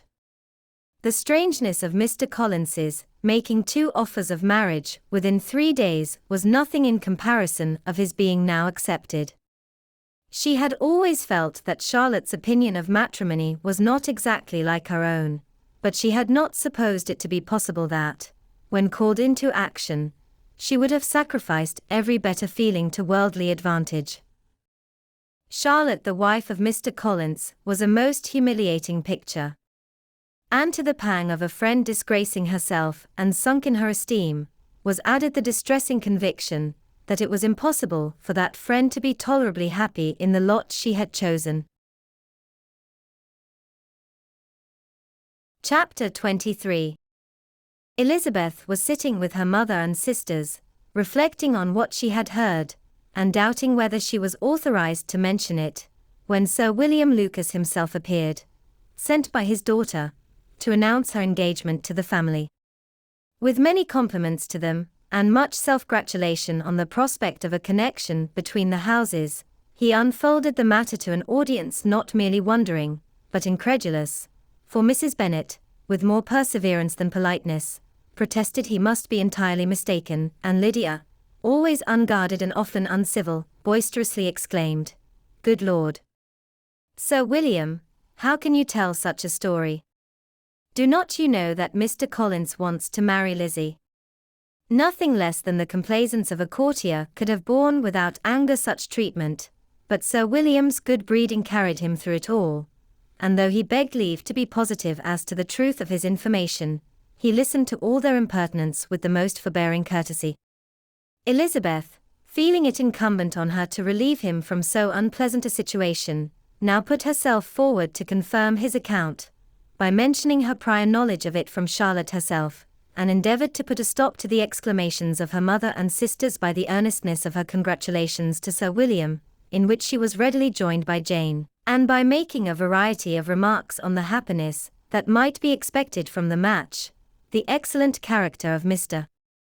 Collins, and the convenient distance of Hunsford from London. Mrs. Bennet was in fact too much overpowered to say a great deal while Sir William remained, but no sooner had he left them than her feelings found a rapid vent. In the first place, she persisted in disbelieving the whole of the matter. Secondly, she was very sure that Mr. Collins had been taken in. Thirdly, she trusted that they would never be happy together, and fourthly, that the match might be broken off. 2 inferences, however, were plainly deduced from the whole: 1, that Elizabeth was the real cause of the mischief, and the other that she herself had been barbarously misused by them all, and on these 2 points she principally dwelt during the rest of the day. Nothing could console and nothing could appease her. Nor did that day wear out her resentment. A week elapsed before she could see Elizabeth without scolding her.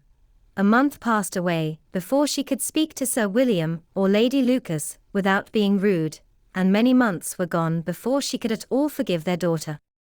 Mr. Bennet's emotions were much more tranquil on the occasion, and such as he did experience he pronounced to be of a most agreeable sort, for it gratified him, he said, to discover that Charlotte Lucas, whom he had been used to think tolerably sensible, was as foolish as his wife, and more foolish than his daughter. Jane confessed herself a little surprised at the match, but she said less of her astonishment than of her earnest desire for their happiness, nor could Elizabeth persuade her to consider it as improbable. Kitty and Lydia were far from envying Miss Lucas, for Mr. Collins was only a clergyman, and it affected them in no other way than as a piece of news to spread at Meryton. Lady Lucas could not be insensible of triumph on being able to retort on Mrs. Bennet the comfort of having a daughter well married, and she called at Longbourn rather oftener than usual to say how happy she was, though Mrs. Bennet's sour looks and ill-natured remarks might have been enough to drive happiness away. Between Elizabeth and Charlotte there was a restraint which kept them mutually silent on the subject, and Elizabeth felt persuaded that no real confidence could ever subsist between them again. Her disappointment in Charlotte made her turn with fonder regard to her sister, of whose rectitude and delicacy she was sure her opinion could never be shaken, and for whose happiness she grew daily more anxious, as Bingley had now been gone a week and nothing more was heard of his return. Jane had sent Caroline an early answer to her letter, and was counting the days till she might reasonably hope to hear again. The promised letter of thanks from Mr. Collins arrived on Tuesday, addressed to their father, and written with all the solemnity of gratitude which a 12 months' abode in the family might have prompted. After discharging his conscience on that head, he proceeded to inform them, with many rapturous expressions, of his happiness in having obtained the affection of their amiable neighbour, Miss Lucas, and then explained that it was merely with the view of enjoying her society that he had been so ready to close with their kind wish of seeing him again at Longbourn, whither he hoped to be able to return on Monday fortnight, for Lady Catherine, he added, so heartily approved his marriage, that she wished it to take place as soon as possible, which he trusted would be an unanswerable argument with his amiable Charlotte to name an early day for making him the happiest of men. Mr. Collins's return into Hertfordshire was no longer a matter of pleasure to Mrs. Bennet. On the contrary, she was as much disposed to complain of it as her husband. It was very strange that he should come to Longbourn instead of to Lucas Lodge. It was also very inconvenient and exceedingly troublesome. She hated having visitors in the house while her health was so indifferent, and lovers were of all people the most disagreeable.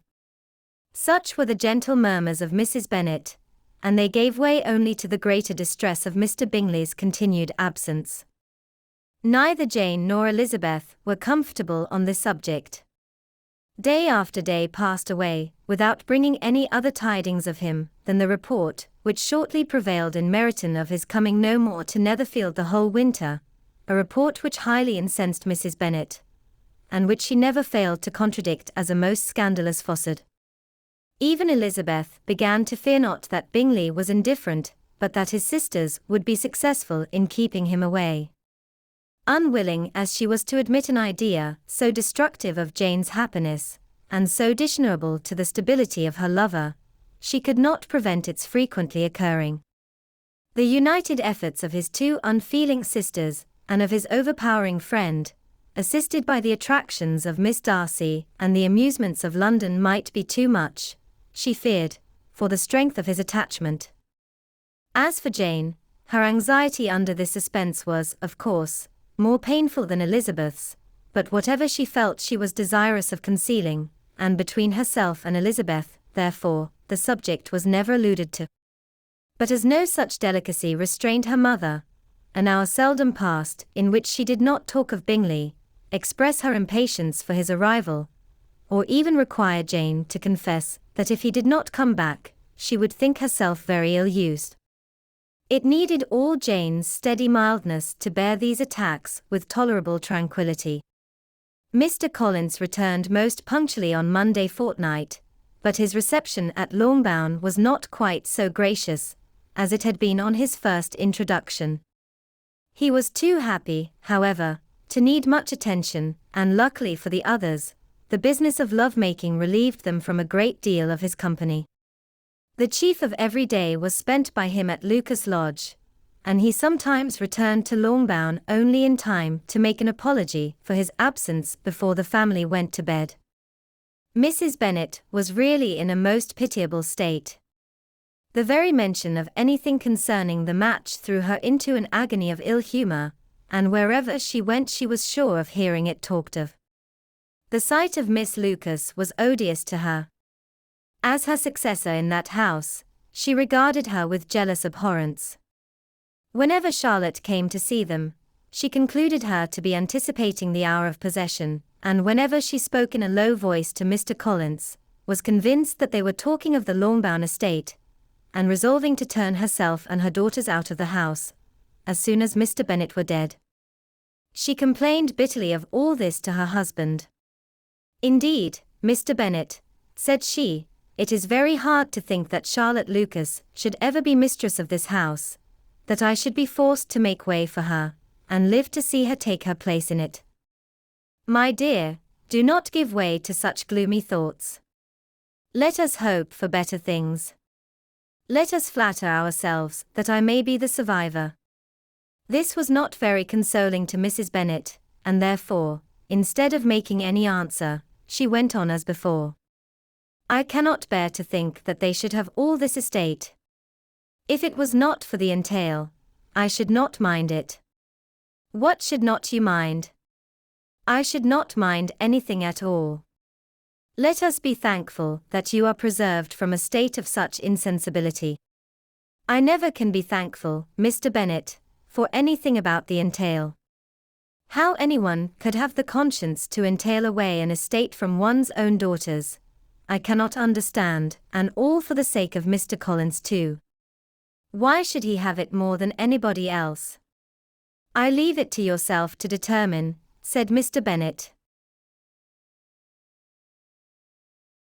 Chapter 24. Miss Bingley's letter arrived, and put an end to doubt. The very first sentence conveyed the assurance of their being all settled in London for the winter, and concluded with her brother's regret at not having had time to pay his respects to his friends in Hertfordshire before he left the country. Hope was over, entirely over, and when Jane could attend to the rest of the letter, she found little, except the professed affection of the writer, that could give her any comfort. Miss Darcy's praise occupied the chief of it. Her many attractions were again dwelt on, and Caroline boasted joyfully of their increasing intimacy, and ventured to predict the accomplishment of the wishes which had been unfolded in her former letter. She wrote also with great pleasure of her brother's being an inmate of Mr. Darcy's house, and mentioned with raptures some plans of the latter with regard to new furniture. Elizabeth, to whom Jane very soon communicated the chief of all this, heard it in silent indignation. Her heart was divided between concern for her sister, and resentment against all others. To Caroline's assertion of her brother's being partial to Miss Darcy she paid no credit. That he was really fond of Jane, she doubted no more than she had ever done, and much as she had always been disposed to like him, she could not think without anger, hardly without contempt, on that easiness of temper, that want of proper resolution, which now made him the slave of his designing friends, and led him to sacrifice of his own happiness to the caprice of their inclination. Had his own happiness, however, been the only sacrifice, he might have been allowed to sport with it in whatever manner he thought best, but her sister's was involved in it, as she thought he must be sensible himself. It was a subject, in short, on which reflection would be long indulged, and must be unavailing. She could think of nothing else, and yet whether Bingley's regard had really died away, or was suppressed by his friend's interference, whether he had been aware of Jane's attachment, or whether it had escaped his observation, whatever were the case, though her opinion of him must be materially affected by the difference, her sister's situation remained the same, her peace equally wounded.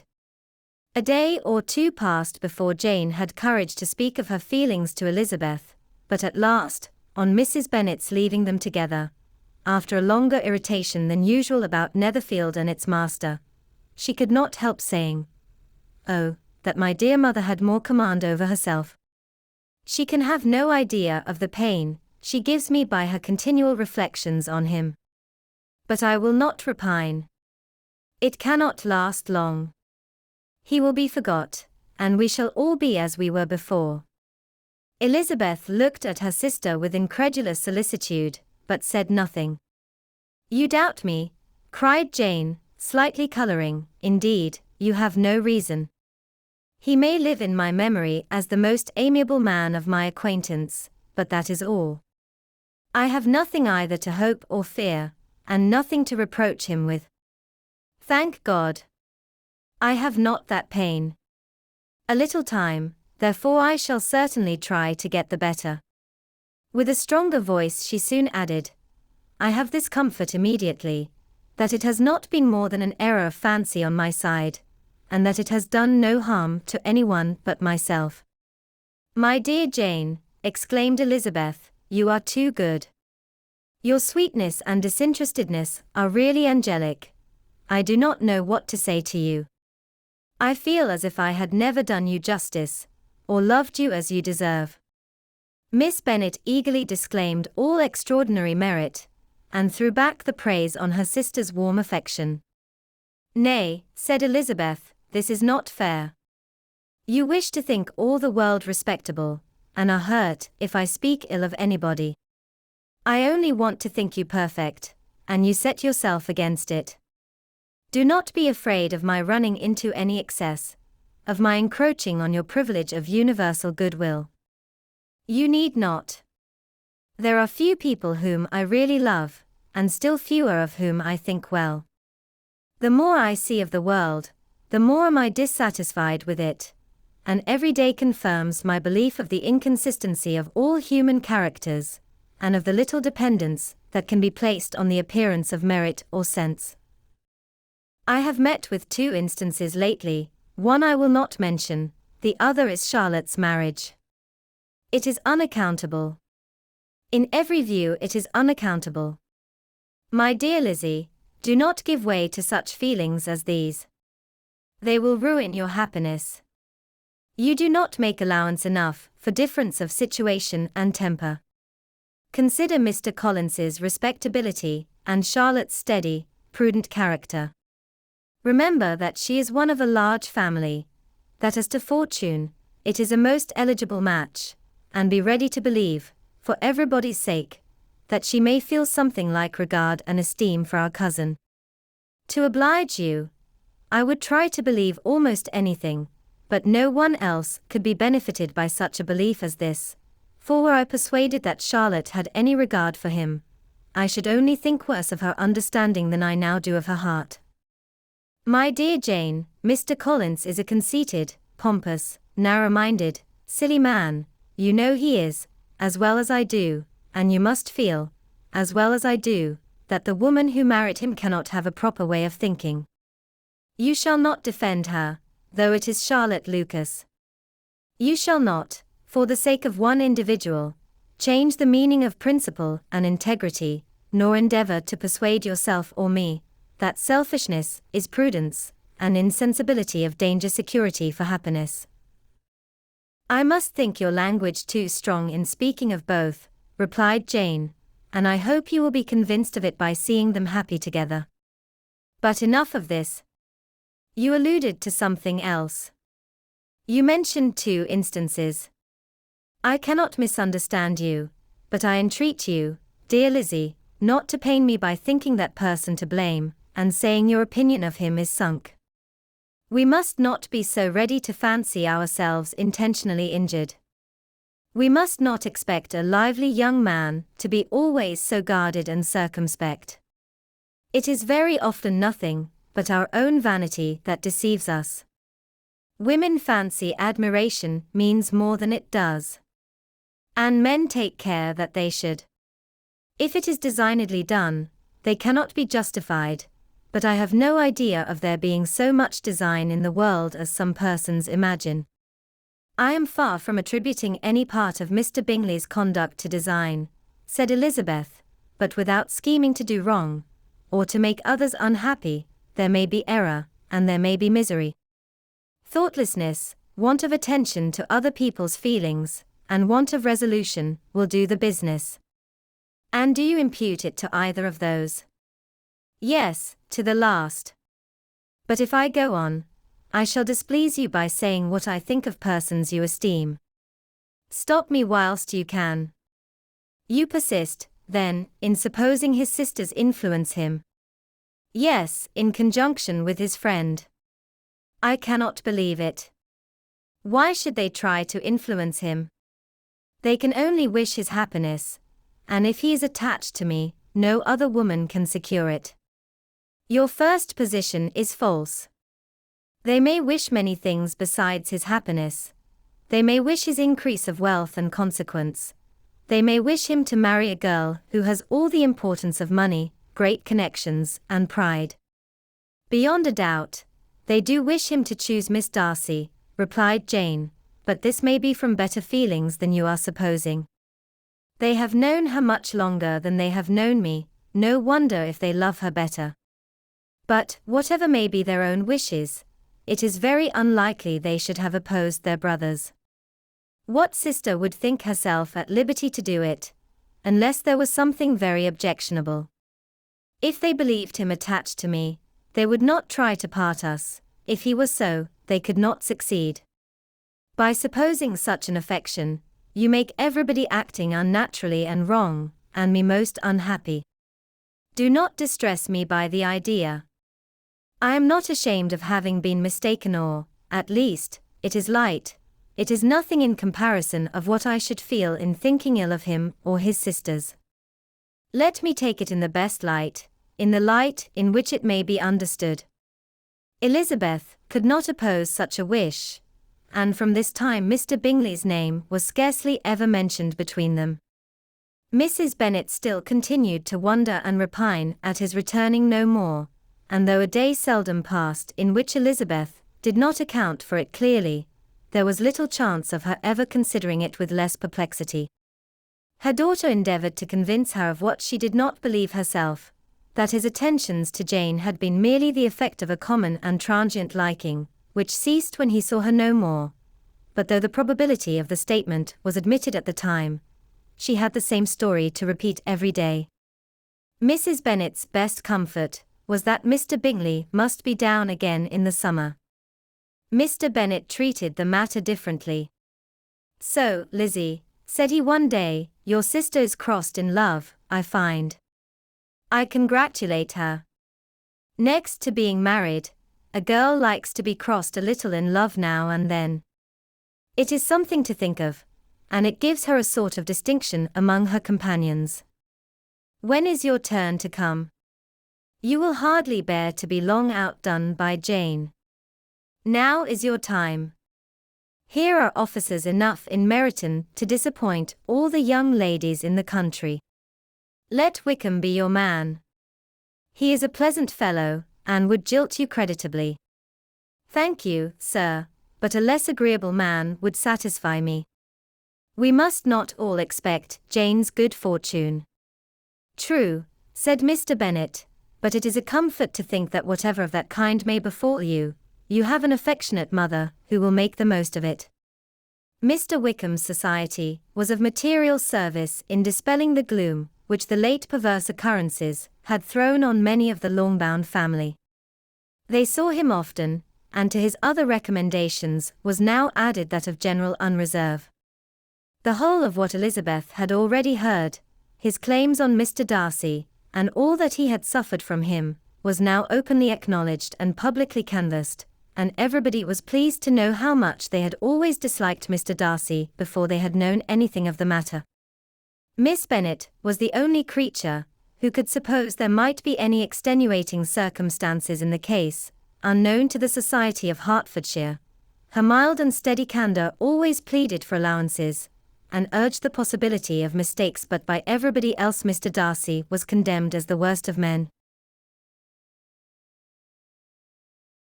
Chapter 25. After a week spent in professions of love and schemes of felicity, Mr. Collins was called from his amiable Charlotte by the arrival of Saturday. The pain of separation, however, might be alleviated on his side, by preparations for the reception of his bride, as he had reason to hope that shortly after his return into Hertfordshire, the day would be fixed that was to make him the happiest of men. He took leave of his relations at Longbourn with as much solemnity as before, wished his fair cousin's health and happiness again, and promised their father another letter of thanks. On the following Monday, Mrs. Bennet had the pleasure of receiving her brother and his wife, who came as usual to spend the Christmas at Longbourn. Mr. Gardiner was a sensible, gentlemanlike man, greatly superior to his sister, as well by nature as education. The Netherfield ladies would have had difficulty in believing that a man who lived by trade, and within view of his own warehouses, could have been so well-bred and agreeable. Mrs. Gardiner, who was several years younger than Mrs. Bennet and Mrs. Phillips, was an amiable, intelligent, elegant woman, and a great favourite with all her long-bound nieces. Between the two eldest and herself especially, there subsisted a particular regard. They had frequently been staying with her in town. The first part of Mrs. Gardiner's business on her arrival was to distribute her presents and describe the newest fashions. When this was done, she had a less active part to play. It became her turn to listen. Mrs. Bennet had many grievances to relate, and much to complain of. They had all been very ill-used since she last saw her sister. 2 of her girls had been upon the point of marriage, and after all there was nothing in it. "I do not blame Jane," she continued, "for Jane would have got Mr. Bingley if she could. But Lizzie. Oh, sister. It is very hard to think that she might have been Mr. Collins's wife by this time, had it not been for her own perverseness. He made her an offer in this very room, and she refused him. The consequence of it is, that Lady Lucas will have a daughter married before I have, and that the Longbourn estate is just as much entailed as ever. The Lucases are very artful people indeed, sister. They are all for what they can get. I am sorry to say it of them, but so it is. It makes me very nervous and poorly, to be thwarted so in my own family, and to have neighbours who think of themselves before anybody else. However, your coming just at this time is the greatest of comforts, and I am very glad to hear what you tell us of long sleeves." Mrs. Gardiner, to whom the chief of this news had been given before, in the course of Jane and Elizabeth's correspondence with her, made her sister a slight answer, and in compassion to her nieces, turned the conversation. When alone with Elizabeth afterwards, she spoke more on the subject. "It seems likely to have been a desirable match for Jane," said she. "I am sorry it went off. But these things happen so often. A young man, such as you describe Mr. Bingley, so easily falls in love with a pretty girl for a few weeks, and when accident separates them, so easily forgets her, that these sort of inconsistencies are very frequent." "An excellent consolation in its way," said Elizabeth, "but it will not do for us. We do not suffer by accident. It does not often happen that the interference of friends will persuade a young man of independent fortune to think no more of a girl whom he was violently in love with only a few days before. But that expression of violently in love is so hackneyed, so doubtful, so indefinite, that it gives me very little idea. It is as often applied to feelings which arise from a half-hour's acquaintance, as to a real, strong attachment. Pray, how violent was Mr. Bingley's love? I never saw a more promising inclination. He was growing quite inattentive to other people, and wholly engrossed by her. Every time they met, it was more decided and remarkable. At his own ball he offended 2 or 3 young ladies, by not asking them to dance, and I spoke to him twice myself, without receiving an answer. Could there be finer symptoms? Is not general incivility the very essence of love? Oh, yes, of that kind of love which I suppose him to have felt. Poor Jane! I am sorry for her, because, with her disposition, she may not get over it immediately. It had better have happened to you, Lizzie. You would have laughed yourself out of it sooner. But do you think she would be prevailed upon to go back with us? Change of scene might be of service, and perhaps a little relief from home may be as useful as anything." Elizabeth was exceedingly pleased with this proposal, and felt persuaded of her sister's ready acquiescence. "I hope," added Mrs. Gardiner, "that no consideration with regard to this young man will influence her.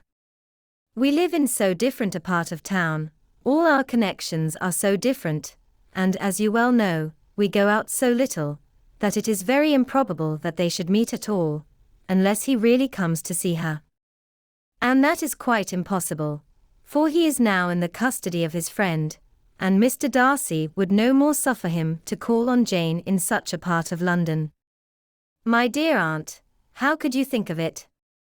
Mr. Darcy may perhaps have heard of such a place as Gracechurch Street, but he would hardly think a month's ablution enough to cleanse him from its impurities, were he once to enter it. And depend upon it, Mr. Bingley never stirs without him. So much the better. I hope they will not meet at all. But does not Jane correspond with his sister? She will not be able to help calling. She will drop the acquaintance entirely. But in spite of the certainty in which Elizabeth affected to place this point, as well as the still more interesting one of Bingley's being withheld from seeing Jane, she felt a solicitude on the subject which convinced her, on examination, that she did not consider it entirely hopeless. It was possible, and sometimes she thought it probable, that his affection might be reanimated, and the influence of his friends successfully combated by the more natural influence of Jane's attractions. Miss Bennet accepted her aunt's invitation with pleasure, and the Bingleys were no otherwise in her thoughts at the same time, than as she hoped by Caroline's not living in the same house with her brother, she might occasionally spend a morning with her, without any danger of seeing him. The Gardiners stayed a week at Longbourn, and what with the Phillipses, the Lucases and the officers, there was not a day without its engagement. Mrs. Bennet had so carefully provided for the entertainment of her brother and sister, that they did not once sit down to a family dinner. When the engagement was for home, some of the officers always made part of it, of which officers Mr. Wickham was sure to be one, and on these occasions, Mrs. Gardiner, rendered suspicious by Elizabeth's warm commendation, narrowly observed them both. Without supposing them, from what she saw, to be very seriously in love, their preference of each other was plain enough to make her a little uneasy, and she resolved to speak to Elizabeth on the subject before she left Hertfordshire, and represent to her the imprudence of encouraging such an attachment. To Mrs. Gardiner, Wickham had one means of affording pleasure, unconnected with his general powers. About 10 or a dozen years ago, before her marriage, she had spent a considerable time in that very part of Derbyshire to which he belonged. They had, therefore, many acquaintances in common, and though Wickham had been little there since the death of Darcy's father, it was yet in his power to give her fresher intelligence of her former friends than she had been in the way of procuring. Mrs. Gardiner had seen Pemberley, and known the late Mr. Darcy by character perfectly well. Here consequently was an inexhaustible subject of discourse. In comparing her recollection of Pemberley with the minute description which Wickham could give, and in bestowing her tribute of praise on the character of its late possessor, she was delighting both him and herself. On being made acquainted with the present Mr. Darcy's treatment of him, she tried to remember some of that gentleman's reputed disposition, when quite a lad, which might agree with it, and was confident at last that she recollected having heard Mr. Fitzwilliam Darcy fondly spoken of as a very proud, ill-natured boy. Chapter 26. Mrs. Gardiner's caution to Elizabeth was punctually and kindly given on the first favourable opportunity of speaking to her alone. After honestly telling her what she thought, she thus went on: "You are too sensible a girl, Lizzie, to fall in love merely because you are warned against it, and therefore, I am not afraid of speaking openly. Seriously, I would have you be on your guard. Do not involve yourself, or endeavour to involve him in an affection, which the want of fortune would make so very imprudent. I have nothing to say against him. He is a most interesting young man, and if he had the fortune he ought to have, I should think you could not do better. But as it is, you must not let your fancy run away with you. You have sense, and we all expect you to use it. Your father would depend on your resolution and good conduct, I am sure. You must not disappoint your father. My dear aunt, this is being serious indeed." "Yes, and I hope to engage you to be serious likewise." "Well, then, you need not be under any alarm. I will take care of myself, and of Mr. Wickham too. He shall not be in love with me, if I can prevent it." "Elizabeth, you are not serious now." I beg your pardon, I will try again. At present I am not in love with Mr. Wickham, no, I certainly am not. But he is, beyond all comparison, the most agreeable man I ever saw, and if he becomes really attached to me I believe it will be better that he should not. I see the imprudence of it. Oh! That abominable Mr. Darcy. My father's opinion of me does me the greatest honor, and I should be miserable to forfeit it. My father, however, is partial to Mr. Wickham. In short, my dear aunt, I should be very sorry to be the means of making any of you unhappy, but since we see every day that where there is affection, young people are seldom withheld by immediate want of fortune from entering into engagements with each other, how can I promise to be wiser than so many of my fellow creatures, if I am tempted? Or how am I even to know that it would be wisdom to resist? All that I can promise you, therefore, is not to be in a hurry. I will not be in a hurry to believe myself his first object. When I am in company with him, I will not be wishing. In short, I will do my best. Perhaps it will be as well if you discourage his coming here so very often. At least, you should not remind your mother of inviting him. As I did the other day, said Elizabeth with a conscious smile. Very true, it will be wise in me to refrain from that. But do not imagine that he is always here so often. It is on your account that he has been so frequently invited this week. You know my mother's ideas as to the necessity of constant company for her friends. But really, and upon my honor, I will try to do what I think to be the wisest, and now I hope you are satisfied. Her aunt assured her that she was, and Elizabeth having thanked her for the kindness of her hints, they parted, a wonderful instance of advice being given on such a point, without being resented. Mr. Collins returned into Hertfordshire soon after it had been quitted by the Gardiners and Jane, but as he took up his abode with the Lucases, his arrival was no great inconvenience to Mrs. Bennet. His marriage was now fast approaching, and she was at length so far resigned as to think it inevitable, and even repeatedly to say, in an ill-natured tone, that she wished they might be happy. Thursday was to be the wedding day, and on Wednesday Miss Lucas paid her farewell visit, and when she rose to take leave, Elizabeth, ashamed of her mother's ungracious and reluctant good wishes, and sincerely affected herself, accompanied her out of the room. As they went downstairs together, Charlotte said, "I shall depend on hearing from you very often, Eliza." "That you certainly shall. And I have another favor to ask you. Will you come and see me? We shall often meet, I hope, in Hertfordshire. I am not likely to leave Kent for some time. Promise me, therefore, to come to Hunsford." Elizabeth could not refuse, though she foresaw little pleasure in the visit. "My father and Maria are coming to me in March," added Charlotte, "and I hope you will consent to be of the party." "Indeed, Eliza, you will be as welcome as either of them." The wedding took place. The bride and bridegroom set off for Kent from the church door, and everybody had as much to say, or to hear, on the subject as usual. Elizabeth soon heard from her friend, and their correspondence was as regular and frequent as it had ever been. That it should be equally unreserved was impossible. Elizabeth could never address her without feeling that all the comfort of intimacy was over, and though determined not to slacken as a correspondent, it was for the sake of what had been, rather than what was. Charlotte's first letters were received with a good deal of eagerness. There could not but be curiosity to know how she would speak of her new home, how she would like Lady Catherine, and how happy she would dare pronounce herself to be, though, when the letters were read, Elizabeth felt that Charlotte expressed herself on every point exactly as she might have foreseen. She wrote cheerfully, seemed surrounded with comforts, and mentioned nothing which she could not praise.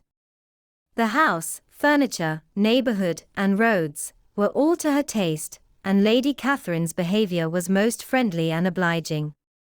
It was Mr. Collins's picture of Hunsford and Rosings rationally softened, and Elizabeth perceived that she must wait for her own visit there to know the rest. Jane had already written a few lines to her sister to announce their safe arrival in London, and when she wrote again, Elizabeth hoped it would be in her power to say something of the Bingleys. Her impatience for this second letter was as well rewarded as impatience generally is. Jane had been a week in town, without either seeing or hearing from Caroline.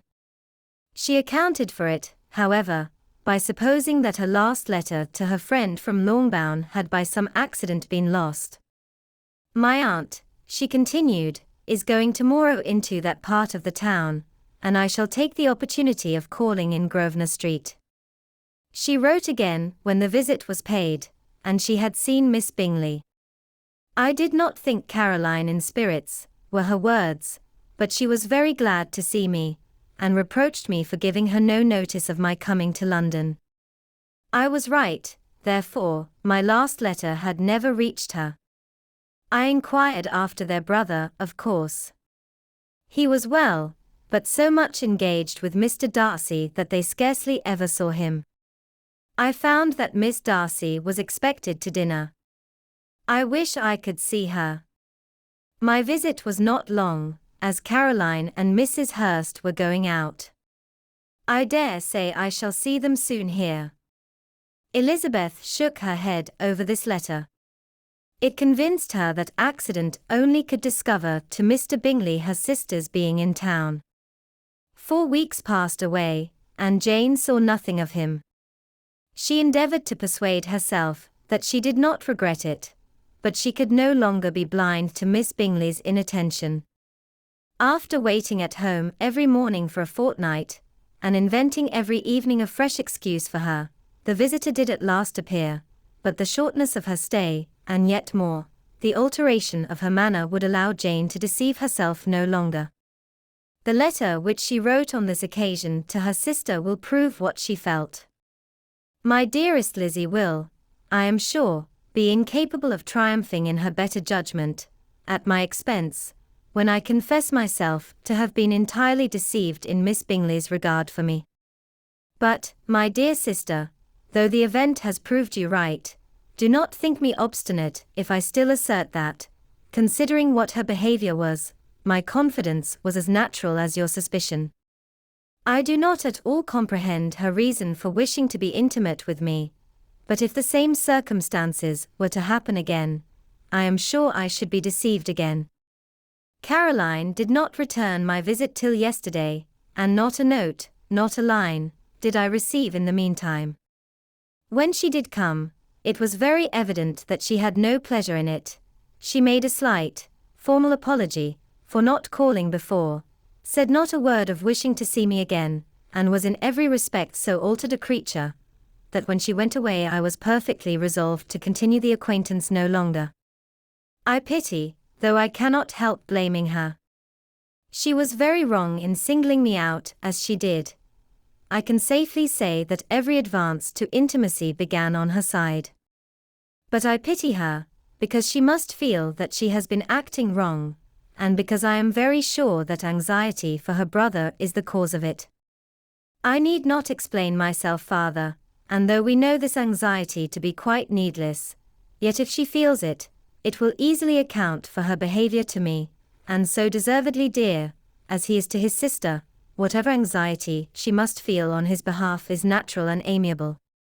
I cannot but wonder, however, at her having any such fears now, because, if he had at all cared about me, we must have met, long ago. He knows of my being in town, I am certain, from something she said herself, and yet it would seem, by her manner of talking, as if she wanted to persuade herself that he is really partial to Miss Darcy. I cannot understand it. If I were not afraid of judging harshly, I should be almost tempted to say that there is a strong appearance of duplicity in all this.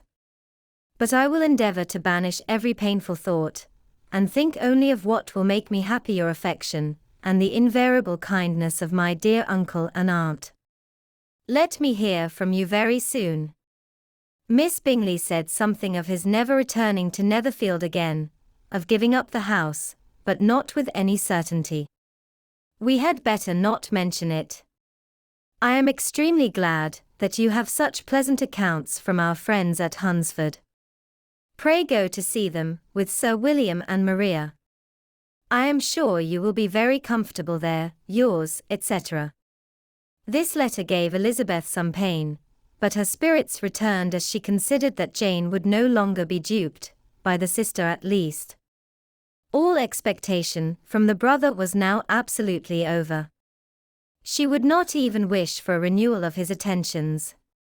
His character sunk on every review of it, and as a punishment for him, as well as a possible advantage to Jane, she seriously hoped he might really soon marry Mr. Darcy's sister, as by Wickham's account, she would make him abundantly regret what he had thrown away. Mrs. Gardiner about this time reminded Elizabeth of her promise concerning that gentleman, and required information, and Elizabeth had such to send as might rather give contentment to her aunt than to herself. His apparent partiality had subsided, his attentions were over, he was the admirer of someone else. Elizabeth was watchful enough to see it all, but she could see it and write of it without material pain. Her heart had been but slightly touched, and her vanity was satisfied with believing that she would have been his only choice, had fortune permitted it. The sudden acquisition of £10,000 was the most remarkable charm of the young lady to whom he was now rendering himself agreeable, but Elizabeth, less clear-sighted perhaps in this case than in Charlotte's, did not quarrel with him for his wish of independence. Nothing, on the contrary, could be more natural, and while able to suppose that it cost him a few struggles to relinquish her, she was ready to allow it a wise and desirable measure for both, and could very sincerely wish him happy. All this was acknowledged to Mrs. Gardiner, and after relating the circumstances, she thus went on: I am now convinced, my dear aunt, that I have never been much in love, for had I really experienced that pure and elevating passion, I should at present detest his very name, and wish him all manner of evil. But my feelings are not only cordial towards him, they are even impartial towards Miss King. I cannot find out that I hate her at all, or that I am in the least unwilling to think her a very good sort of girl. There can be no love in all this. My watchfulness has been effectual, and though I certainly should be a more interesting object to all my acquaintances were I distractedly in love with him, I cannot say that I regret my comparative insignificance. Importance may sometimes be purchased too dearly. Kitty and Lydia take his defection much more to heart than I do. They are young in the ways of the world, and not yet open to the mortifying conviction that handsome young men must have something to live on as well as the plain. Chapter 27. With no greater events than these in the Longbourn family, and otherwise diversified by little beyond the walks to Meryton, sometimes dirty, and sometimes cold, did January and February pass away. March was to take Elizabeth to Hunsford. She had not at first thought very seriously of going thither, but Charlotte, she soon found, was depending on the plan, and she gradually learned to consider it herself with greater pleasure, as well as greater certainty. Absence had increased her desire of seeing Charlotte again, and weakened her disgust of Mr. Collins.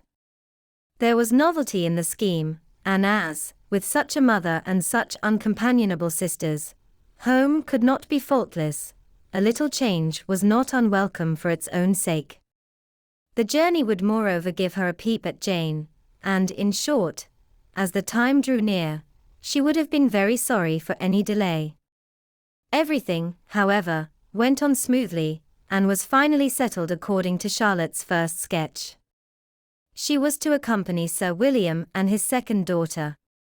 The improvement of spending a night in London was added in time, and the plan became perfect as plan could be.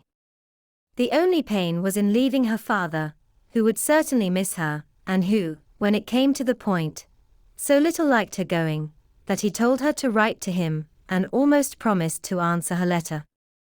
The farewell between herself and Mr. Wickham was perfectly friendly, on his side even more. His present pursuit could not make him forget that Elizabeth had been the first to excite, and to deserve his attention, the first to listen and to pity, the first to be admired, and in his manner of bidding her adieu, wishing her every enjoyment, reminding her of what she was to expect in Lady Catherine de Bourgh, and trusting their opinion of everybody would always coincide, there was a solicitude, an interest, which she felt must ever attach her to him with the most sincere regard, and she parted from him convinced that, whether married or single, he must always be her model of the amiable and pleasing. Her fellow travellers the next day were not of a kind to make her think him less agreeable. Sir William Lucas, and his daughter Maria, a good-humoured girl, but as empty-headed as himself, had nothing to say that could be worth hearing, and were listened to with about as much delight as the rattle of the chaise. Elizabeth loved absurdities, but she had known Sir William's too long. He could tell her nothing new of the wonders of his presentation and knighthood, and his civilities were worn out, like his information. It was a journey of only 24 miles, and they began it so early as to be in Gracechurch Street by noon. As they drove to Mr. Gardiner's door, Jane was at a drawing-room window watching their arrival.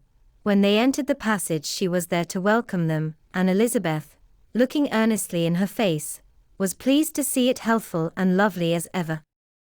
On the stairs were a troop of little boys and girls, whose eagerness for their cousin's appearance would not allow them to wait in the drawing-room, and whose shyness, as they had not seen her for a 12-month, prevented their coming lower. All was joy and kindness. The day passed most pleasantly away, the morning in bustle and shopping, and the evening at one of the theatres. Elizabeth then contrived to sit by her aunt. Their first object was her sister, and she was more grieved than astonished to hear, in reply to her minute inquiries, that though Jane always struggled to support her spirits, there were periods of dejection. It was reasonable, however, to hope that they would not continue long. Mrs. Gardiner gave her the particulars also of Miss Bingley's visit in Gracechurch Street, and repeated conversations occurring at different times between Jane and herself, which proved that the former had, from her heart, given up the acquaintance. Mrs. Gardiner then rallied her niece on Wickham's desertion, and complimented her on bearing it so well. "But my dear Elizabeth," she added, "what sort of girl is Miss King? I should be sorry to think our friend mercenary. Pray, my dear aunt, what is the difference in matrimonial affairs, between the mercenary and the prudent motive? Where does discretion end, and avarice begin? Last Christmas you were afraid of his marrying me, because it would be imprudent, and now, because he is trying to get a girl with only £10,000, you want to find out that he is mercenary. If you will only tell me what sort of girl Miss King is, I shall know what to think. She is a very good kind of girl, I believe. I know no harm of her. But he paid her not the smallest attention, till her grandfather's death made her mistress of this fortune. No, what should he? If it were not allowable for him to gain my affections, because I had no money, what occasion could there be for making love to a girl whom he did not care about, and who was equally poor? But there seems an indelicacy in directing his attentions towards her so soon after this event. A man in distressed circumstances has not time for all those elegant decorums which other people may observe. If she does not object to it, why should we? Her not objecting does not justify him.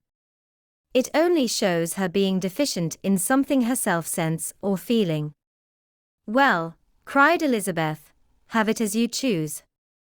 He shall be mercenary, and she shall be foolish. No, Lizzie, that is what I do not choose. I should be sorry, you know, to think ill of a young man, who has lived so long in Derbyshire. Oh! If that is all, I have a very poor opinion of young men who live in Derbyshire, and their intimate friends who live in Hertfordshire are not much better. I am sick of them all. Thank heaven. I am going tomorrow where I shall find a man who has not one agreeable quality, who has neither manner nor sense to recommend him. Stupid men are the only ones worth knowing, after all. Take care, Lizzie, that speech savours strongly of disappointment. Before they were separated by the conclusion of the play, she had the unexpected happiness of an invitation to accompany her uncle and aunt in a tour of pleasure which they proposed taking in the summer. "We have not determined how far it shall carry us," said Mrs. Gardiner, "but, perhaps, to the lakes." No scheme could have been more agreeable to Elizabeth, and her acceptance of the invitation was most ready and grateful. "Oh, my dear, dear aunt," she rapturously cried, "what delight! What felicity! You give me fresh life and vigor. Adieu to disappointment and spleen. What are young men to rocks and mountains? Oh, what hours of transport we shall spend! And when we do return, it shall not be like other travellers, without being able to give one accurate idea of anything. We will know where we have gone, we will recollect what we have seen. Lakes, mountains, and rivers shall not be jumbled together in our imaginations, nor when we attempt to describe any particular scene, will we begin quarrelling about its relative situation. Let our first effusions be less insupportable than those of the generality of travellers. Chapter 28. Every object in the next day's journey was new and interesting to Elizabeth, and her spirits were in a state of enjoyment, for she had seen her sister looking so well as to banish all fear for her health, and the prospect of her northern tour was a constant source of delight.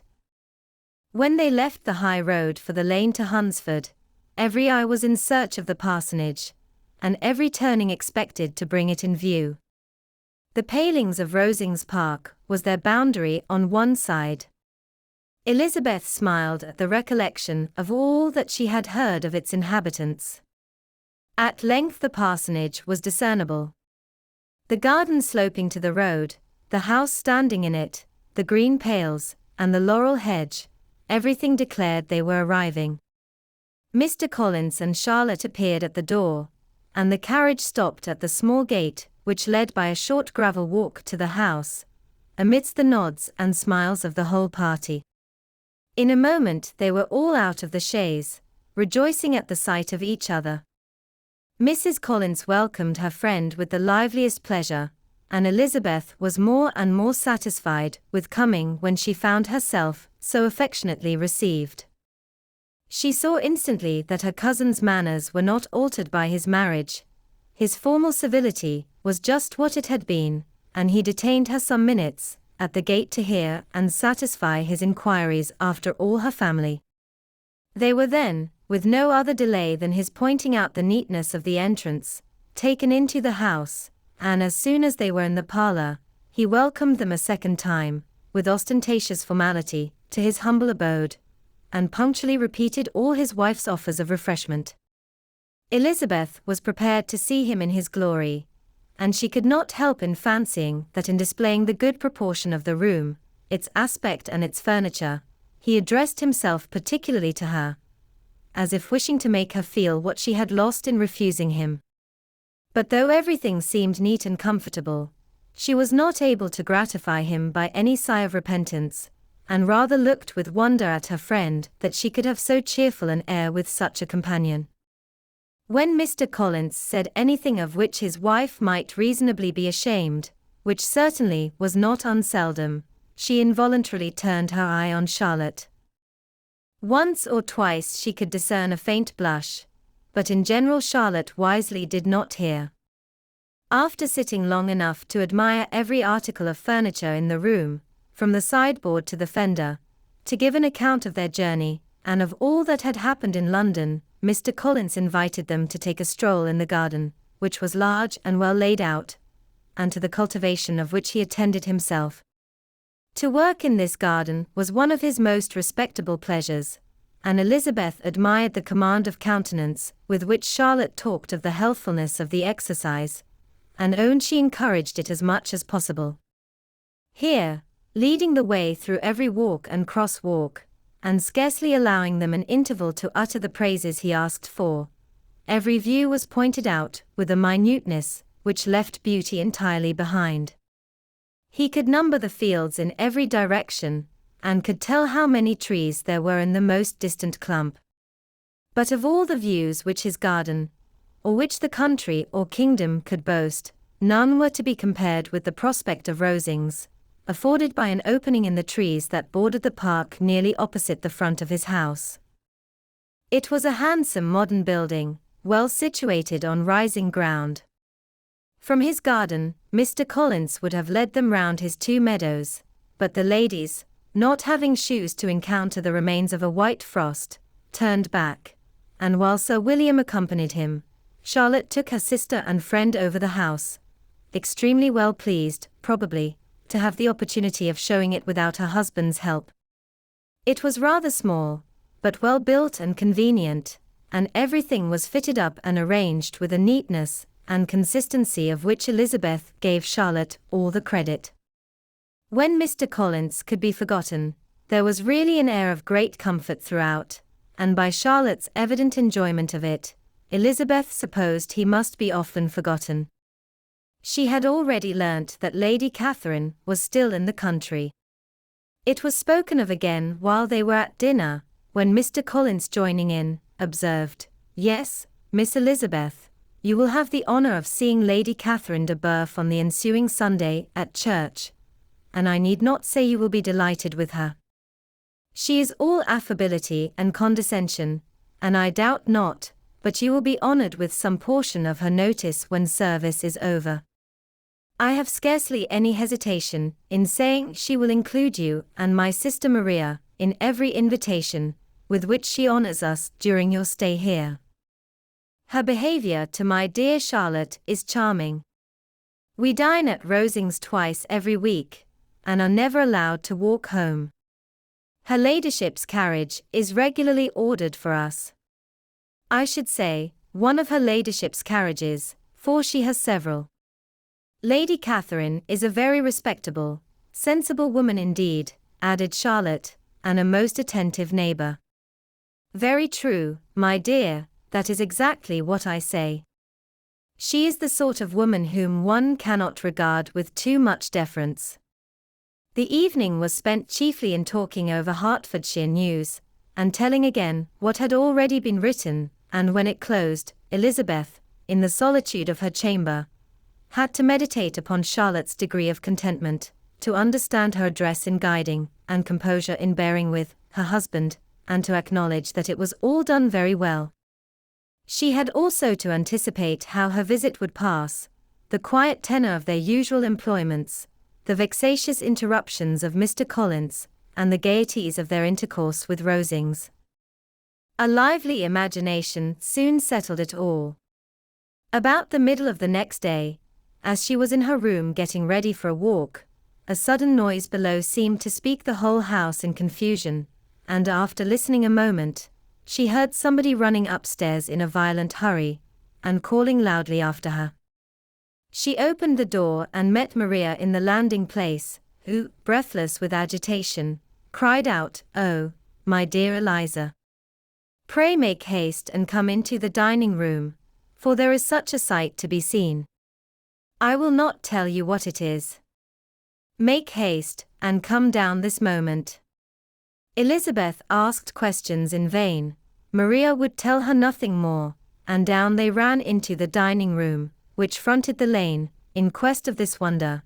It was 2 ladies stopping in a low phaeton at the garden gate. "Anne, is this all?" cried Elizabeth. "I expected at least that the pigs were got into the garden, and here is nothing but Lady Catherine and her daughter." "La! My dear," said Maria, quite shocked at the mistake, "it is not Lady Catherine. The old lady is Mrs. Jenkinson, who lives with them, the other is Miss de Bourgh. Only look at her. She is quite a little creature. Who would have thought that she could be so thin and small? She is abominably rude to keep Charlotte out of doors in all this wind. Why does she not come in? Oh, Charlotte says she hardly ever does. It is the greatest of favors when Mr. Burf comes in. I like her appearance, said Elizabeth, struck with other ideas. She looks sickly and cross. Yes, she will do for him very well. She will make him a very proper wife. Mr. Collins and Charlotte were both standing at the gate in conversation with the ladies, and Sir William, to Elizabeth's high diversion, was stationed in the doorway, in earnest contemplation of the greatness before him, and constantly bowing whenever Mr. Burf looked that way. At length there was nothing more to be said. The ladies drove on, and the others returned into the house. Mr. Collins no sooner saw the two girls than he began to congratulate them on their good fortune, which Charlotte explained by letting them know that the whole party was asked to dine at Rosings the next day. Chapter 29. Mr. Collins's triumph, in consequence of this invitation, was complete. The power of displaying the grandeur of his patroness to his wondering visitors, and of letting them see her civility towards himself and his wife, was exactly what he had wished for, and that an opportunity of doing it should be given so soon, was such an instance of Lady Catherine's condescension, as he knew not how to admire enough. I confess, said he, that I should not have been at all surprised by her ladyship's asking us on Sunday to drink tea, and spend the evening at Rosings. I rather expected, from my knowledge of her affability, that it would happen. But who could have foreseen such an attention as this? Who could have imagined that we should receive an invitation to dine there, or an invitation, moreover, including the whole party, so immediately after your arrival? I am the less surprised at what has happened, replied Sir William, from that knowledge of what the manners of the great really are, which my situation in life has allowed me to acquire. About the court, such instances of elegant breeding are not uncommon. Scarcely anything was talked of the whole day, or next morning, but their visit to Rosings. Mr. Collins was carefully instructing them in what they were to expect, that the sight of such rooms, so many servants, and so splendid a dinner, might not wholly overpower them. When the ladies were separating for the toilette, he said to Elizabeth, "Do not make yourself uneasy, my dear cousin, about your apparel. Lady Catherine is far from requiring that elegance of dress in us which becomes herself and her daughter. I would advise you merely to put on whatever of your clothes is superior, to the rest there is no occasion for anything more. Lady Catherine will not think the worse of you for being simply dressed. She likes to have the distinction of rank preserved." While they were dressing, he came 2 or 3 times to their different doors, to recommend their being quick, as Lady Catherine very much objected to be kept waiting for her dinner. Such formidable accounts of her ladyship, and her manner of living, quite frightened Maria Lucas, who had been little used to company, and she looked forward to her introduction at Rosings with as much apprehension as her father had done to his presentation at St. James's. As the weather was fine, they had a pleasant walk of about half a mile across the park. Every park has its beauty and its prospects, and Elizabeth saw much to be pleased with, though she could not be in such raptures as Mr. Collins expected the scene to inspire, and was but slightly affected by his enumeration of the windows in front of the house, and his relation of what the glazing altogether had originally cost Sir Louis de Burf. When they ascended the steps to the hall, Maria's alarm was every moment increasing, and even Sir William did not look perfectly calm. Elizabeth's courage did not fail her. She had heard nothing of Lady Catherine that spoke her awful from any extraordinary talents, or miraculous virtue, and the mere stateliness of money, or rank, she thought she could witness without trepidation. From the entrance hall, of which Mr. Collins pointed out, with a rapturous air, the fine proportion and the finished ornaments, they followed the servants through an antechamber, to the room where Lady Catherine, her daughter, and Mrs. Jenkinson were sitting. Her ladyship, with great condescension, arose to receive them, and as Mrs. Collins had settled it with her husband that the office of introduction should be hers, it was performed in a proper manner, without any of those apologies and thanks which he would have thought necessary. In spite of having been at St. James's, Sir William was so completely awed by the grandeur surrounding him, that he had but just courage enough to make a very low bow, and take his seat, without saying a word, and his daughter, frightened almost out of her senses, sat on the edge of her chair, not knowing which way to look. Elizabeth found herself quite equal to the scene, and could observe the three ladies before her composedly. Lady Catherine was a tall, large woman, with strongly marked features, which might once have been handsome. Her air was not conciliating, nor was her manner of receiving them such as to make her visitors forget their inferior rank.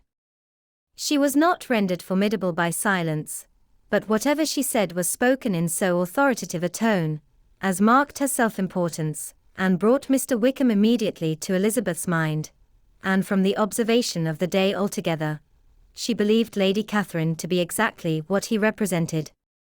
When, after examining the mother, in whose countenance and deportment she soon found some resemblance of Mr. Darcy, she turned her eyes on the daughter, she could almost have joined in Maria's astonishment at her being so thin and so small. There was neither in figure nor face any likeness between the ladies. Mr. Burf was pale and sickly, her features, though not plain, were insignificant, and she spoke very little, except in a low voice, to Mrs. Jenkinson, in whose appearance there was nothing remarkable, and who was entirely engaged in listening to what she said, and placing a screen in the proper direction before her eyes. After sitting a few minutes, they were all sent to one of the windows to admire the view, Mr. Collins attending them to point out its beauties, and Lady Catherine kindly informing them that it was much better worth looking at in the summer.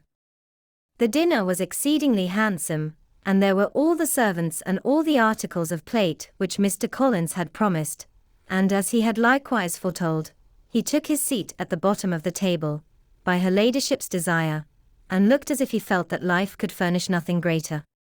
He carved, and ate, and praised with delighted alacrity, and every dish was commended, first by him and then by Sir William, who was now enough recovered to echo whatever his son-in-law said, in a manner which Elizabeth wondered Lady Catherine could bear. But Lady Catherine seemed gratified by their excessive admiration, and gave most gracious smiles, especially when any dish on the table proved a novelty to them. The party did not supply much conversation. Elizabeth was ready to speak whenever there was an opening, but she was seated between Charlotte and Mr. Burf, the former of whom was engaged in listening to Lady Catherine, and the latter said not a word to her all dinner time.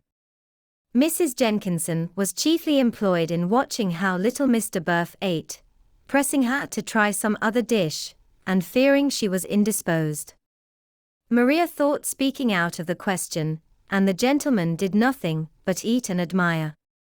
When the ladies returned to the drawing-room, there was little to be done, but to hear Lady Catherine talk, which she did without any intermission till coffee came in, delivering her opinion on every subject in so decisive a manner, as proof that she was not used to have her judgment controverted.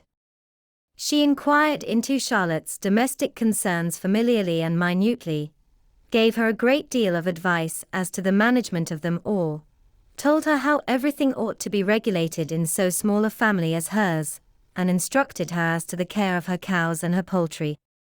Elizabeth found that nothing was beneath this great lady's attention, which could furnish her with an occasion of dictating to others. In the intervals of her discourse with Mrs. Collins, she addressed a variety of questions to Maria and Elizabeth, but especially to the latter, of whose connections she knew the least, and who she observed to Mrs. Collins was a very genteel, pretty kind of girl. She asked her, at different times, how many sisters she had, whether they were older or younger than herself, whether any of them were likely to be married, whether they were handsome, where they had been educated, what carriage her father kept, and what had been her mother's maiden name. Elizabeth felt all the impertinence of her questions, but answered them very composedly. Lady Catherine then observed, "Your father's estate is entailed on Mr. Collins, I think. For your sake," turning to Charlotte, "I am glad of it, but otherwise I see no occasion for entailing estates from the female line. It was not thought necessary in Sir Louis de Bertha's family. Do you play and sing, Miss Bennet?" "A little." "Oh. Then some time or other we shall be happy to hear you. Our instrument is a capital one, probably superior to you. Shall try it some day."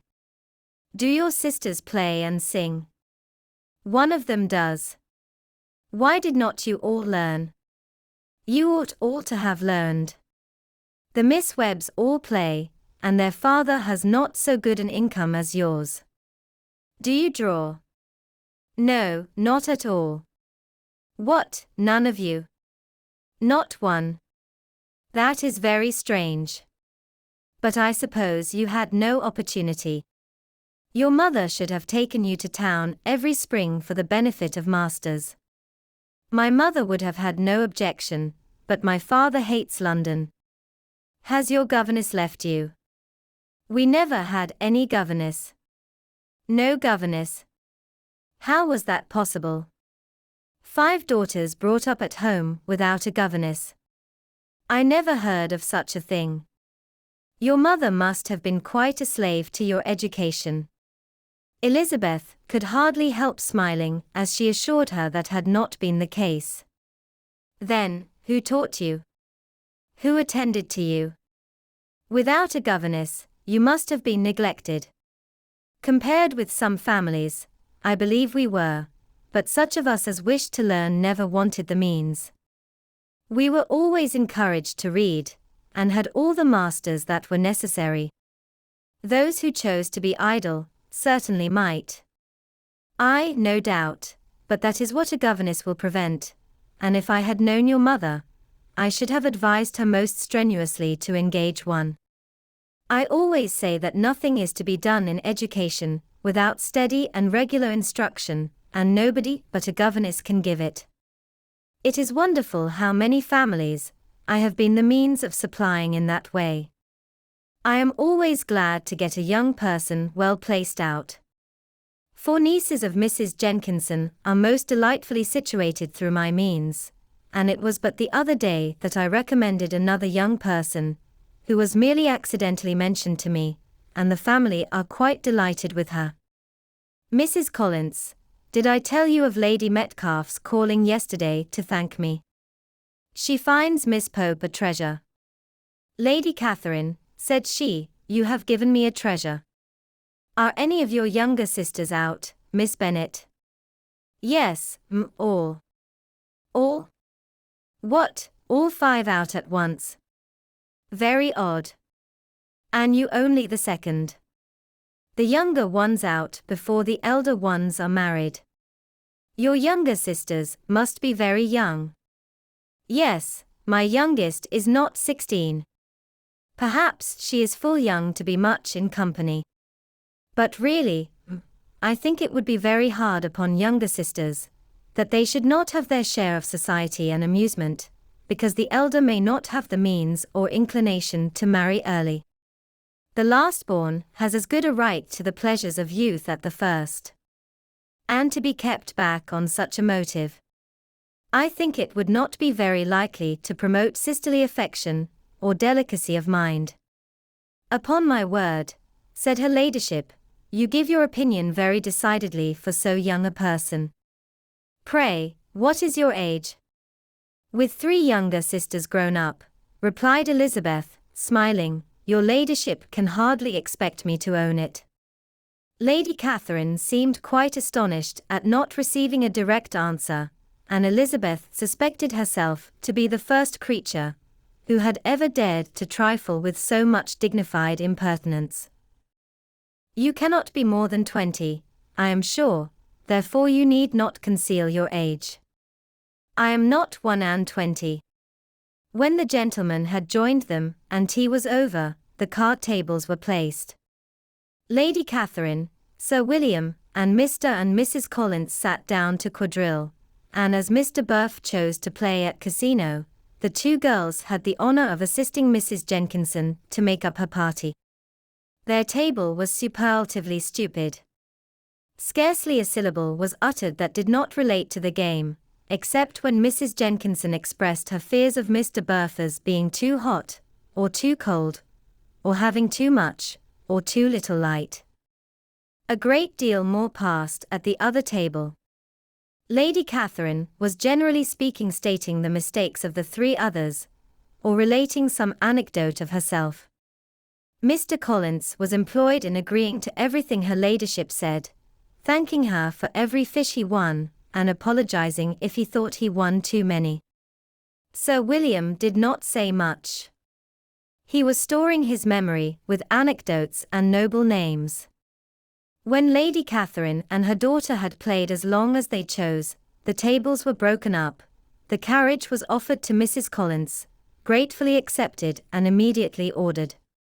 The party then gathered round the fire to hear Lady Catherine determine what weather they were to have on the morrow.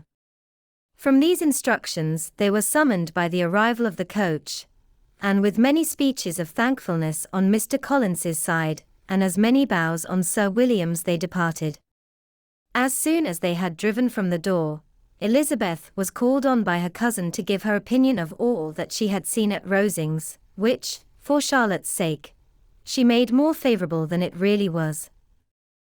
But her commendation, though costing her some trouble, could by no means satisfy Mr. Collins, and he was very soon obliged to take her ladyship's praise into his own hands. Chapter 30. Sir William stayed only a week at Hunsford, but his visit was long enough to convince him of his daughter's being most comfortably settled, and of her possessing such a husband and such a neighbour as were not often met with. While Sir William was with them, Mr. Collins devoted his morning to driving him out in his gig, and showing him the country, but when he went away, the whole family returned to their usual employments, and Elizabeth was thankful to find that they did not see more of her cousin by the alteration, for the chief of the time between breakfast and dinner was now passed by him either at work in the garden, or in reading and writing, and looking out of the window in his own book-room, which fronted the road. The room in which the ladies sat was backwards. Elizabeth had at first rather wondered that Charlotte should not prefer the dining parlour for common use. It was a better-sized room, and had a more pleasant aspect, but she soon saw that her friend had an excellent reason for what she did, for Mr. Collins would undoubtedly have been much less in his own apartment, had they sat in one equally lively, and she gave Charlotte credit for the arrangement. From the drawing-room, they could distinguish nothing in the lane, and were indebted to Mr. Collins for the knowledge of what carriages went along, and how often especially Mr. Burf drove by in her phaeton, which he never failed coming to inform them of, though it happened almost every day. She not infrequently stopped at the parsonage, and had a few minutes' conversation with Charlotte, but was scarcely ever prevailed upon to get out. Very few days passed in which Mr. Collins did not walk to Rosings, and not many in which his wife did not think it necessary to go likewise, until Elizabeth recollected that there might be other family livings to be disposed of. She could not understand the sacrifice of so many hours. Now and then they were honoured with a call from her ladyship, and nothing escaped her observation that was passing in the room during these visits.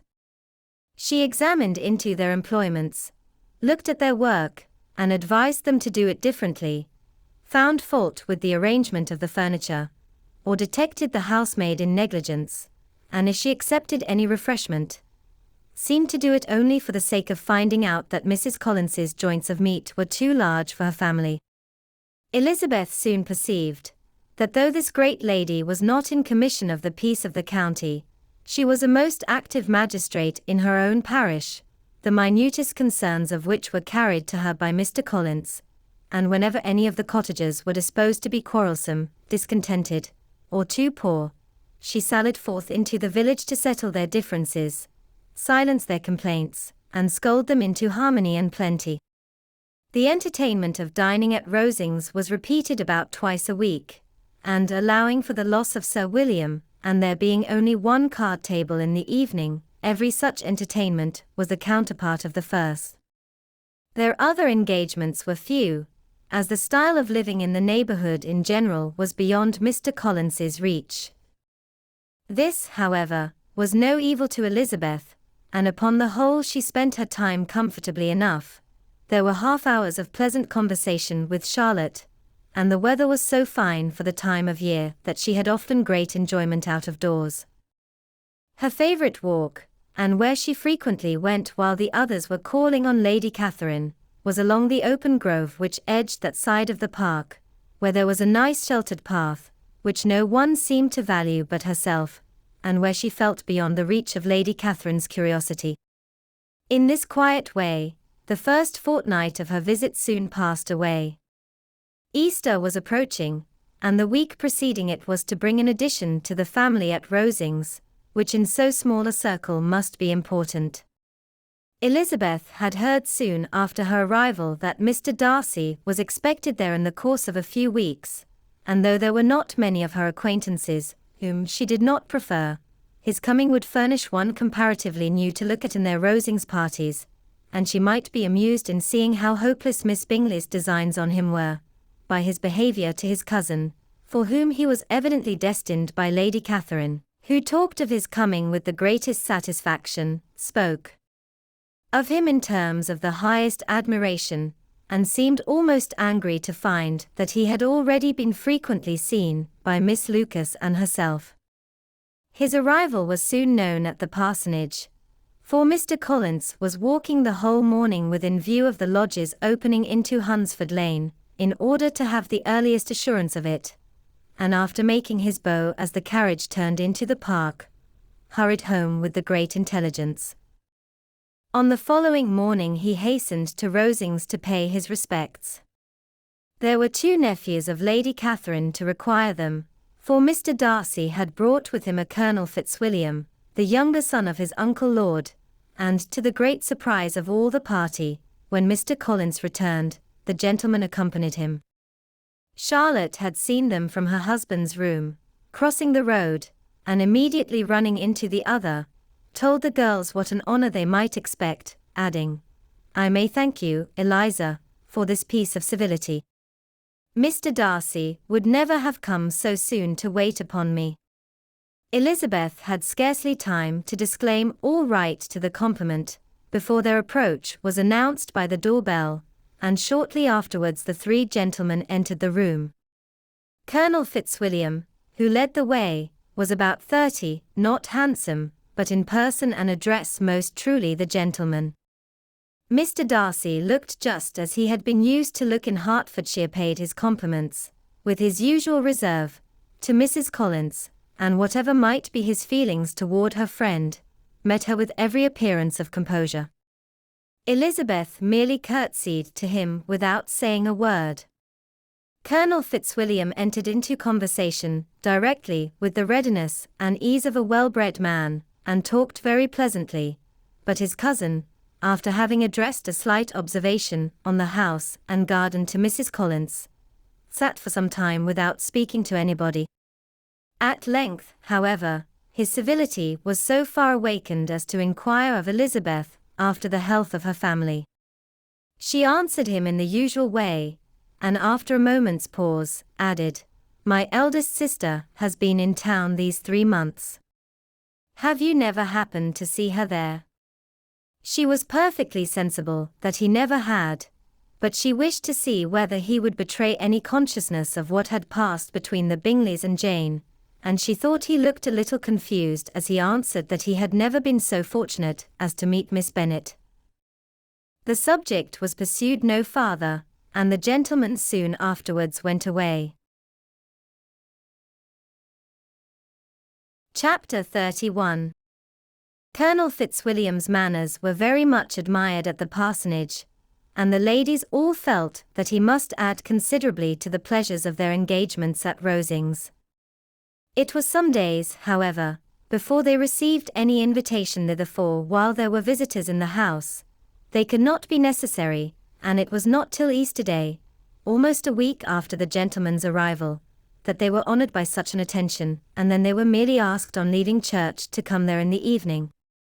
For the last week, they had seen very little of Lady Catherine, or her daughter. Colonel Fitzwilliam had called at the parsonage more than once during the time, but Mr. Darcy they had seen only at church. The invitation was accepted of course, and at a proper hour they joined the party in Lady Catherine's drawing-room. Her ladyship received them civilly, but it was plain that their company was by no means so acceptable as when she could get nobody else, and she was, in fact, almost engrossed by her nephews, speaking to them, especially to Darcy, much more than to any other person in the room. Colonel Fitzwilliam seemed really glad to see them. Anything was a welcome relief to him at Rosings, and Mrs. Collins's pretty friend had moreover caught his fancy very much. He now seated himself by her, and talked so agreeably of Kent and Hertfordshire, of travelling and staying at home, of new books and music, that Elizabeth had never been half so well entertained in that room before, and they conversed with so much spirit and flow, as to draw the attention of Lady Catherine herself, as well as of Mr. Darcy.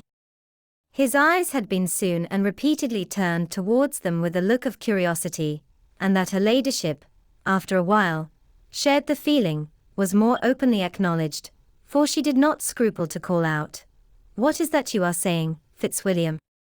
What is it you are talking of? What are you telling Miss Bennet? Let me hear what it is." "We are speaking of music, madam," said he, when no longer able to avoid a reply. "Of music? Then pray speak aloud. It is of all subjects my delight. I must have my share in the conversation, if you are speaking of music. There are few people in England, I suppose, who have more true enjoyment of music than myself, or a better natural taste. If I had ever learnt, I should have been a great proficient. And so would Anne, if her health had allowed her to apply. I am confident that she would have performed delightfully. How does Georgiana get on, Darcy?" Mr. Darcy spoke with affectionate praise of his sister's proficiency. "I am very glad to hear such a good account of her," said Lady Catherine, "and pray tell her from me, that she cannot expect to excel, if she does not practice a good deal." "I assure you, madam," he replied, "that she does not need such advice. She practices very constantly. So much the better. It cannot be done too much, and when I next write to her, I shall charge her not to neglect it on any account. I often tell young ladies that no excellence in music is to be acquired without constant practice.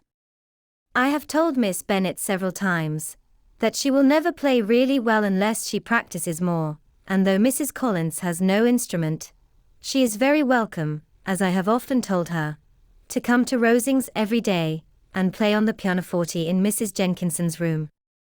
She would be in nobody's way, you know, in that part of the house." Mr. Darcy looked a little ashamed of his aunt's ill-breeding, and made no answer. When coffee was over, Colonel Fitzwilliam reminded Elizabeth of having promised to play to him, and she sat down directly to the instrument. He drew a chair near her. Lady Catherine listened to half a song, and then talked, as before, to her other nephew, till the latter walked away from her, and making with his usual deliberation towards the pianoforte stationed himself, so as to command a full view of the fair performer's countenance. Elizabeth saw what he was doing, and at the first convenient pause, turned to him with an arch smile, and said, "You mean to frighten me, Mr. Darcy, by coming in all this state to hear me. I will not be alarmed though your sister does play so well. There is a stubbornness about me that never can bear to be frightened at the will of others. My courage always rises at every attempt to intimidate me." "I shall not say you are mistaken," he replied, "because you could not really believe me to entertain any design of alarming you, and I have had the pleasure of your acquaintance long enough to know that you find great enjoyment in occasionally professing opinions which in fact are not your own. Elizabeth laughed heartily at this picture of herself, and said to Colonel Fitzwilliam, "Your cousin will give you a very pretty notion of me, and teach you not to believe a word I say. I am particularly unlucky in meeting with a person so able to expose my real character, in a part of the world where I had hoped to pass myself off with some degree of credit.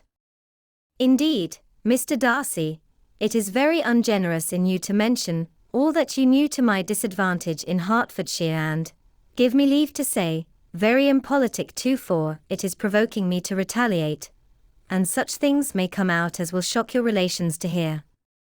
"I am not afraid of you," said he, smilingly. "Pray let me hear what you have to accuse him of," cried Colonel Fitzwilliam. "I should like to know how he behaves among strangers." "You shall hear then, but prepare yourself for something very dreadful. The first time of my ever seeing him in Hertfordshire, you must know, was at a ball, and at this ball, what do you think he did? He danced only 4 dances, though gentlemen were scarce, and, to my certain knowledge, more than one young lady was sitting down in want of a partner. Mr. Darcy, you cannot deny the fact. I had not at that time the honor of knowing any lady in the assembly beyond my own party. True, and nobody can ever be introduced in a ballroom. Well, Colonel Fitzwilliam, what do I play next?" "My fingers wait your orders." "Perhaps," said Darcy, "I should have judged better, had I sought an introduction, but I am ill qualified to recommend myself to strangers." "Shall we ask your cousin the reason of this?" said Elizabeth, still addressing Colonel Fitzwilliam. "Shall we ask him why a man of sense and education, and who has lived in the world, is ill qualified to recommend himself to strangers?" "I can answer your question," said Fitzwilliam, without applying to him. "It is because he will not give himself the trouble. I certainly have not the talent which some people possess," said Darcy, "of conversing easily with those I have never seen before. I cannot catch their tone of conversation, or appear interested in their concerns, as I often see done." "My fingers," said Elizabeth, "do not move over this instrument in the masterly manner which I see so many women's do. They have not the same force or rapidity, and do not produce the same expression. But then I have always supposed it to be my own fault because I will not take the trouble of practicing. It is not that I do not believe my fingers as capable as any other woman's of superior execution." Darcy smiled and said, "You are perfectly right. You have employed your time much better. No one admitted to the privilege of hearing you can think anything wanting. We neither of us perform to strangers." Here they were interrupted by Lady Catherine, who called out to know what they were talking of. Elizabeth immediately began playing again.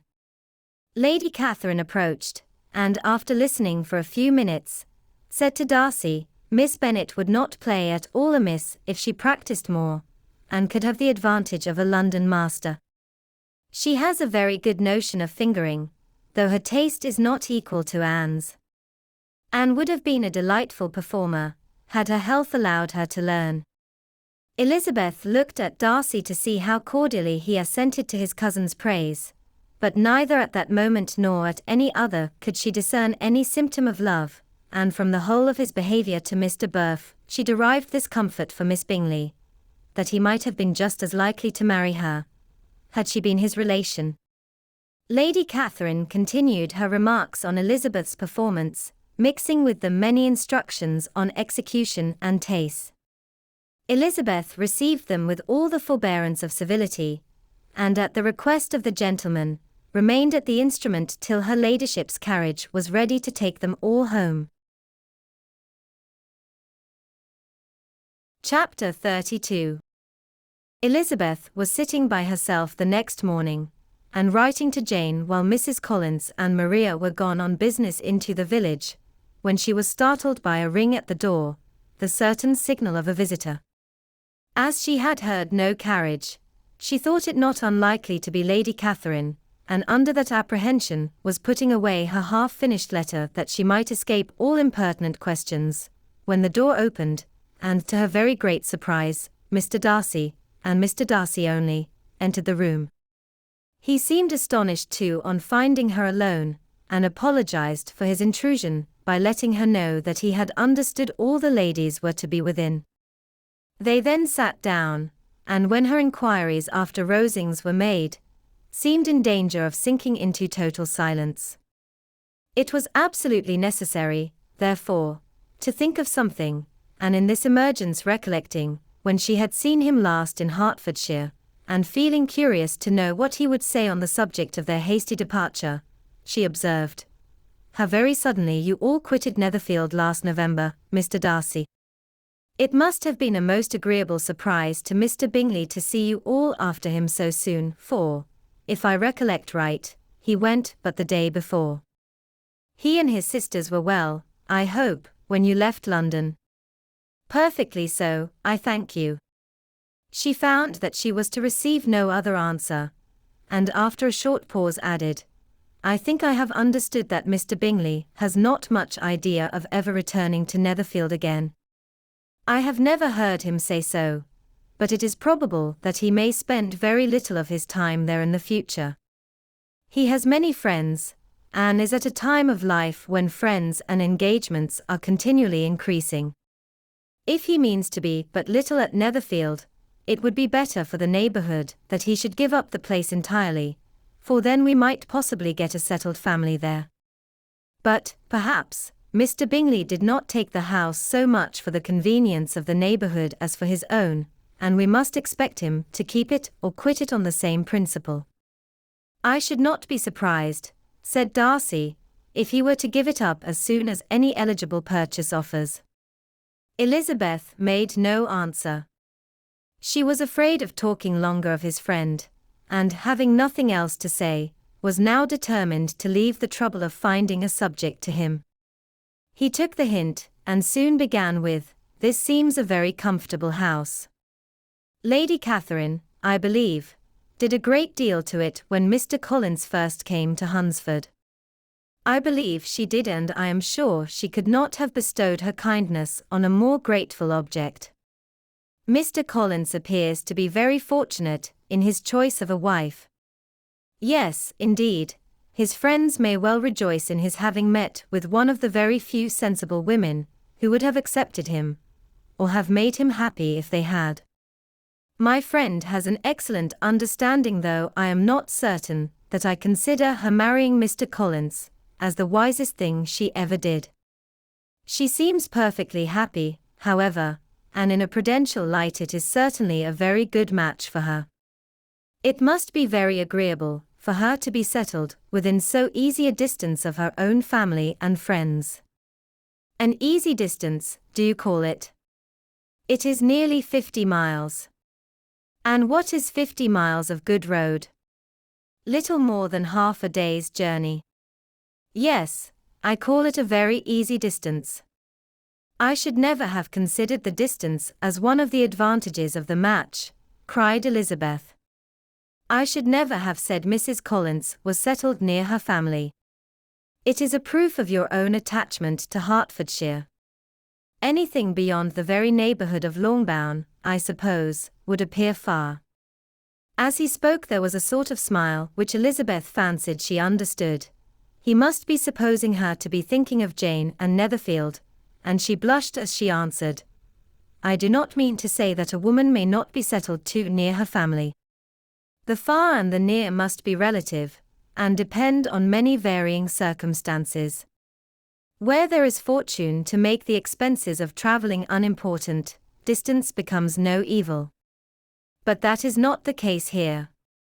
Mr. and Mrs. Collins have a comfortable income, but not such a one as will allow of frequent journeys, and I am persuaded my friend would not call herself near her family under less than half the present distance."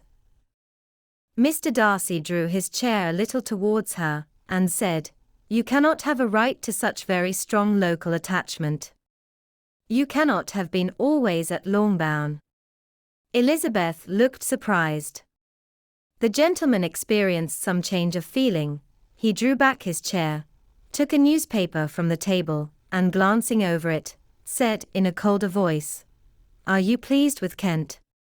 A short dialogue on the subject of the country ensued, on either side calm and concise, and soon put an end to by the entrance of Charlotte and her sister, just returned from her walk.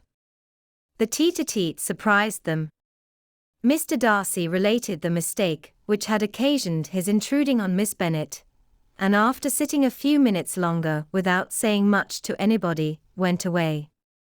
"What can be the meaning of this?" said Charlotte, as soon as he was gone. "My dear Eliza, he must be in love with you, or he would never have called us in this familiar way."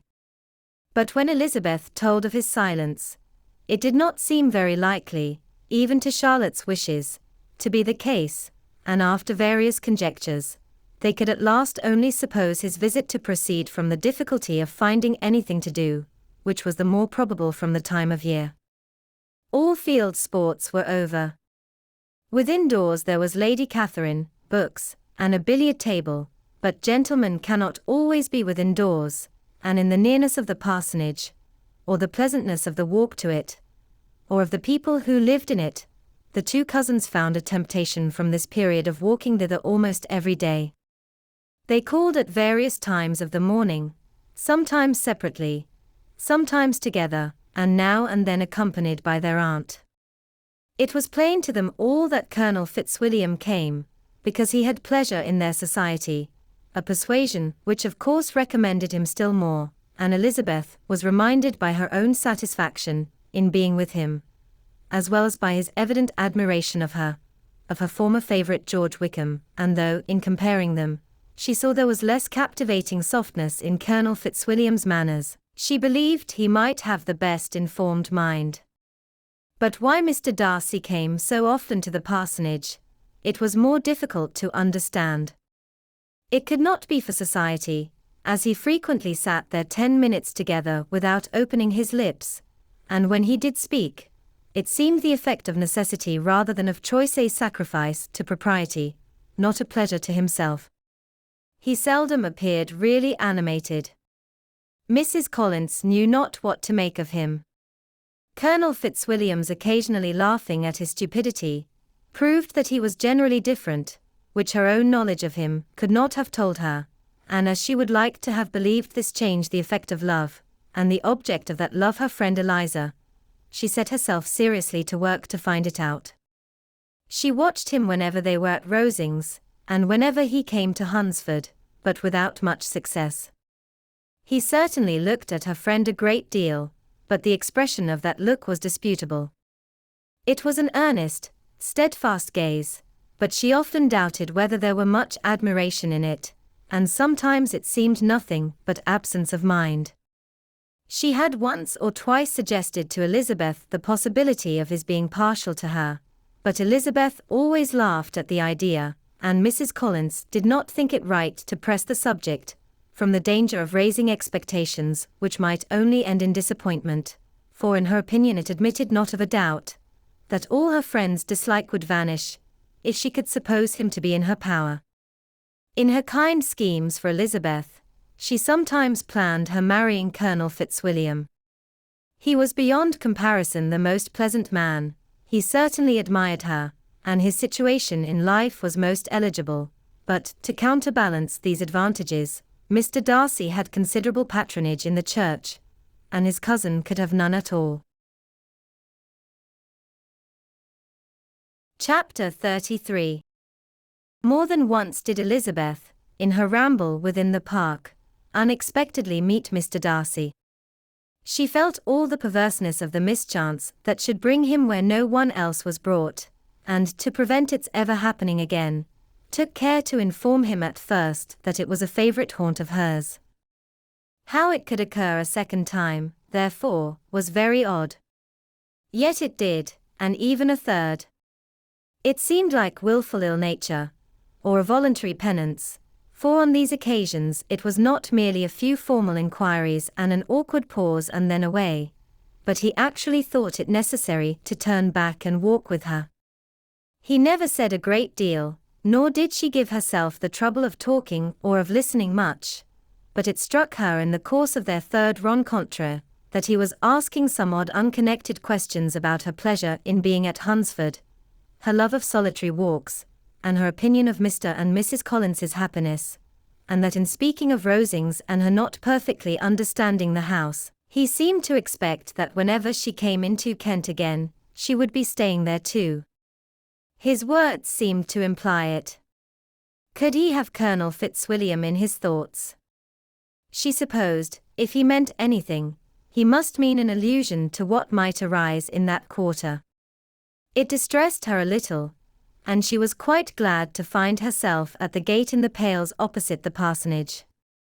She was engaged one day as she walked, in perusing Jane's last letter, and dwelling on some passages which proved that Jane had not written in spirits, when, instead of being again surprised by Mr. Darcy, she saw on looking up that Colonel Fitzwilliam was meeting her.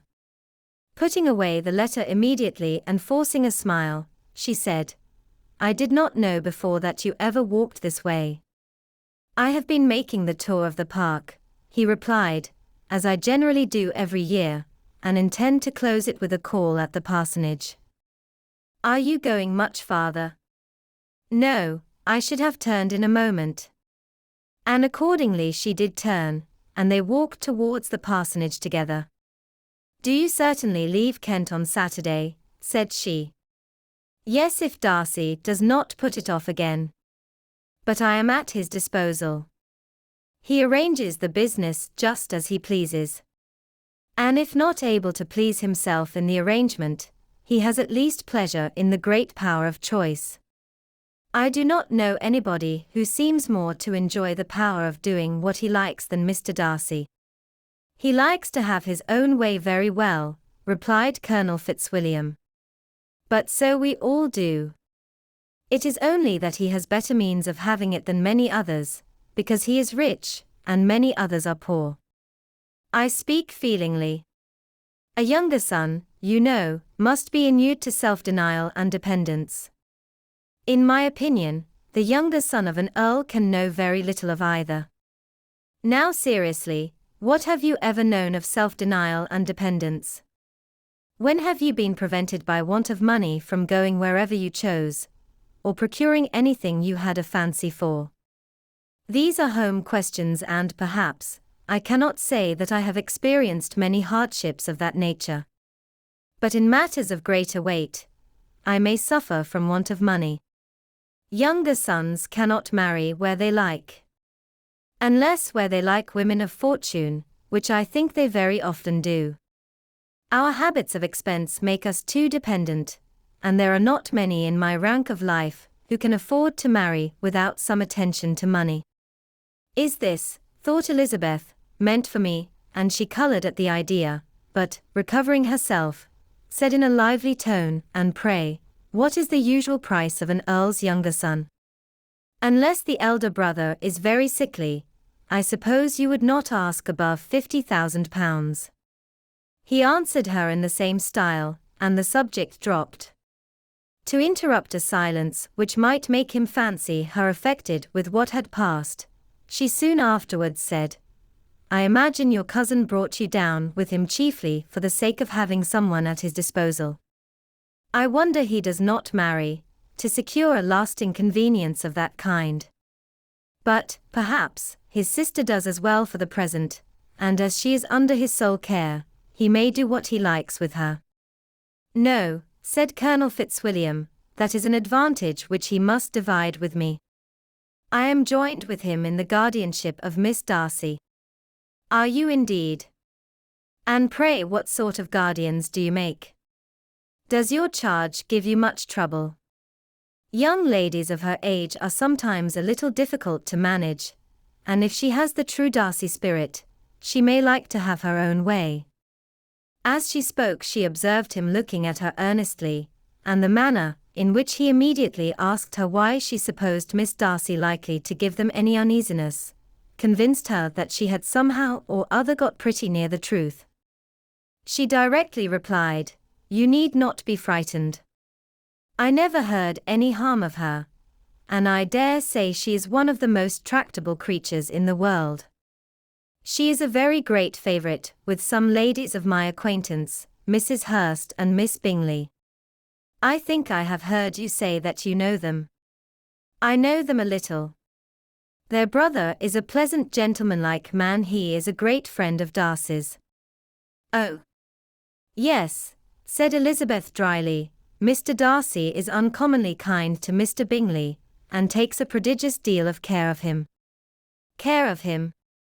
Yes, I really believe Darcy does take care of him in those points where he most wants care. From something that he told me in our journey hither, I have reason to think Bingley very much indebted to him. But I ought to beg his pardon, for I have no right to suppose that Bingley was the person meant. It was all conjecture. What is it you mean?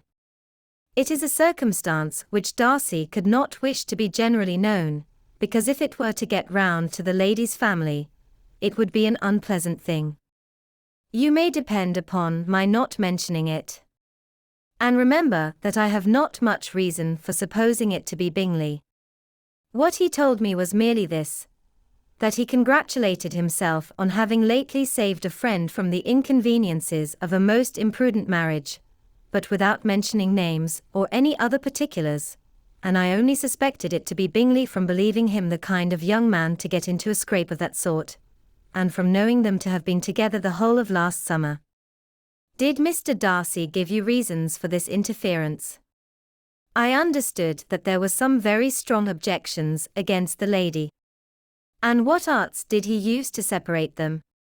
He did not talk to me of his own arts, said Fitzwilliam, smiling. He only told me what I have now told you. Elizabeth made no answer, and walked on, her heart swelling with indignation.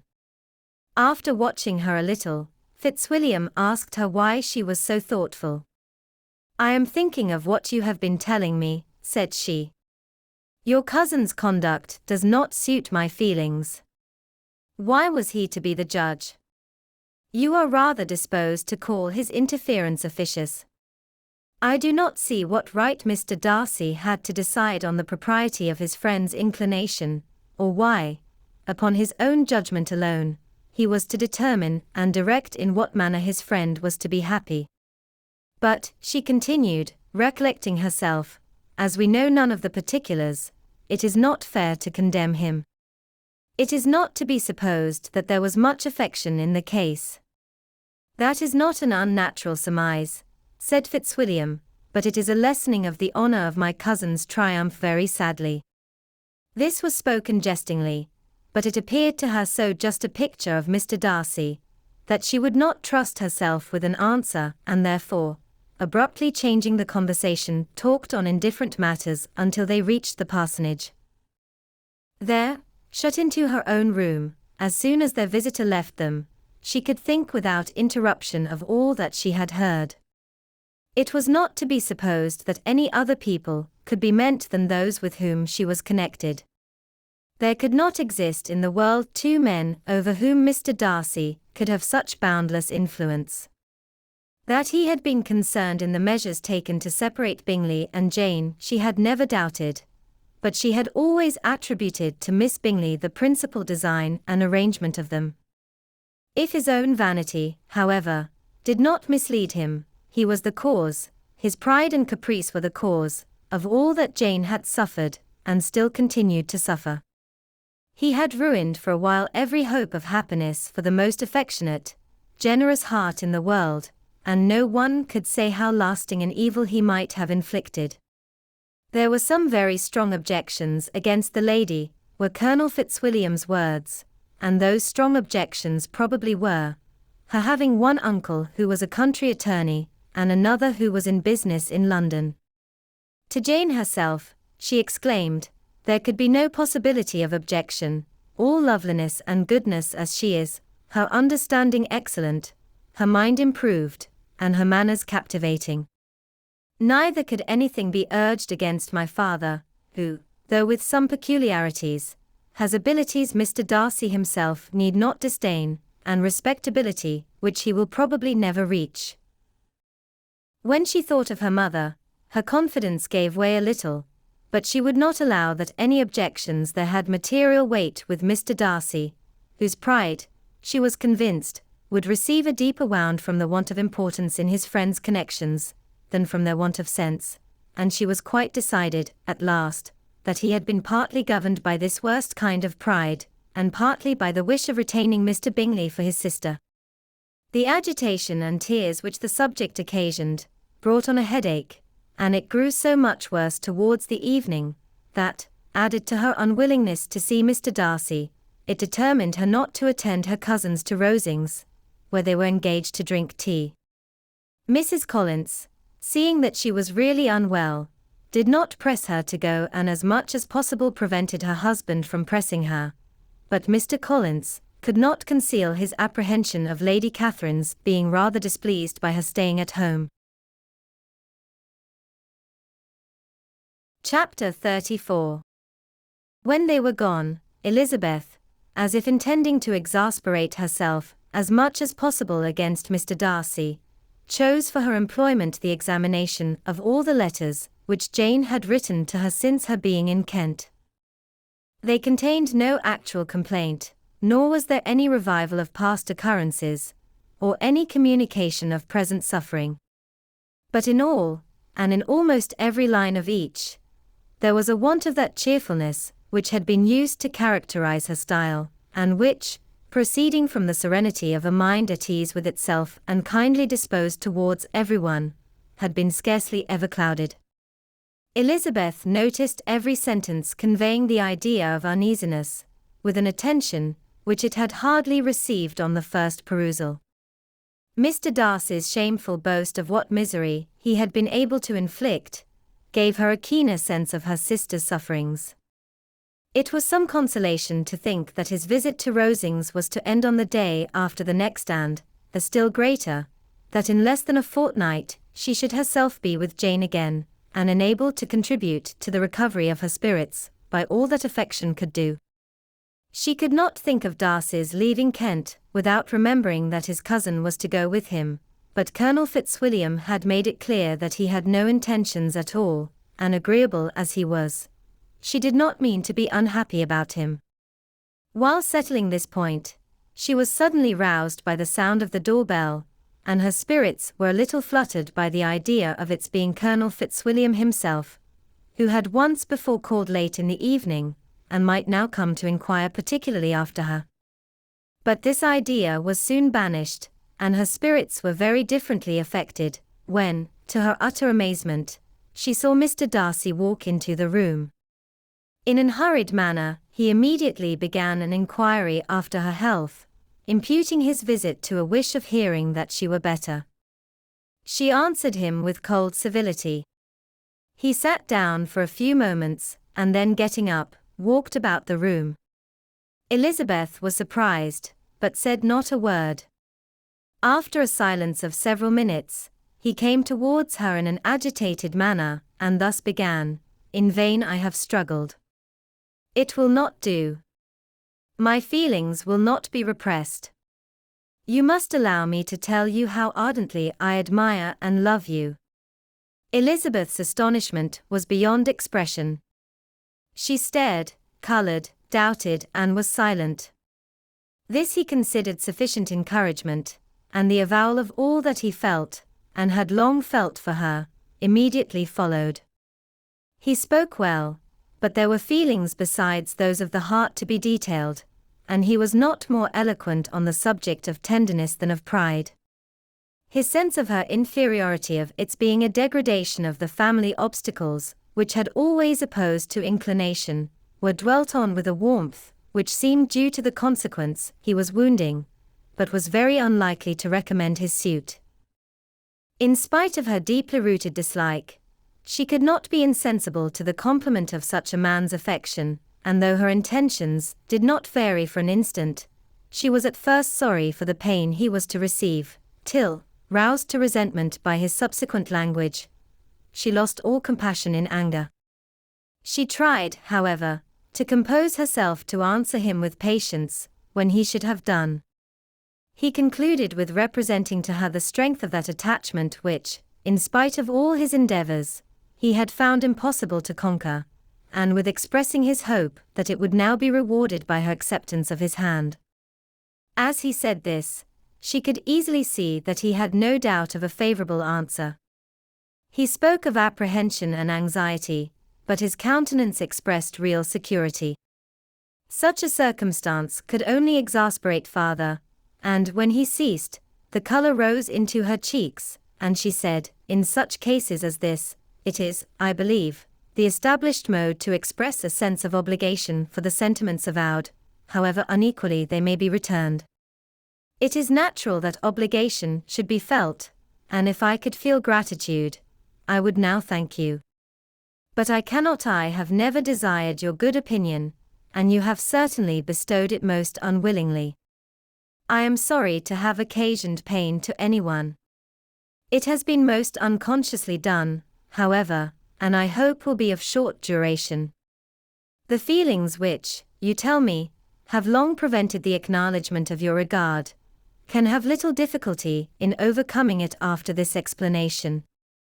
Mr. Darcy, who was leaning against the mantelpiece with his eyes fixed on her face, seemed to catch her words with no less resentment than surprise. His complexion became pale with anger, and the disturbance of his mind was visible in every feature. He was struggling for the appearance of composure, and would not open his lips till he believed himself to have attained it. The pause was to Elizabeth's feelings dreadful. At length, with a voice of forced calmness, he said, "And this is all the reply which I am to have the honor of expecting. I might, perhaps, wish to be informed why, with so little endeavor at civility, I am thus rejected. But it is of small importance." "I might as well inquire," replied she, "why with so evident a desire of offending and insulting me, you chose to tell me that you liked me against your will, against your reason, and even against your character. Was not this some excuse for incivility, if I was uncivil? But I have other provocations. You know I have. Had not my feelings decided against you, had they been indifferent, or had they even been favorable, do you think that any consideration would tempt me to accept the man who has been the means of ruining, perhaps forever, the happiness of a most beloved sister?" As she pronounced these words, Mr. Darcy changed color, but the emotion was short, and he listened without attempting to interrupt her while she continued, "I have every reason in the world to think ill of you. No motive can excuse the unjust and ungenerous part you acted there.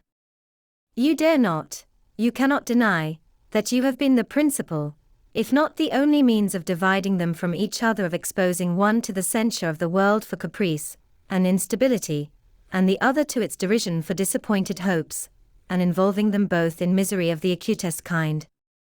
She paused, and saw with no slight indignation that he was listening with an air which proved him wholly unmoved by any feeling of remorse.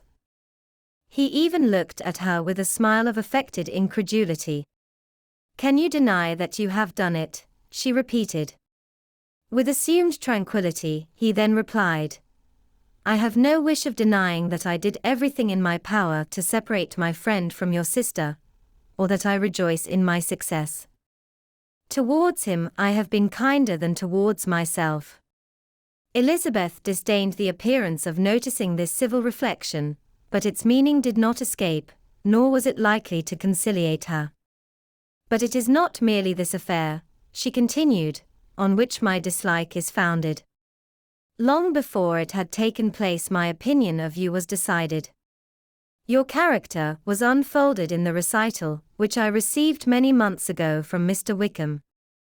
On this subject, what can you have to say? In what imaginary act of friendship can you here defend yourself? Or under what misrepresentation can you here impose upon others? You take an eager interest in that gentleman's concerns," said Darcy, in a less tranquil tone, and with a heightened color. "Who that knows what his misfortunes have been, can help feeling an interest in him?" "His misfortunes," repeated Darcy contemptuously, "yes, his misfortunes have been great indeed. And of your infliction, cried Elizabeth with energy. "You have reduced him to his present state of poverty, comparative poverty. You have withheld the advantages, which you must know to have been designed for him. You have deprived the best years of his life of that independence, which was no less his due than his desert. You have done all this. And yet you can treat the mention of his misfortune with contempt and ridicule. And this," cried Darcy, as he walked with quick steps across the room, "is your opinion of me. This is the estimation in which you hold me. I thank you for explaining it so fully. My faults, according to this calculation, are heavy indeed. But perhaps," added he, stopping in his walk, and turning towards her, "these offences might have been overlooked, had not your pride been hurt by my honest confession of the scruples that had long prevented my forming any serious design. These bitter accusations might have been suppressed, had I, with greater policy, concealed my struggles, and flattered you into the belief of my being impelled by unqualified, unalloyed inclination, by reason, by reflection, by everything. But disguise of every sort is my abhorrence. Nor am I ashamed of the feelings I related. They were natural and just. Could you expect me to rejoice in the inferiority of your connections, to congratulate myself on the hope of relations, whose condition in life is so decidedly beneath my own?" Elizabeth felt herself growing more angry every moment, yet she tried to the utmost to speak with composure when she said, "You are mistaken, Mr. Darcy, if you suppose that the mode of your declaration affected me in any other way than as it spared the concern which I might have felt in refusing you, had you behaved in a more gentlemanlike manner." She saw him start at this, but he said nothing, and she continued, "You could not have made the offer of your hand in any possible way that would have tempted me to accept it." Again his astonishment was obvious, and he looked at her with an expression of mingled incredulity and mortification. She went on, "From the very beginning, from the first moment, I may almost say of my acquaintance with you, your manners, impressing me with the fullest belief of your arrogance, your conceit, and your selfish disdain of the feelings of others, was such as to form the groundwork of disapprobation, on which succeeding events have built so immovable a dislike, and I had not known you a month before I felt that you were the last man in the world whom I could ever be prevailed on to marry." "You have said quite enough, madam. I perfectly comprehend your feelings, and have now only to be ashamed of what my own have been. Forgive me for having taken up so much of your time, and accept my best wishes for your health and happiness." And with these words he hastily left the room, and Elizabeth heard him the next moment open the front door and quit the house. The tumult of her mind was now painfully great. She knew not how to support herself, and from actual weakness sat down and cried for half an hour. Her astonishment, as she reflected on what had passed, was increased by every review of it. That she should receive an offer of marriage from Mr. Darcy. That he should have been in love with her for so many months. So much in love as to wish to marry her in spite of all the objections, which had made him prevent his friends marrying her sister, and which must appear, at least with equal force in his own case, was almost incredible. It was gratifying to have inspired unconsciously so strong an affection. But his pride, his abominable pride, his shameless avowal of what he had done with respect to Jane, his unpardonable assurance in acknowledging, though he could not justify it, and the unfeeling manner in which he had mentioned Mr. Wickham, his cruelty towards whom he had not attempted to deny, soon overcame the pity which the consideration of his attachment had for a moment excited. She continued in very agitated reflections, till the sound of Lady Catherine's carriage made her feel how unequal she was to encounter Charlotte's observation, and hurried her away to her room.